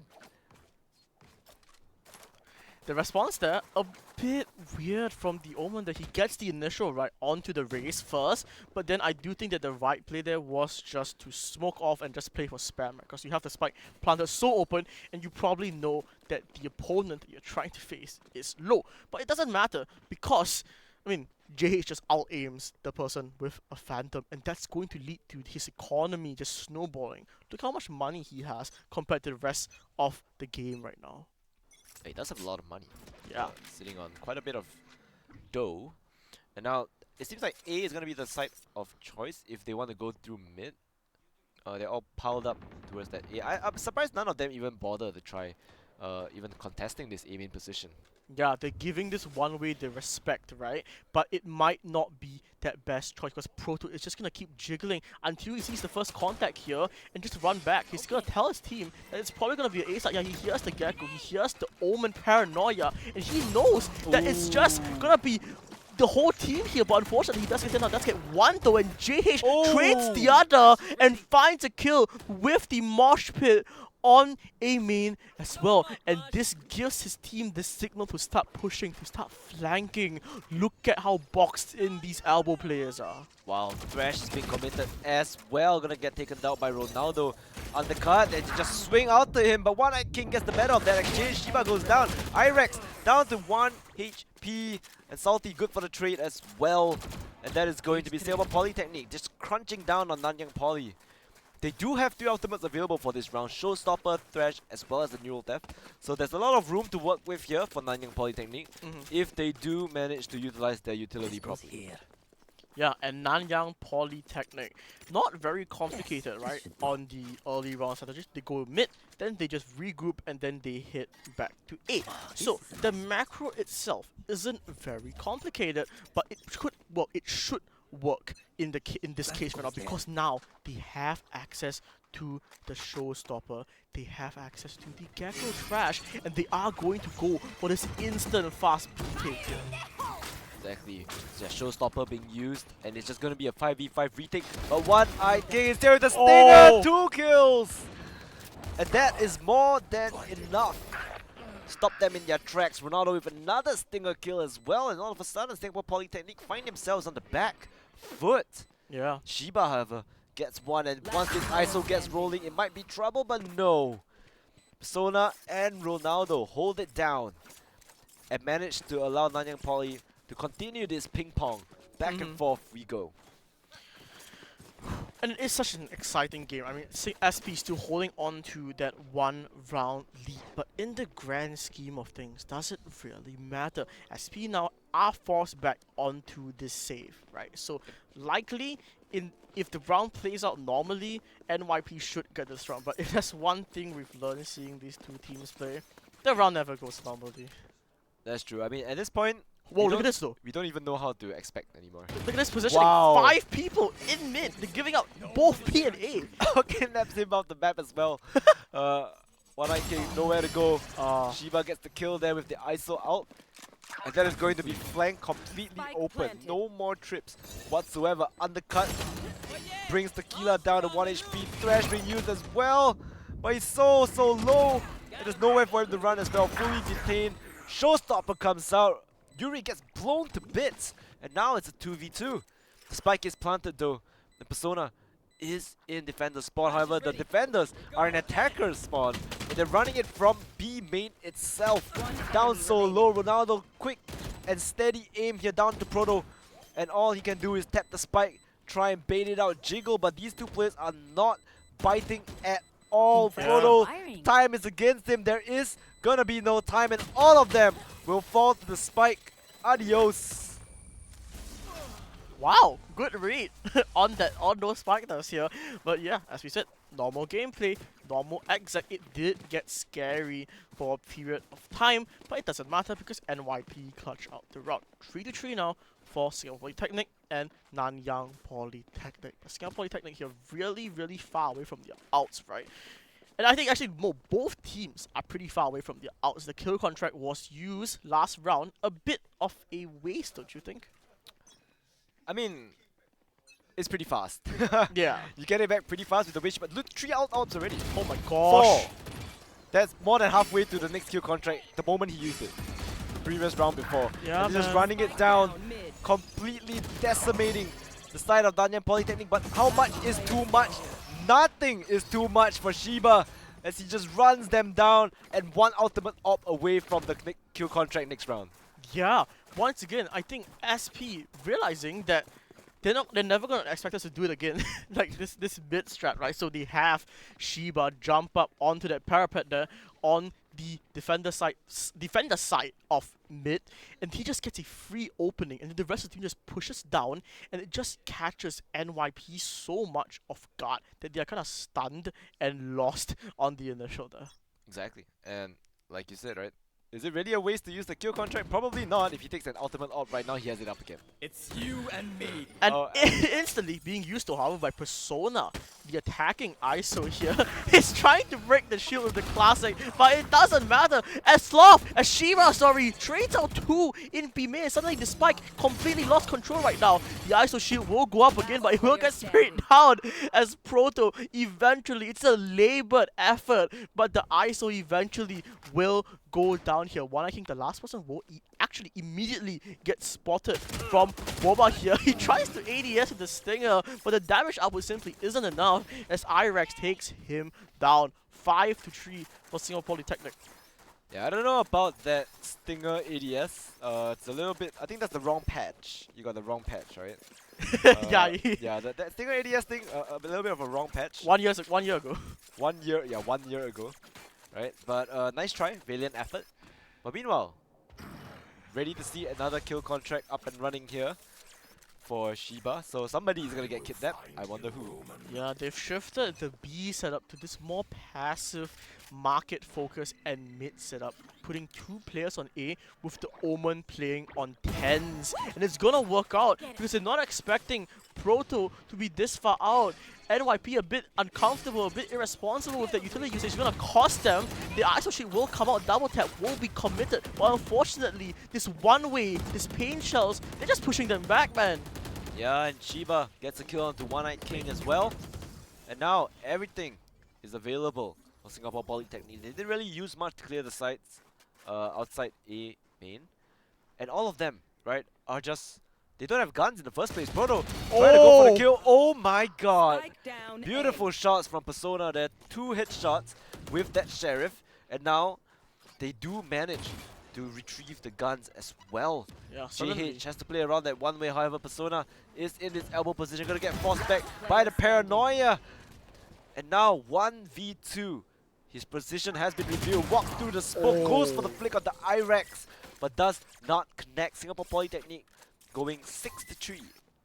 Yeah, solidifying their lead of 3-round deficit for NYP here. They will have access to the Showstopper and the Neuro Theft coming into this round here. The Gecko out, not that far off as well, Lemon. So a lot of offensive utility coming into this round for the Execute. But it's a matter of how slow do you play. Do you tempo fast into a main, or do you keep a more calm playstyle and bait out utility from SP? Let's take a look. Tequila. A quick satchel peek onto mid. Spots absolutely no one. And now just walking. I'm surprised the door is not closed though. I think they're They broke it. baiting. Yeah, Did they break it or was it? I don't think it's close at all. No, it wasn't closed at all. Yeah. Okay, Showstopper used. Now market is completely open. Tequila has that Showstopper available. Trying to find the player onto the B side. Not gonna find it. Irex though catches the timing of Persona and pays with his life for it. JH gets the kill to One-Eyed King as well, and it's just chaos on the site right now. Everyone is being isolated. Everyone is taking individual gunfights. JH versus Ronaldo. The Thresh is being used as well. Gets detained. And now he can just swing out for the free kill. Proto takes out Ronaldo, and the last player remaining is going to be Yuri in this market position. Goes for the reload. Gets dinged by Irex. And JH cleans it up. Yeah. 7-3. Is it another 9-3 half that we will be seeing again? Maybe, but the main thing this round is that SP are able to keep so much control of market, right? Even with that showstopper being committed by the race into market, they are able to let the race go through market and then instantly re-clear it and not worry about sight that much there. Exactly. And now you can see the buys from Nanyang Polytechnic are getting a little bit shaky. Light armor, you have Stinger on Ronaldo. Even though you have ultimates available, right? I don't know. Maybe we can see something. Persona can do something with that ultimate, right? See if you can kidnap an important player, get a kill here and there. But Thresh, Yeah, instantly being used for the Oh, key side. JH gets instantly nuked by Tequila there, but JH somehow does manage to get a kill with the mosh pit.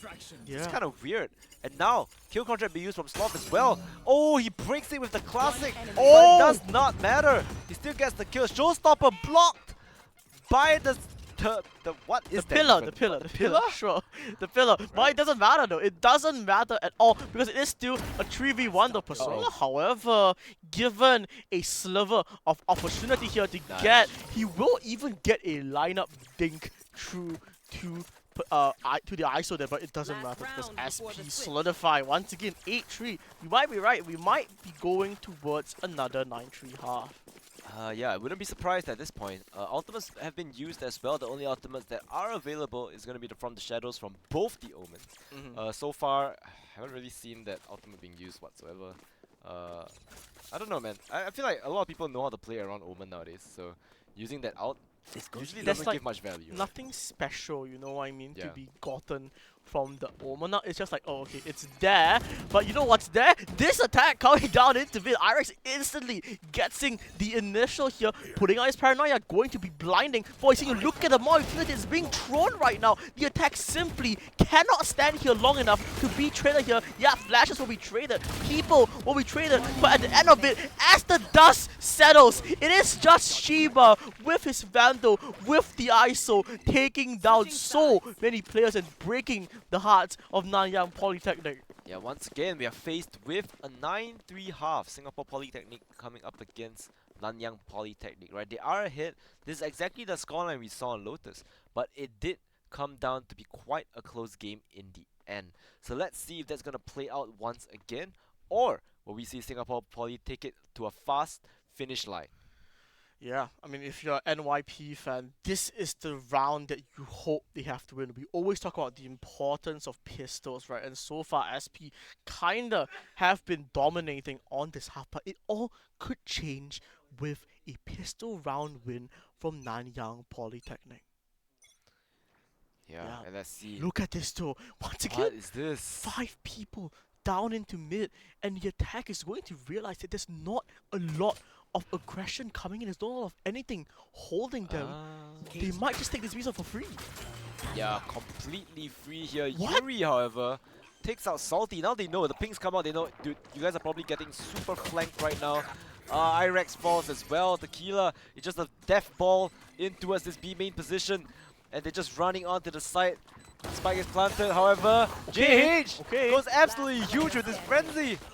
Unfortunately, though, One Eye King has already breached the flank, and you still have to shoot the Gecko, the wingman as well. Yeah. Right? So, really, not enough bullets for a frenzy to deal with, but getting 2 there is already miraculous. And I do think that the advantage of being able to push down mid that fast, that hard, is that you bait the attack to use utility onto the site, right? You bait the attack to waste that utility like the pain shells, right? And because of that, the attack, if you get the initial kill, suddenly it's so tight, right? It's so hard for them to wrangle the advantage back in that situation. Coming into the 6th round, as we approach the 2nd round here, conversion likely for NYP, but still, SP have something to play for.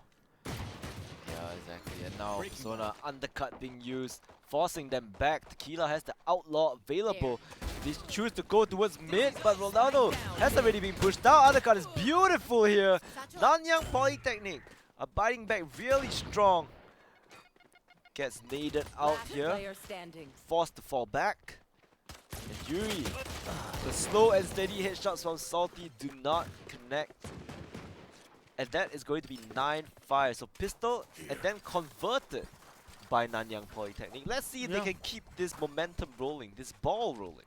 I mean, this was basically what happened on that first map. Sorry, if I remember correctly, the team with 3, which just happened to be Nanyang Polytechnic, did eventually win the pistol and win the conversion as well. But this next one is important. Like I said, we always talk about this. Is SP going to go to 10? Or is NYP going to get this comeback really started here? Yeah, and beautiful Okay. shot opening pick by Proto as well. To answer your question, well, Singapore Poly look like they are on Oh. the offensive here. Shiba gets another for his troubles. The undercut, Oh. he still manages to win out, even though he has been vulnerable. And Irex is mid, however, catching the good timing on the flank. Yuri falls, and the last player is Tequila, and they played that round to perfection. Yeah, that was just an insane conversion immediately the moment Proto gets the initial right. They weren't even planning to go for something this aggressive, but the moment Proto gets the advantage with that Vandal in market, they immediately pivot and go, okay, we have the space, we have the pace, we have the tempo, so let's just push it. And this next round, really important. Once again, a must-win round for NYP if they want to carry this comeback. But for SP, if they win this, they're up to 11. They're 1 off to match and series point, and NYP are going to be on a save after this round. Yeah, I mean, at this point, you're just gonna try and duel and win out your duels as best as you can, right? It's Yeah, oh my God, no. extremely difficult for them at the moment. Irex removes Tequila already. That's your raise out of the picture. Persona preps it, but unfortunately gets digged by Proto through that shield as well. One-Eyed King, beautiful flash, tries to bring it back, but Shiba is just so sharp. Ronaldo and One-Eyed King get dinged by that Vandal of Shiba's. And Shiba is on an absolute tear right now, 21 and 10. And that round, macro-wise, honestly, just really simple, right? We get mid, we push up into mid-top, we don't smoke mid-top actually, we push out into mid-top, we use both smokes to confuse the living H out of defenders, and we just swing them. We swing them as fast and as hard as we can, and we trade those kills out. And for the first, 15 seconds of that mid push, it felt like NYP had no reaction to that as well. But they will this round because they know it's gonna happen. But what matters if you can't get the kills? Instantly, 5 seconds into the round, 4 kills instantly gone. Yeah, and the last player remaining is the Cypher playing on B side. They're trying to rat him out or find out where he's playing. Gets tagged out as well. And just no chance whatsoever for One-Eyed King to try and bring this back. No chance given at Singapore Polytechnic. After such a close first round or first map, they come on to the side of Sunset and absolutely dominate Nanyang Polytechnic on their own map pick. And that is really, really unfortunate because SP, even now, still have access to Showstopper. They still have access to Trash. I mean, granted, NYP does have their own Gecko out, but it's the exact that matters, right? If they're able to get the site, if they're able to prevent NYP to retake here, it's going to be catastrophic. As once again, mid, the area of contention here, Cypher instantly running back. He wants nothing to do with this. Yeah, but Proto, doesn't matter whether you want it or not, this guy is gonna come crashes off the bat everywhere. And now, what is this? Crossfire gets hit by the satchel as well. JH whiffs, but Proto with that showstopper takes one out. Yuri gets the trade. 1v2. But Yuri clutches it up for NYP. NYP. Yeah, I was like NYP. And yeah, she clutches it up for them. Okay, somehow they lose that. I don't understand. They had such an amazing advantage going into the round, right? But yeah, they managed to overheat, right? They managed to lose out their second engagement in a main, and it just becomes really messy. It just becomes really unfortunate. But honestly, at this point, 11, 6 opportunities to close it out. It seems like a monumental task if NYP want to get this game back. Yeah, and NYP doesn't even have the best buys, right? You still have Stingers, you still have Spectres, and then your Vandals, 2 of them are on light armor. And as you love to say, Shiba can once again kidnap someone. Yep, definitely. This guy, serial kidnapper. With that ultimate It might be the race, honestly. It could be anyone at this point, right? A side completely open. Yeah. 4 players in mid. And I think they're just happy to play the retake. I'm not sure. Oh, Why? Oh, oh. Tequila! Walking through the smoke like that is probably not what you want to do. Proto gets kidnapped, banished into the Shadow Realm. Persona wins out that fight. But Salty through the smoke as well. The trade comes back and forth. He's trying to wait out for the kill contract to come back. And Persona, 25 armor. Wide swing by JH, and oh my god, this is absolutely doable for Persona right now. He still has Contagious. He has to get a kill to refresh this double tap. But the timing is so bad and they just play together. Right, he already lost the shield. So now, 85 HP, no shield to work with, no utility at all. And he has to tap the spike. But Shiba is there, and Singapore Polytechnic go for a clean 2-0 up against NYP. And they will be joining, was it TP? TP, correct. In the upper finals today. What a performance, what a statement for SP, right? Both maps, 9-3 first halves, even on the opponent's map picks. Holy, and Shiva, yeah, you said it right, the serial kidnapper here, 24 and 11. And once again, we've only played 19 rounds. Yeah. Right? But 6 plus 4 plus 2, it's what, 12? 13 rounds out of the last 19 rounds. SP had the advantage going into the early round because of those first burns. Exactly. And Proto, Irex, these guys playing so well. See a little bit of banter in the chat, not sure if that's streamed. But yeah, they're really playing out of their minds right now. And I'm very excited to see what they bring to the table in this grand final. Right? Yeah, so really exciting match that was just played 2-0, and yeah, really conclusive, I think, statement from SP as they will move on to the, what's called, the upper finals? Or the upper finals, right? yeah, for the Group A. Yeah, for Group A. And honestly speaking, taking a look at how SP is playing right now, I'm very excited to see how they are going to match up against TP. Right? Who is going to claim the statement of being the strongest team in this bracket, right? Yeah. Group A.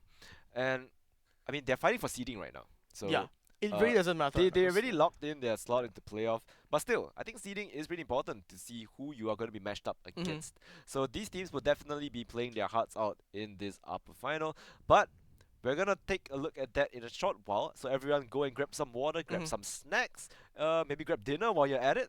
And we will be back shortly for this grand finals.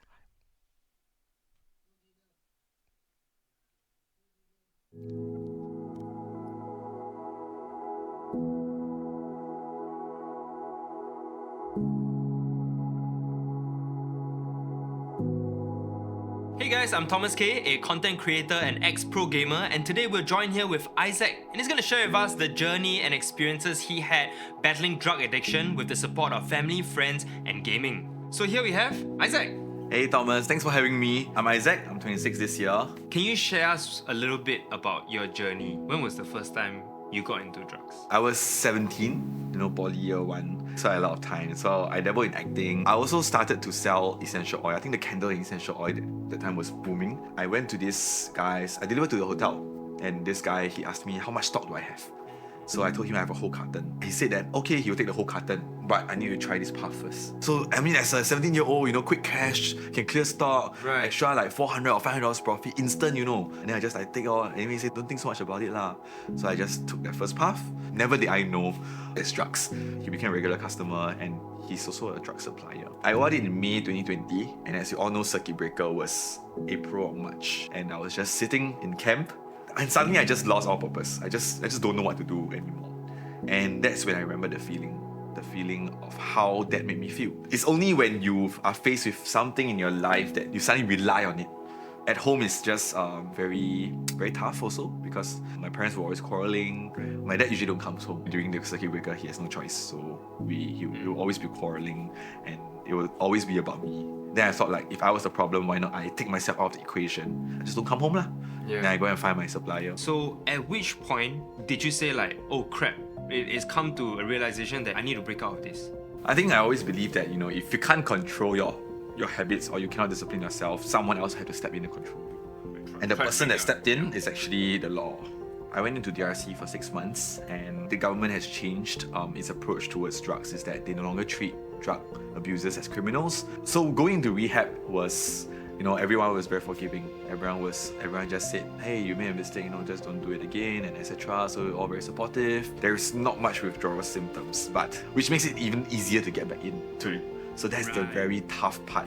And that's exactly what happened when I came out after 6 months. Entered the door, then the table over there was all the utensils. And they went and then take a puff in front of me. Oh, I'm like, the brain remembers, like, it's an intense trigger. That's where I slipped and relapsed the first time. And when I went home, I bought dinner for my mom, and then we were playing ML together. We had a really good game. It felt like everything was in flow. I even have the Instagram story that I posted of the game, and then halfway through, CMB was at my door. They told me I needed to go back to take my urine, and they told me to tell my mom. I told her CMB need to bring me back. Oh, okay, I'll wait for you to come back. Wow, but the officer told me, are you sure your urine is clean? You want to tell her the truth, otherwise don't make her wait for nothing. Yeah, and then I just like, wow, I just had to kneel down in front of her and then just said, sorry. 1,001 emotions charged into that one word. Why? I think that was the most painful part of it. Seeing your own child get handcuffed and brought into a van. That was the first time relapsing, and then going in the second time. And then I think the most memorable one was when I saw a message from my dad. I'm like, shit, I don't even dare to open it. So I waited for one day, then I opened the message, and it was, I think, just 2 or 3 lines. He said, how are you? Are you eating well? Are you sleeping well? See you. That's all. Our relationship only improved from there. And also because I started to think about what I want and reflect, and I let go of a lot of regrets and past hurts. That there's this moment where I just lying down myself and I was just thinking about life. And then looking back at all the pivotal moments of the choices that you made, what if I had done something different? And that was the start of my change journey, I guess. Okay, so after you came out from rehab the second time, would you say this is like the new beginning? What was the support like from friends and family then after? I think there were active steps on both sides. What I felt my parents doing was the desire to come into my life. Like, my dad asking me how am I feeling, and my mom actually playing more ML with me, more Mobile Legends with me. That's, I think, her way of trying to connect, even though she also has fun. Whenever I tell people I play ML with my mom, everyone will be like, what? I'm jealous. I want to play ML with my mom. It's such a flex. It is. Yeah. When I see her taking the effort to kind of like connect with me on what I like, I also try and take the effort to connect with her on what she likes. Sometimes I accompany her to watch K-dramas or even C-dramas, And I think now I see my dad as a mentor as well, because all the things that he always, the 3-hour lectures, now I can see it being applied at the real workplace. All the things he told me about life lessons and all those kind of Confucius finally makes sense. I guess with that, let's end off with what's a message that you would kind of convey over to, watchers or parents even? I think for parents, it's really taking the effort to connect with your child, and coming down to their level really takes off that responsibility off your shoulders, and even allows your child to introduce yourself as the cool mom or the cool dad who plays game with them. I think to all the people who are wanting to try drugs, you never recover from addiction. Even now, there's no such thing as a recovered addict. It's a constant battle. Every day, sometimes I still have triggers, and you can fall anytime. They're just looking in any corner. Mind remembers, once is too many, and 1,000 never enough. So don't even take the first path. If you really feel like you can't really control, the most important thing is really to admit that we are powerless over this demon, our addiction. Talk to a counselor or even go to Narcotics Anonymous. That's where you have a safe place to share about your struggles, where there's no judgment. So thanks, Isaac, for your amazing sharing, and thank you, Nakata, for supporting this message. If you guys need more resources, head down to the description box below. And if you guys play games, do watch out for Campus Legends coming up. Sign-ups are on, and the tournaments will be on, so I'll see you guys there.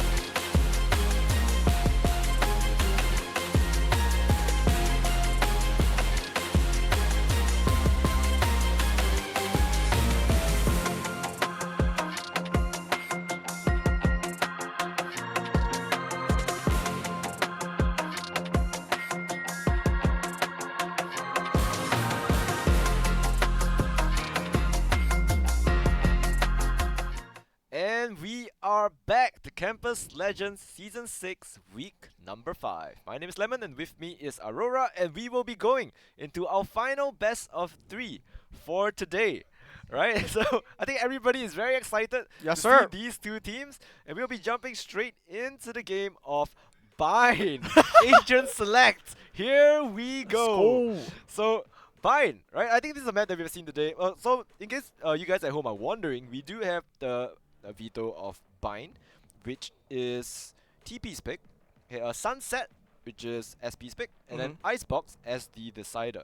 Right, so Icebox is a map that we have yet to see, I think, in the past 2 weeks of Campus Legends. I don't know if we'll see it, but let's see if we will be going to that map today. But first, we will have to go through Bind as well as Sunset. Bind on the side of TP. So apparently these two teams, right, they've already met earlier on in the bracket. Okay. And TP won 2-0 against SP, but that was without JH playing. So let's see if JH can turn the tides here for SP. Can he make the difference, actually? That's what we're all looking towards. Yeah. But for the attacking side of SP, we are once again going to likely see a 0 Viper comp on either side for Bind. This was not what I was expecting coming into today. Yeah, I think the Viper comps are a thing of a past. No! You don't really see them much anymore. Not Even on Bind. Bind. Brimstone single with double duelist, and then you have like a Gecko or something. I think ever since Paper Egg started playing Gecko, Gecko comps have been rampant. And they've realized how strong it is to have this little bro just go and plant the spike for you while you clear the entirety of the site. Because I think, you know, A is quite a big site, right? You kind of want to push and take initiative. So you don't really want to be there protecting a spike planter. Meanwhile, Gecko just negates that, allows the wingman to go in and plant the spike. So, there we go. We have the Gecko on the side of Singapore Polytechnic. Meanwhile, Temasek Polytechnic, interesting, right? Running the Reina. Yeah, double initiator from the side of SP, with Temasek Polytechnic replacing that initiator actually with the Reina flash, right? So really interesting sort of comp here. TP looking for just literally pure aggression, while SP are looking towards aggression, but you know, there's some balance to it, right? You have the utility to support it. So coming into the start of this round here, SP probably looking for some space, some initiative towards this A short side, but apparently TP have the exact same idea. Yeah, and it seems like it's going to be a full-on brawl here. Miss the aggressive position once again that we saw in the earlier game from today. And he's going to fall right back, taking a little bit of chip damage, but not brought down just yet. Irex getting hit by that Trailblazer. You can see Shiba through the smoke actually drops the miss, and that gives him the overheal. Plus 20 shield with a ghost to boot. Yeah, this is really scary if you're on the side of Singapore Polytechnic here. Proto. Just one more step and he might be in trouble. Oh my out. gosh. Oh, and what? Teddy actually shoots him out of the sky. That's allowed Miz to get another 2 kills for the players running in. Teddy completely saving his teammate right there. Shooting Proto out of the sky. Beautiful shot by him. And Temasek Poly draws first blood. Yeah, it will be Temasek Polytechnic with the early advantage in this series. We know that both teams are tired, right? Yep. That both teams are literally running on their last bit of steam here. They've played games before this. So, into this match, energy and mental will be the two most important things and the two most important keys towards success here.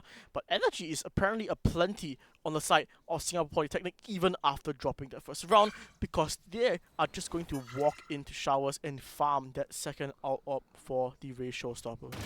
Oh, Teddy gets dinked out on top of truck, has to fall back. Probably can get a heal, but Miz gets killed to Shiba and showers. A little bit too aggressive here, and that's the only gun that they bought down. INF takes out his counterpart on the other side of the map, and now they're just holding it. Oh, he saw the gun disappear. Miz, he knows. He has to swing into the Marshall, gets the shot off, and now Proto has to go for a satchel play, but this time without a flash. Yeah, it does seem like the round is going basically perfectly.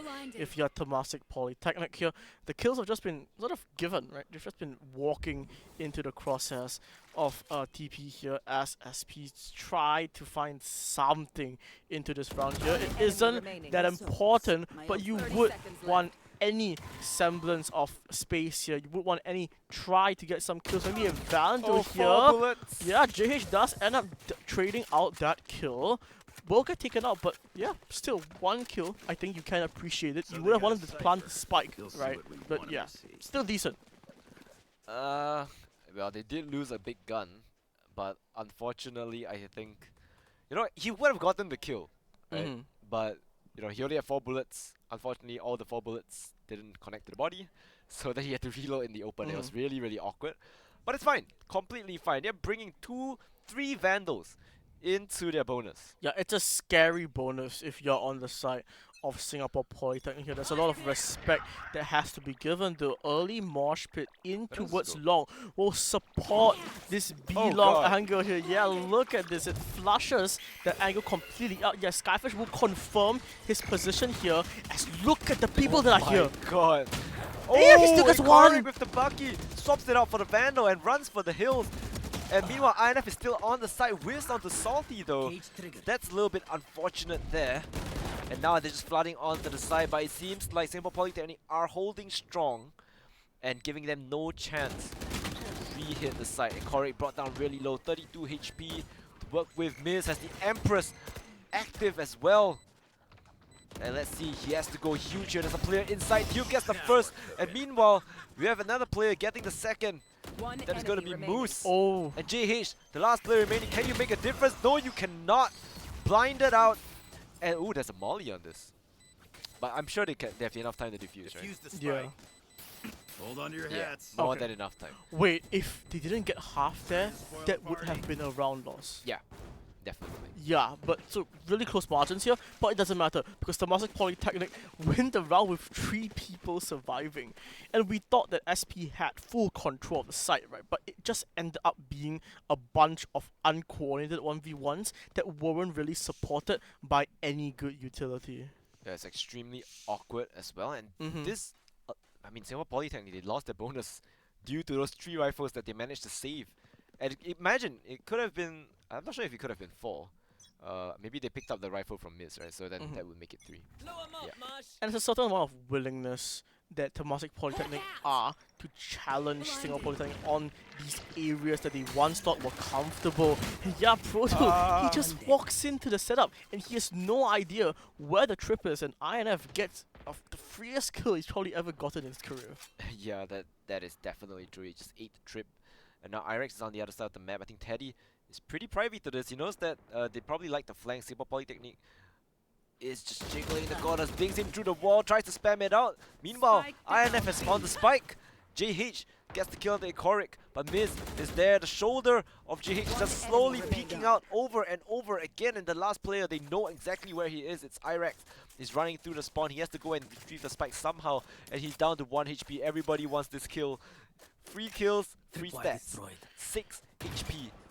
Yeah, if you're the Brimstone here, this addition, 3 out-ops away now from your orbital strike. You are so happy right now if you're Temasek Polytechnic.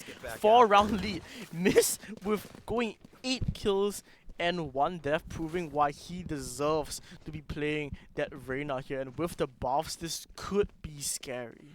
Yeah, I mean, okay, I guess it's a buff. It's also kind of a nerf. Overheal stays forever now, right? Together with the Empress as well. Yeah. But then it heals less. Correct. But the speed from the dismiss. Yeah, man, you can do parkour with that. The speed is kind of fun. Yeah, I really like that new dismiss buff. Oh, Double trips for the satchel as well. Man, this guy really wants Proto to have the worst game of his life. Yeah, man. And yeah, 4 players now still stacked up on this A side as they do want to eventually come onto A here, but unfortunately these smokes, the change of the choke point to just slightly deeper is giving Miz the space he needs to get those kills. And yeah, Brimstone with another. The attack is just getting discombobulated of the start of this game. Proto though tries to find a response, tries to say something about the dominance, but miss. He doesn't even need utility. All he needs is a good swing and his gun. Yeah, it just looks messy, man. Yeah, I mean, it looks like Singapore Polytechnic unable to hit the site at all, right? They're just getting stuffed in towards A main through the smoke. There's just no way for him to even play, and of course, the timeout is gonna come in from Singapore Polytechnic, right? 5-0 is about time, but you're going into low buy here. You have a bunch of sheriffs as well as light armor. Hello. So, so yeah, Hello. definitely. This timeout is there just to reset their mental, and then going forward after this eco round, what are they going to do? I do think that they need to be using their utility to contest for spaces like A main. Like, okay, look, the Molly, the mosh pit into B long to take Garland. Really nice. I like that, right? Yeah. But more of that, please. The thing is that I don't know how, but TP are the team that has less utility, right? Because they are subbing out the initiative for the Reina. Yep. But SP seems like they are a bit confused about when to use utility to challenge for those spaces, like A-Shot, especially A-Shot actually. Yeah. Why are we dry picking the Reina for free? I mean, yeah, that is true. So I guess a little bit more utility to flush out the Reina from those very aggressive positions will be very helpful. But on the other hand, right, let's just see what they do here. I'm sure they have a game plan. The timeout probably will come into fruition, and hopefully it's just not, Singapore Polytechnic getting blown out of the water here. We know TP did win them previously 2-0, but with the addition of JH, hopefully something changes for them. Yeah, but unfortunately, look at those kills on the side of SP. They're not the best in the world. This is just an eco round. I mean, it's not the round they use the timeout for. It's the next round that's important, right? But look at this trip setup. It dodges right underneath the Trailblazer. Then, yeah, he still will get caught by the tripwire. This is so annoying for INF here. Exactly, but it's okay. They finally managed to get the spike down. Miz, a little bit of a whiff here on that flank. Okay. Salty with the stinger gets a kill, but Miz is still being an absolute nuisance. In this shower's position, only 7 bullets left though, not enough bullets to kill all the players running right at him. And now neural theft is being used as well. Position reviews, JH does have the molly to work with. Oh no. Explodes JH with the boombot. And there's still a player in towards that main position. Flash out of the smoke, full blind onto Teddy. And this is looking really good for Singapore Polytechnic. The time is running out. Orbital strike forces them out. Oh, they have it. And this is probably it. Gets knifed as well. Singapore Polytechnic, they do get the round 50 off of that timeout. And the main thing, the main win for SP is not just the thrifty, right? It's because they managed to bait out that desperate orbital strike that he has just spent the entire half collecting those out orbs, but it gets baited out and he still loses the round. And if there was any chance for SP to come back into the game, it has to be this has to be the round that they push in with that orbital strike, with that showstopper, and make that statement not just for the game, but probably for their mental as well. You have to understand, it's hard for them to do this right now. Yeah, and now they're trying to go for a quick B here. All the players are here, 5 people. I think they just decided they want to play together, and the Korik gets absolutely blown up here. Proto with the showstopper as well, somehow managing to find 2 players in towards that spawn position. And the last 2 players remaining will be Miz together with Teddy. A deadly duo if I say so myself, but fighting up against 5 players, a little bit of a tall order. Get the kill to Shiba, but probably that's all you're gonna get. Proto good for 3. And Singapore Polytechnic, they're fighting back. Yeah, from the brink of death here, with down 0-5. They have won the last 2 rounds, but because of that deficit, TP's economy is still as strong as ever. They are able to afford the operator on the same round that SP have managed to have saved enough credits to buy the operator as well. So we will see the Gecko on the operator and the Raze as well. Not agents we typically see with this gun, right? I do think PaperX popularized the Gecko operator. Yeah, they did. Yeah. Something. Yeah, but look at the Raze of the operator though. Raise up. Oh, it's a bait. Pretty interesting. It's a bait and switch setup because Still gets now the kill anyway. they're never gonna expect the Reina here. Yeah, but then they wouldn't push that either. Yeah, I guess. He had to die for that bait to work. Yeah. Irex though finds a Korik on the other side of the map, so I think that's gonna be a pivot over. Oh, No! INF catches Salty in the wrong timing. No! But Teddy is just winning all the gun duels. Miz has nothing to do here at all. Meanwhile, Moose hiding behind the smoke. JH has to try and make something work. JH actually swapping over to the smokes roll. A little bit of a gap in the smoke here, but Miz capitalizes from the back, and Irex in this market, the last player remaining on his team. About to be swung by 3 different people. Gets the first kill on the Miz, but Teddy trades it out with that op. Yeah, with the performance now, TP will have access to that showstopper, which is such an important tool, especially because the op is on the race, right? She doesn't actually have a lot of tools to get herself out of smokes, but with the showstopper, it's a different story entirely. As Temasek Polytechnic say, no thank you, we're not gonna let you continue to get away with these rounds. We are going to make our stat 6-2 is the scoreline, as Temasek Polytechnic try to push this advantage as far as they can. But Singapore Polytechnic now leaning towards B. It is the correct read here because there are only 2 players. Yeah, I mean, the 2 players on the side though have been very, very useful in holding down the side. Yeah. But they do have Thresh, so definitely this is going to be a free side. I think they just play retake. Trash Oh, gets instantly the plate as committed. well. Yeah, it And does. Toto just chases him down. Yeah, Correct does get caught out instantly by the attacking Trash there, and they will manage to recover the Trash even as the defense set up towards this retake. But in this situation, do you even go for this if you're Temasek?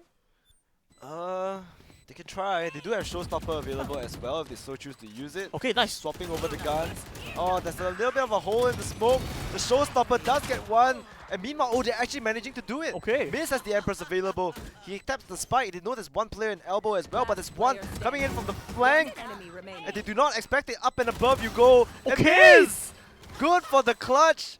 Gets all of them out of the equation, and he does manage to defuse the spike as well. What was looking extremely bleak for Temasek Polytechnic, Miz brought it back from the brink of death. Yeah, I mean, we even said that there wasn't that they might have to consider a safe, right? But what we were not expecting was the flank from Miz up from B long, that he looked up the entire way and was able to catch those players on site completely off guard. And now Teddy, with the operator boosted up on this angle, is trying to look for this early round aggression. It almost feels like Teddy and Miz are like sticking to each other in the early round.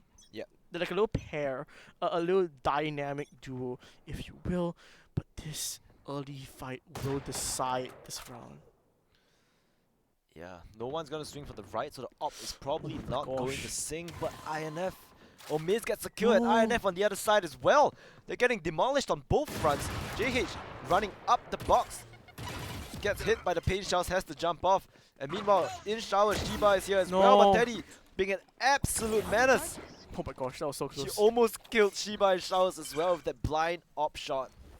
Yeah, Silver Linings, he will eventually get the ult, but what does it matter in the context of this round? You have a Korik in heaven, you have Teddy behind triple, and you have the Brimstone just tucked into the corner here. This is the perfect anti-operator setup. No one is giving him anything. Yeah, they're not peeking as well, so they're just gonna wait for contact, and then Ikari is gonna swing Oh for Melon as well, and he's going to go down. And one more player is here as well, Salty. So off the contact, they're gonna swing. Yep, perfect. There's no way you're getting out of showers alive. And Temasek Poly, even though they did lose those 2 rounds after the timeout, they kind of got back into their groove. And now SP are back onto broke. Temasek Polytechnic lightly capitalizing on the fact that their opponents are tired, right? They've played so many games before this. And they tell themselves, if they're tired, if they are able to, if we can exploit those gaps in the attack and find our openings, find our opportunities, it's going to be really easy for us to start to overwhelm them. And that's exactly what this attack is doing now. Aggression from SP into Belong instantly though, noted by a Korik. Korik gets blinded twice there by the guiding light, using the Trailblazer as well. He's gonna fall back. Meanwhile, INF is playing inside Hookah, and just Korik getting absolutely blown apart by all the utility, nowhere to run, and Proto just takes him out of the equation Oh my with the gosh. stinger. The running gun is fantastic. And this double trip setup in Hookah is not gonna catch anyone at all. Yeah, 4 players on site here. A bit stuck, right? But look at the amount of real estate they have into Elbow. Yeah, the flash from Elbow is just going to confirm that it's a miracle that Teddy is alive. But it doesn't matter. The round has been gotten. The charge is going to be reused again. It's going to attempt to climb up here. Oh my god. Yeah, but Irex does take that first. They will go for the hunt though. If they manage to take the operator out of Teddy's hands, this will shatter, literally shatter, the economy for Temasek Polytechnic. Yeah, they definitely need to save this op right now. It's super expensive. But meanwhile, if SB throws in too many bodies to try and get this operator out of his hands, that's not a good thing either. But it seems like a stalemate, right? Nobody is losing anyone. Yep, Teddy with the operator managing to maneuver around around spawn really well that avoids that contact. But one exit coming in from SP that nets them that third round. As we move into the final round of the half, Teddy's still the only player in the lobby that has access to the operator here. He will be holding up on a shot. Yeah, you see Akoric has the Seekers available, while we do have some the showstopper on the side of Singapore Polytechnic as well. Meanwhile, Miz holding this angle. I think if Proto swings into it, he's in a little bit of a trouble, but oh, he heard it. He hears the rotate, and that's the sign for Proto to scale up. Oh no, they might not expect this. He did shoot. Yeah, now they're just gonna enter the side, right? Proto with the showstopper, and that is Miz blown to smithereens. Meanwhile, Shiba as well. Oh my god, it's absolute chaos. The judge runs out of bullets, and INF has to come in clutch here, but they're all so low. INF can definitely do this. He picks up the judge with no bullets, and Irex is in their spawn. Singapore Polytechnic, they do win the last few rounds, and that brings them to 8-4 at the half. Yeah. We get in 2 batches of 2 rounds, right? It feels like as TP figures it out for the first half, and then SP comes back, and then TP figures out again, and then SP win the last 2 rounds. So a ray of hope coming into this second half here, if you're a Singapore Polytechnic fan, or if you're the players of Singapore Polytechnic here, as we will be moving into TP on the attack. This comp is scary on the attack 11. Jeez. Yeah, I agree. They definitely have the firepower as well as the amount of flashes, right? So many flashes, 2 flashes, if they so choose to use so. Maybe not on the pistol, but later on in the game they definitely do. And we know that Miz is not afraid to take fights whatsoever. This guy is just gonna swing you, right? So entering is probably not gonna be a problem here. He's just taking the showers fire. That's gonna be overheal.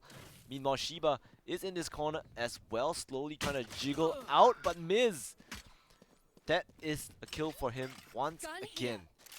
Yeah, but Singapore Polytechnic actually finds another kill out of long here. It will sort of equalize things a bit, but they are still in that man disadvantage. So they have to confirm the presence of JH, though he doesn't get cleared. He doesn't. He gets value with his frenzy there. And yeah, the call to TP here is really good, as the only person that has the time to rotate here will be INF on the Cypher. Oh, sorry, Irex on the Cypher here. And suddenly, TP in the disadvantaged. Yeah, they brought it back to a 2v3. But I'm not sure. It's very close. It's definitely very, very close. Salty with this ghost gonna try and walk into the smoke. It all comes down to whether or not Ikori can hold this corner. They need to try and kill them all, and they do. They and know now, surely you know the last player is an elbow. Irex is here. The flash does not blind anyone. Oh my god. Oh, he's so low. Ikori wins out the gun duel, and Irex wins all his shots. Akoric healthy at 100, takes the ghost for his troubles as well. Yeah, Akoric there, what a cerebral performance. The flash doesn't connect, so he's a bit confused right as to, wait, where is this guy? So he slowly takes the time to clear out from the right side, and eventually does find the kill. So this means Temasek Polytechnic are going to be on this 9th round, looking for that 10th. Yeah, and now, just a little cheeky cam up and long, spots the guiding light, you know the sky is there. Shiba, aggressive performance by him, manages to retrieve a Vandal, while Irex is taken down by Korik. Yeah, once again, correct, finding value early as he has for so many of these rounds here. And the attack slowly shifts towards regrouping back with Sky and exploring the map again. But Salty's position here could cause trouble if they don't acknowledge it, if they don't hard carry, don't reload that situation. He still gets the kill, however, and that's the B-side completely ripped open for the attack. Yeah, that must be, well, heart attack moment there. Through the teleporter, they probably know that Ikorik is there as well. Ikorik Okay. is 3-4 and Okay. the ace for Ikorik. This guy with the Bulldog is unstoppable, not taking a single point of damage. Yeah, he perfectly strafes around everyone, right? Even though there are 3 people there. Yeah, man, and he does get a Vandal upgrade. Really, really, really dominant round, I think. We thought it could slightly lose control because of the initial pick, right? But Korik stabilizes. He stabilizes his team. 10-4. What a deficit for SP, especially looking how hot they were from their last match. Yeah, and you know, if they continue on this streak, like the last game, Oh, right? no. Oh, Teddy, beautiful shot on the Shiba. That is Shower's Pride open as well. But the 2 players on the side are Proto and JH, and they are pushing out A, but they might just walk into a Korik here. Seeker's being used, the trap is activated as well, gets the kill, and through the wall, Miss shoots his Vandal into the heads of JH, and the last player remaining is Irex, and he probably needs to save this Phantom, otherwise it's probably gonna be 12. Yeah, his team doesn't have the economy for him not to save and try and go for this, but he's still trying to go for this, man. I respect the effort, right, but is it worth it? At what cost do you go for this? Look at the players here. It's a crossfire. It is such a good crossfire. He's gonna find the one. No, he doesn't even. As Viz just takes his head off. And that's TP on to 11. Yeah, and it seems like perhaps we will be going on to a tech pause. I'm not sure whose gear got absolutely destroyed during that last gunfight. I mean, but hey, a very dominant performance here from Singapore Polytechnic. Sorry, Temasek Polytechnic. Yeah. Even though we saw, right, Temasek Polytechnic had really close games earlier. And then Singapore Polytechnic just blew NYP out of the water. Yeah. And now all of a sudden, Temasek Polytechnic seems to be Singapore Polytechnic's kryptonite. It feels like an energy problem, right? It feels like SP, maybe because it's just for seeding, I have no idea, but it feels like SP aren't really that concentrated in this game right now. The utility seems a bit off, their positioning seems like to be lagging behind each other, right? You know, maybe just want to go home. Don't count them out just yet. I'm sure that they most definitely can come back from this. SP, they are not new to the scene. Right? These players are definitely veterans in their own right. And I'm sure as veterans, you probably do have a better mental than most. So I would not be surprised if they do manage to bring it back.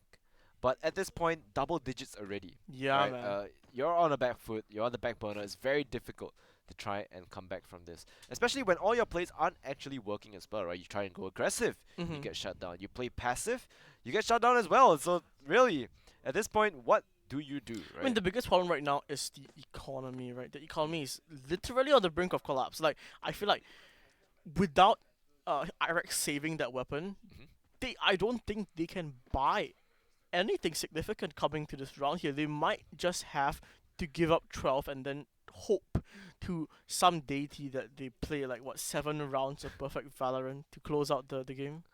Yeah, I mean, at this point, I'm really not sure what Singapore Poly can do, but let's see them try and pull something out of their bag, right? The score now is 11-4.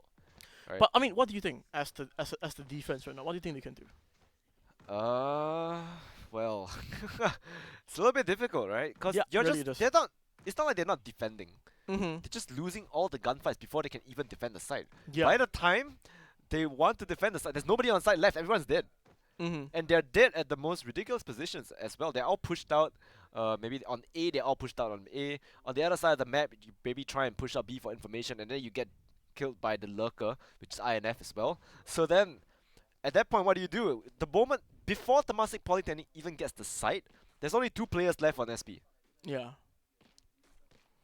So, as we come into this game, what a exciting game we have had as Temasek Polytechnic try to push this advantage, and yeah, as I said, it will just be an eco round for SP here. Not a lot of things they can buy into this. A Guardian, I mean a Sheriff, sure. Oh, INF man, he doesn't care. He's just gonna get 2, it gets traded out, but does it even matter? The attack is going towards A. Exactly, and it's all down to Proto on this side together with Oh Shiba. my gosh. But full blind, they have to check and they have to know the stinger through the smoke. Proto probably caught the glimpse of Teddy's back here. And meanwhile, Moose finds Shiba trying to shoot the players going through the teleporter, and that is going to be inside completely open. The last player remaining is going to be Proto, Yeah. and he is coming for spawn. Miz is going to hold this smoke, and this looks like 12 for Temasek Polytechnic. A super resounding 12. Yeah, man, Proto, last player standing here. It's not much he can do here. As actually said, 12 will be the round score that Temasek Polytechnic stands at after this round. And 8 opportunities to close it. It's honestly, at this point, I would say it's quite done. And if you're Singapore Polytechnic, is it then worth it to say, it's okay, we'll give this map up and then we'll compete for the last 2 maps? Probably not the mentality you want to have, I guess. You can try I and mean- drag it out as long as possible. Try and take this time, right, to talk about your mistakes. Like what's going on, how are we gonna play moving forward. So let's just not end it just yet. Try your best and see what works, right? And Proto, once again, aggressive position, but I'm not sure if he's gonna be able to win this duel, especially up against 4 players here. The Boombot whiffs. He gets hit by the Trailblazer as well, but all the Molotovs are being used. They're getting spammed out. Temasek Poly has to fall back here. Gets healed up by a Korik. Yeah, we see the value of the Sky here with regrowth, able to get her teammates up back to basically a healthy amount as the spike suddenly transitions towards the B side. It is the correct read because they only are 2 players here. But look, they can always re-aggress, and yeah, that's exactly what they're doing here. INF with that kill is going to place so much pressure on the attack here. Exactly. And now, this is going to be the site run over by Temasek Polytechnic. Oh. Even clear. U-Haul and Proto is down, and this is looking bleak for Singapore Polytechnic. Teddy taking the aggression, swinging into spawn, the showstopper as well, and that is the nail in the coffin. Temasek Polytechnic take the first map, 13-4. Extremely dominant showing here. Yeah, that is the definition of dominance, right? We thought SP against NYP was a sweep wiper, right? But 13-4, 5-0 lead coming into the first half, and they keep it, right? And look at this, yeah, the scoreboard shows it all. It's a patch of green followed by red. Yeah. Then 1 green at the bottom. But, Yeah, it's okay. but That's that's fine. That's smokes, right? Yeah. Doesn't really matter. He's doing his job. Yeah. And so yeah, like it's really, this might be the most dominant game that we have seen today. And it wasn't even supposed to be like that. This is the grand finals. It's supposed to be a lot closer, and it should be a lot closer compared to when you compare it to the previous 2 games that we have seen today, right? So very, very big surprise. But hey, if you were Singapore Polytechnic, I think it's about time you shook off the rust, just relax a little bit, talk about what went wrong in this map, and then get ready for your next map as well, because it is going to be Sunset. Yeah, because at the end of the day, seeding is quite important, right? Yeah, I mean, as you said, it's a very important process to partake in, and winning this means that you have a much easier run in the playoff stage, right? During that LAN event, and that's what's important. That's what's at stake here for both these teams. But for SP, they have to reset here. This is their kind of only chance to reset, right? Because if they come into the second map with a slow start again, I do think that TP is just gonna run away with it. Yeah, they definitely do need to, I don't know, maybe get back their momentum by winning pistol round or something, right? But hey, when they play Sunset, I think I don't know, what type of playstyle do they have? Right, super aggressive playstyle. We saw the ISO just now. Yeah. So perhaps maybe Shiba could do wonders on that ISO again, and hopefully try and bring it back for them. Because right now, I think Temasek Polytechnic, they're probably feeling really good about themselves. And conversely, I think Singapore Polytechnic are like, not feeling it too much. Yeah, after but that. I do think that one of the reasons why SP was able to have such a dominant game against NYP was because NYP tried to do the exact same thing they did, right? They ran down to this comp, they kept aggressing, right? But at the end of the day, SP were a team that was able to do it both more consistently and better in terms of mechanical performance. But TP now showing that they are no slouches themselves, right? When push comes to shove, they are able to frag. And that's the important thing right now. Yeah, definitely. I mean, at the end of the day, Valorant is a tactical FPS. Mm-hmm. No matter how good your utility is, no matter how good your movement is, if you're not getting the kills, at the end of the day, none of it matters. Yeah, but okay, let's look at Sunset then. So let's play a game. You wanna Yeah. predict the comp?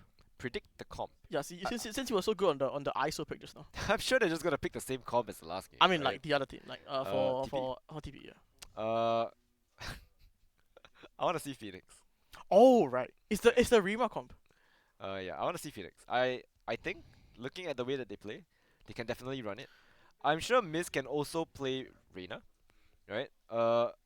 Okay, my guess is Raze, Reyna, Okay, Gecko. okay, What am I missing? Sentinel, right? Cypher okay. and Smoke's Omen. Yeah, man. Yeah. I mean, We can see how that plays out. okay, They okay. could just Raze and Reyna. Okay, very interesting. go absolutely insane and just go like, I don't know, ISO Neon. But Yeah. I think seeing how Miz has been playing on that Reyna, there's really no reason to swap Mhm. him out, especially if he is fragging. Okay, right? the thing with the ISO comp, right, as usual, is that you are basically telling the other team, you're challenging the other team to a In duel, duel right? every Yeah. single map, like every single round, basically. You're telling them that we don't have like more utility than you, right? But what we do have is the ability to kill confirm. Yep. And if you lose to us in pure gunfight 1v1s, then we are going to win. But I do think that if SP are able to succeed with that plan, Mhm. that might bring a lot more confidence into them, because I mean a lot of our mental fortitude is built off how many 1v1s do we win. Exactly. So well, into agent select. Let's take a look. Let's Omen, go. I got it. Raze, I got Okay, let's go. it. Cypher, I got it. Okay, alright. It's just the Reyna and the Gecko now. Reyna and Gecko. Yeah, let's see.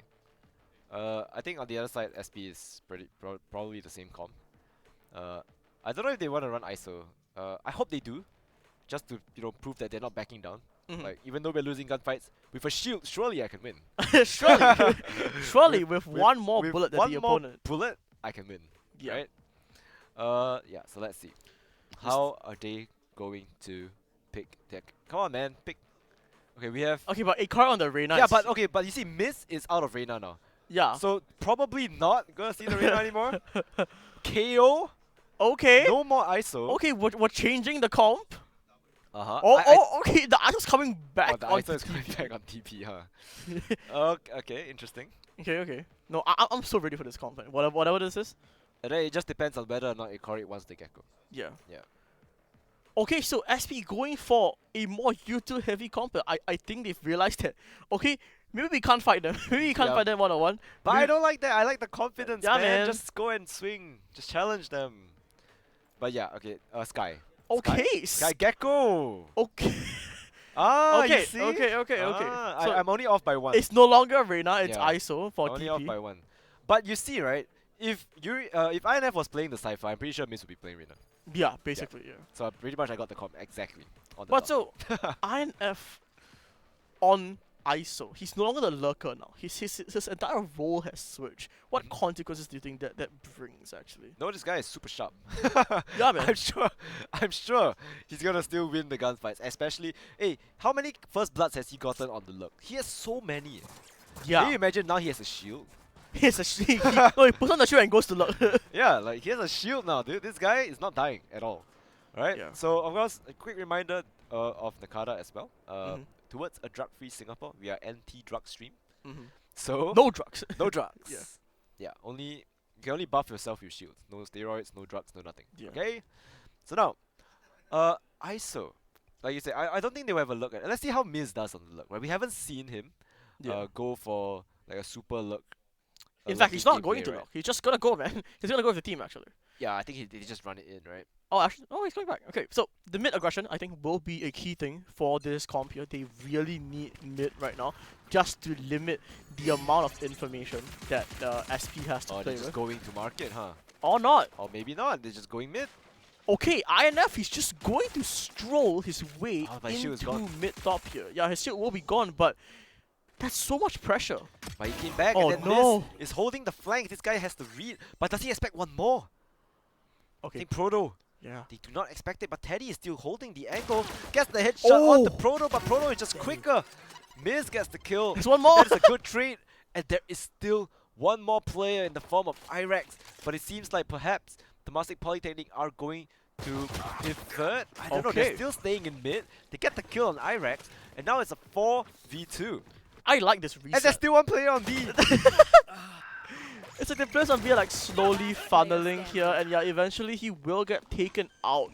But what I want to say actually for this round, I really like the freeze in mid, right? They get the man advantage and they just tell themselves, okay, never mind, JH, 3 kills with that frenzy. He does and he will claim back both, but it's an open part. This is so hard for INF to lose. Wow, what a shot. Yeah, man.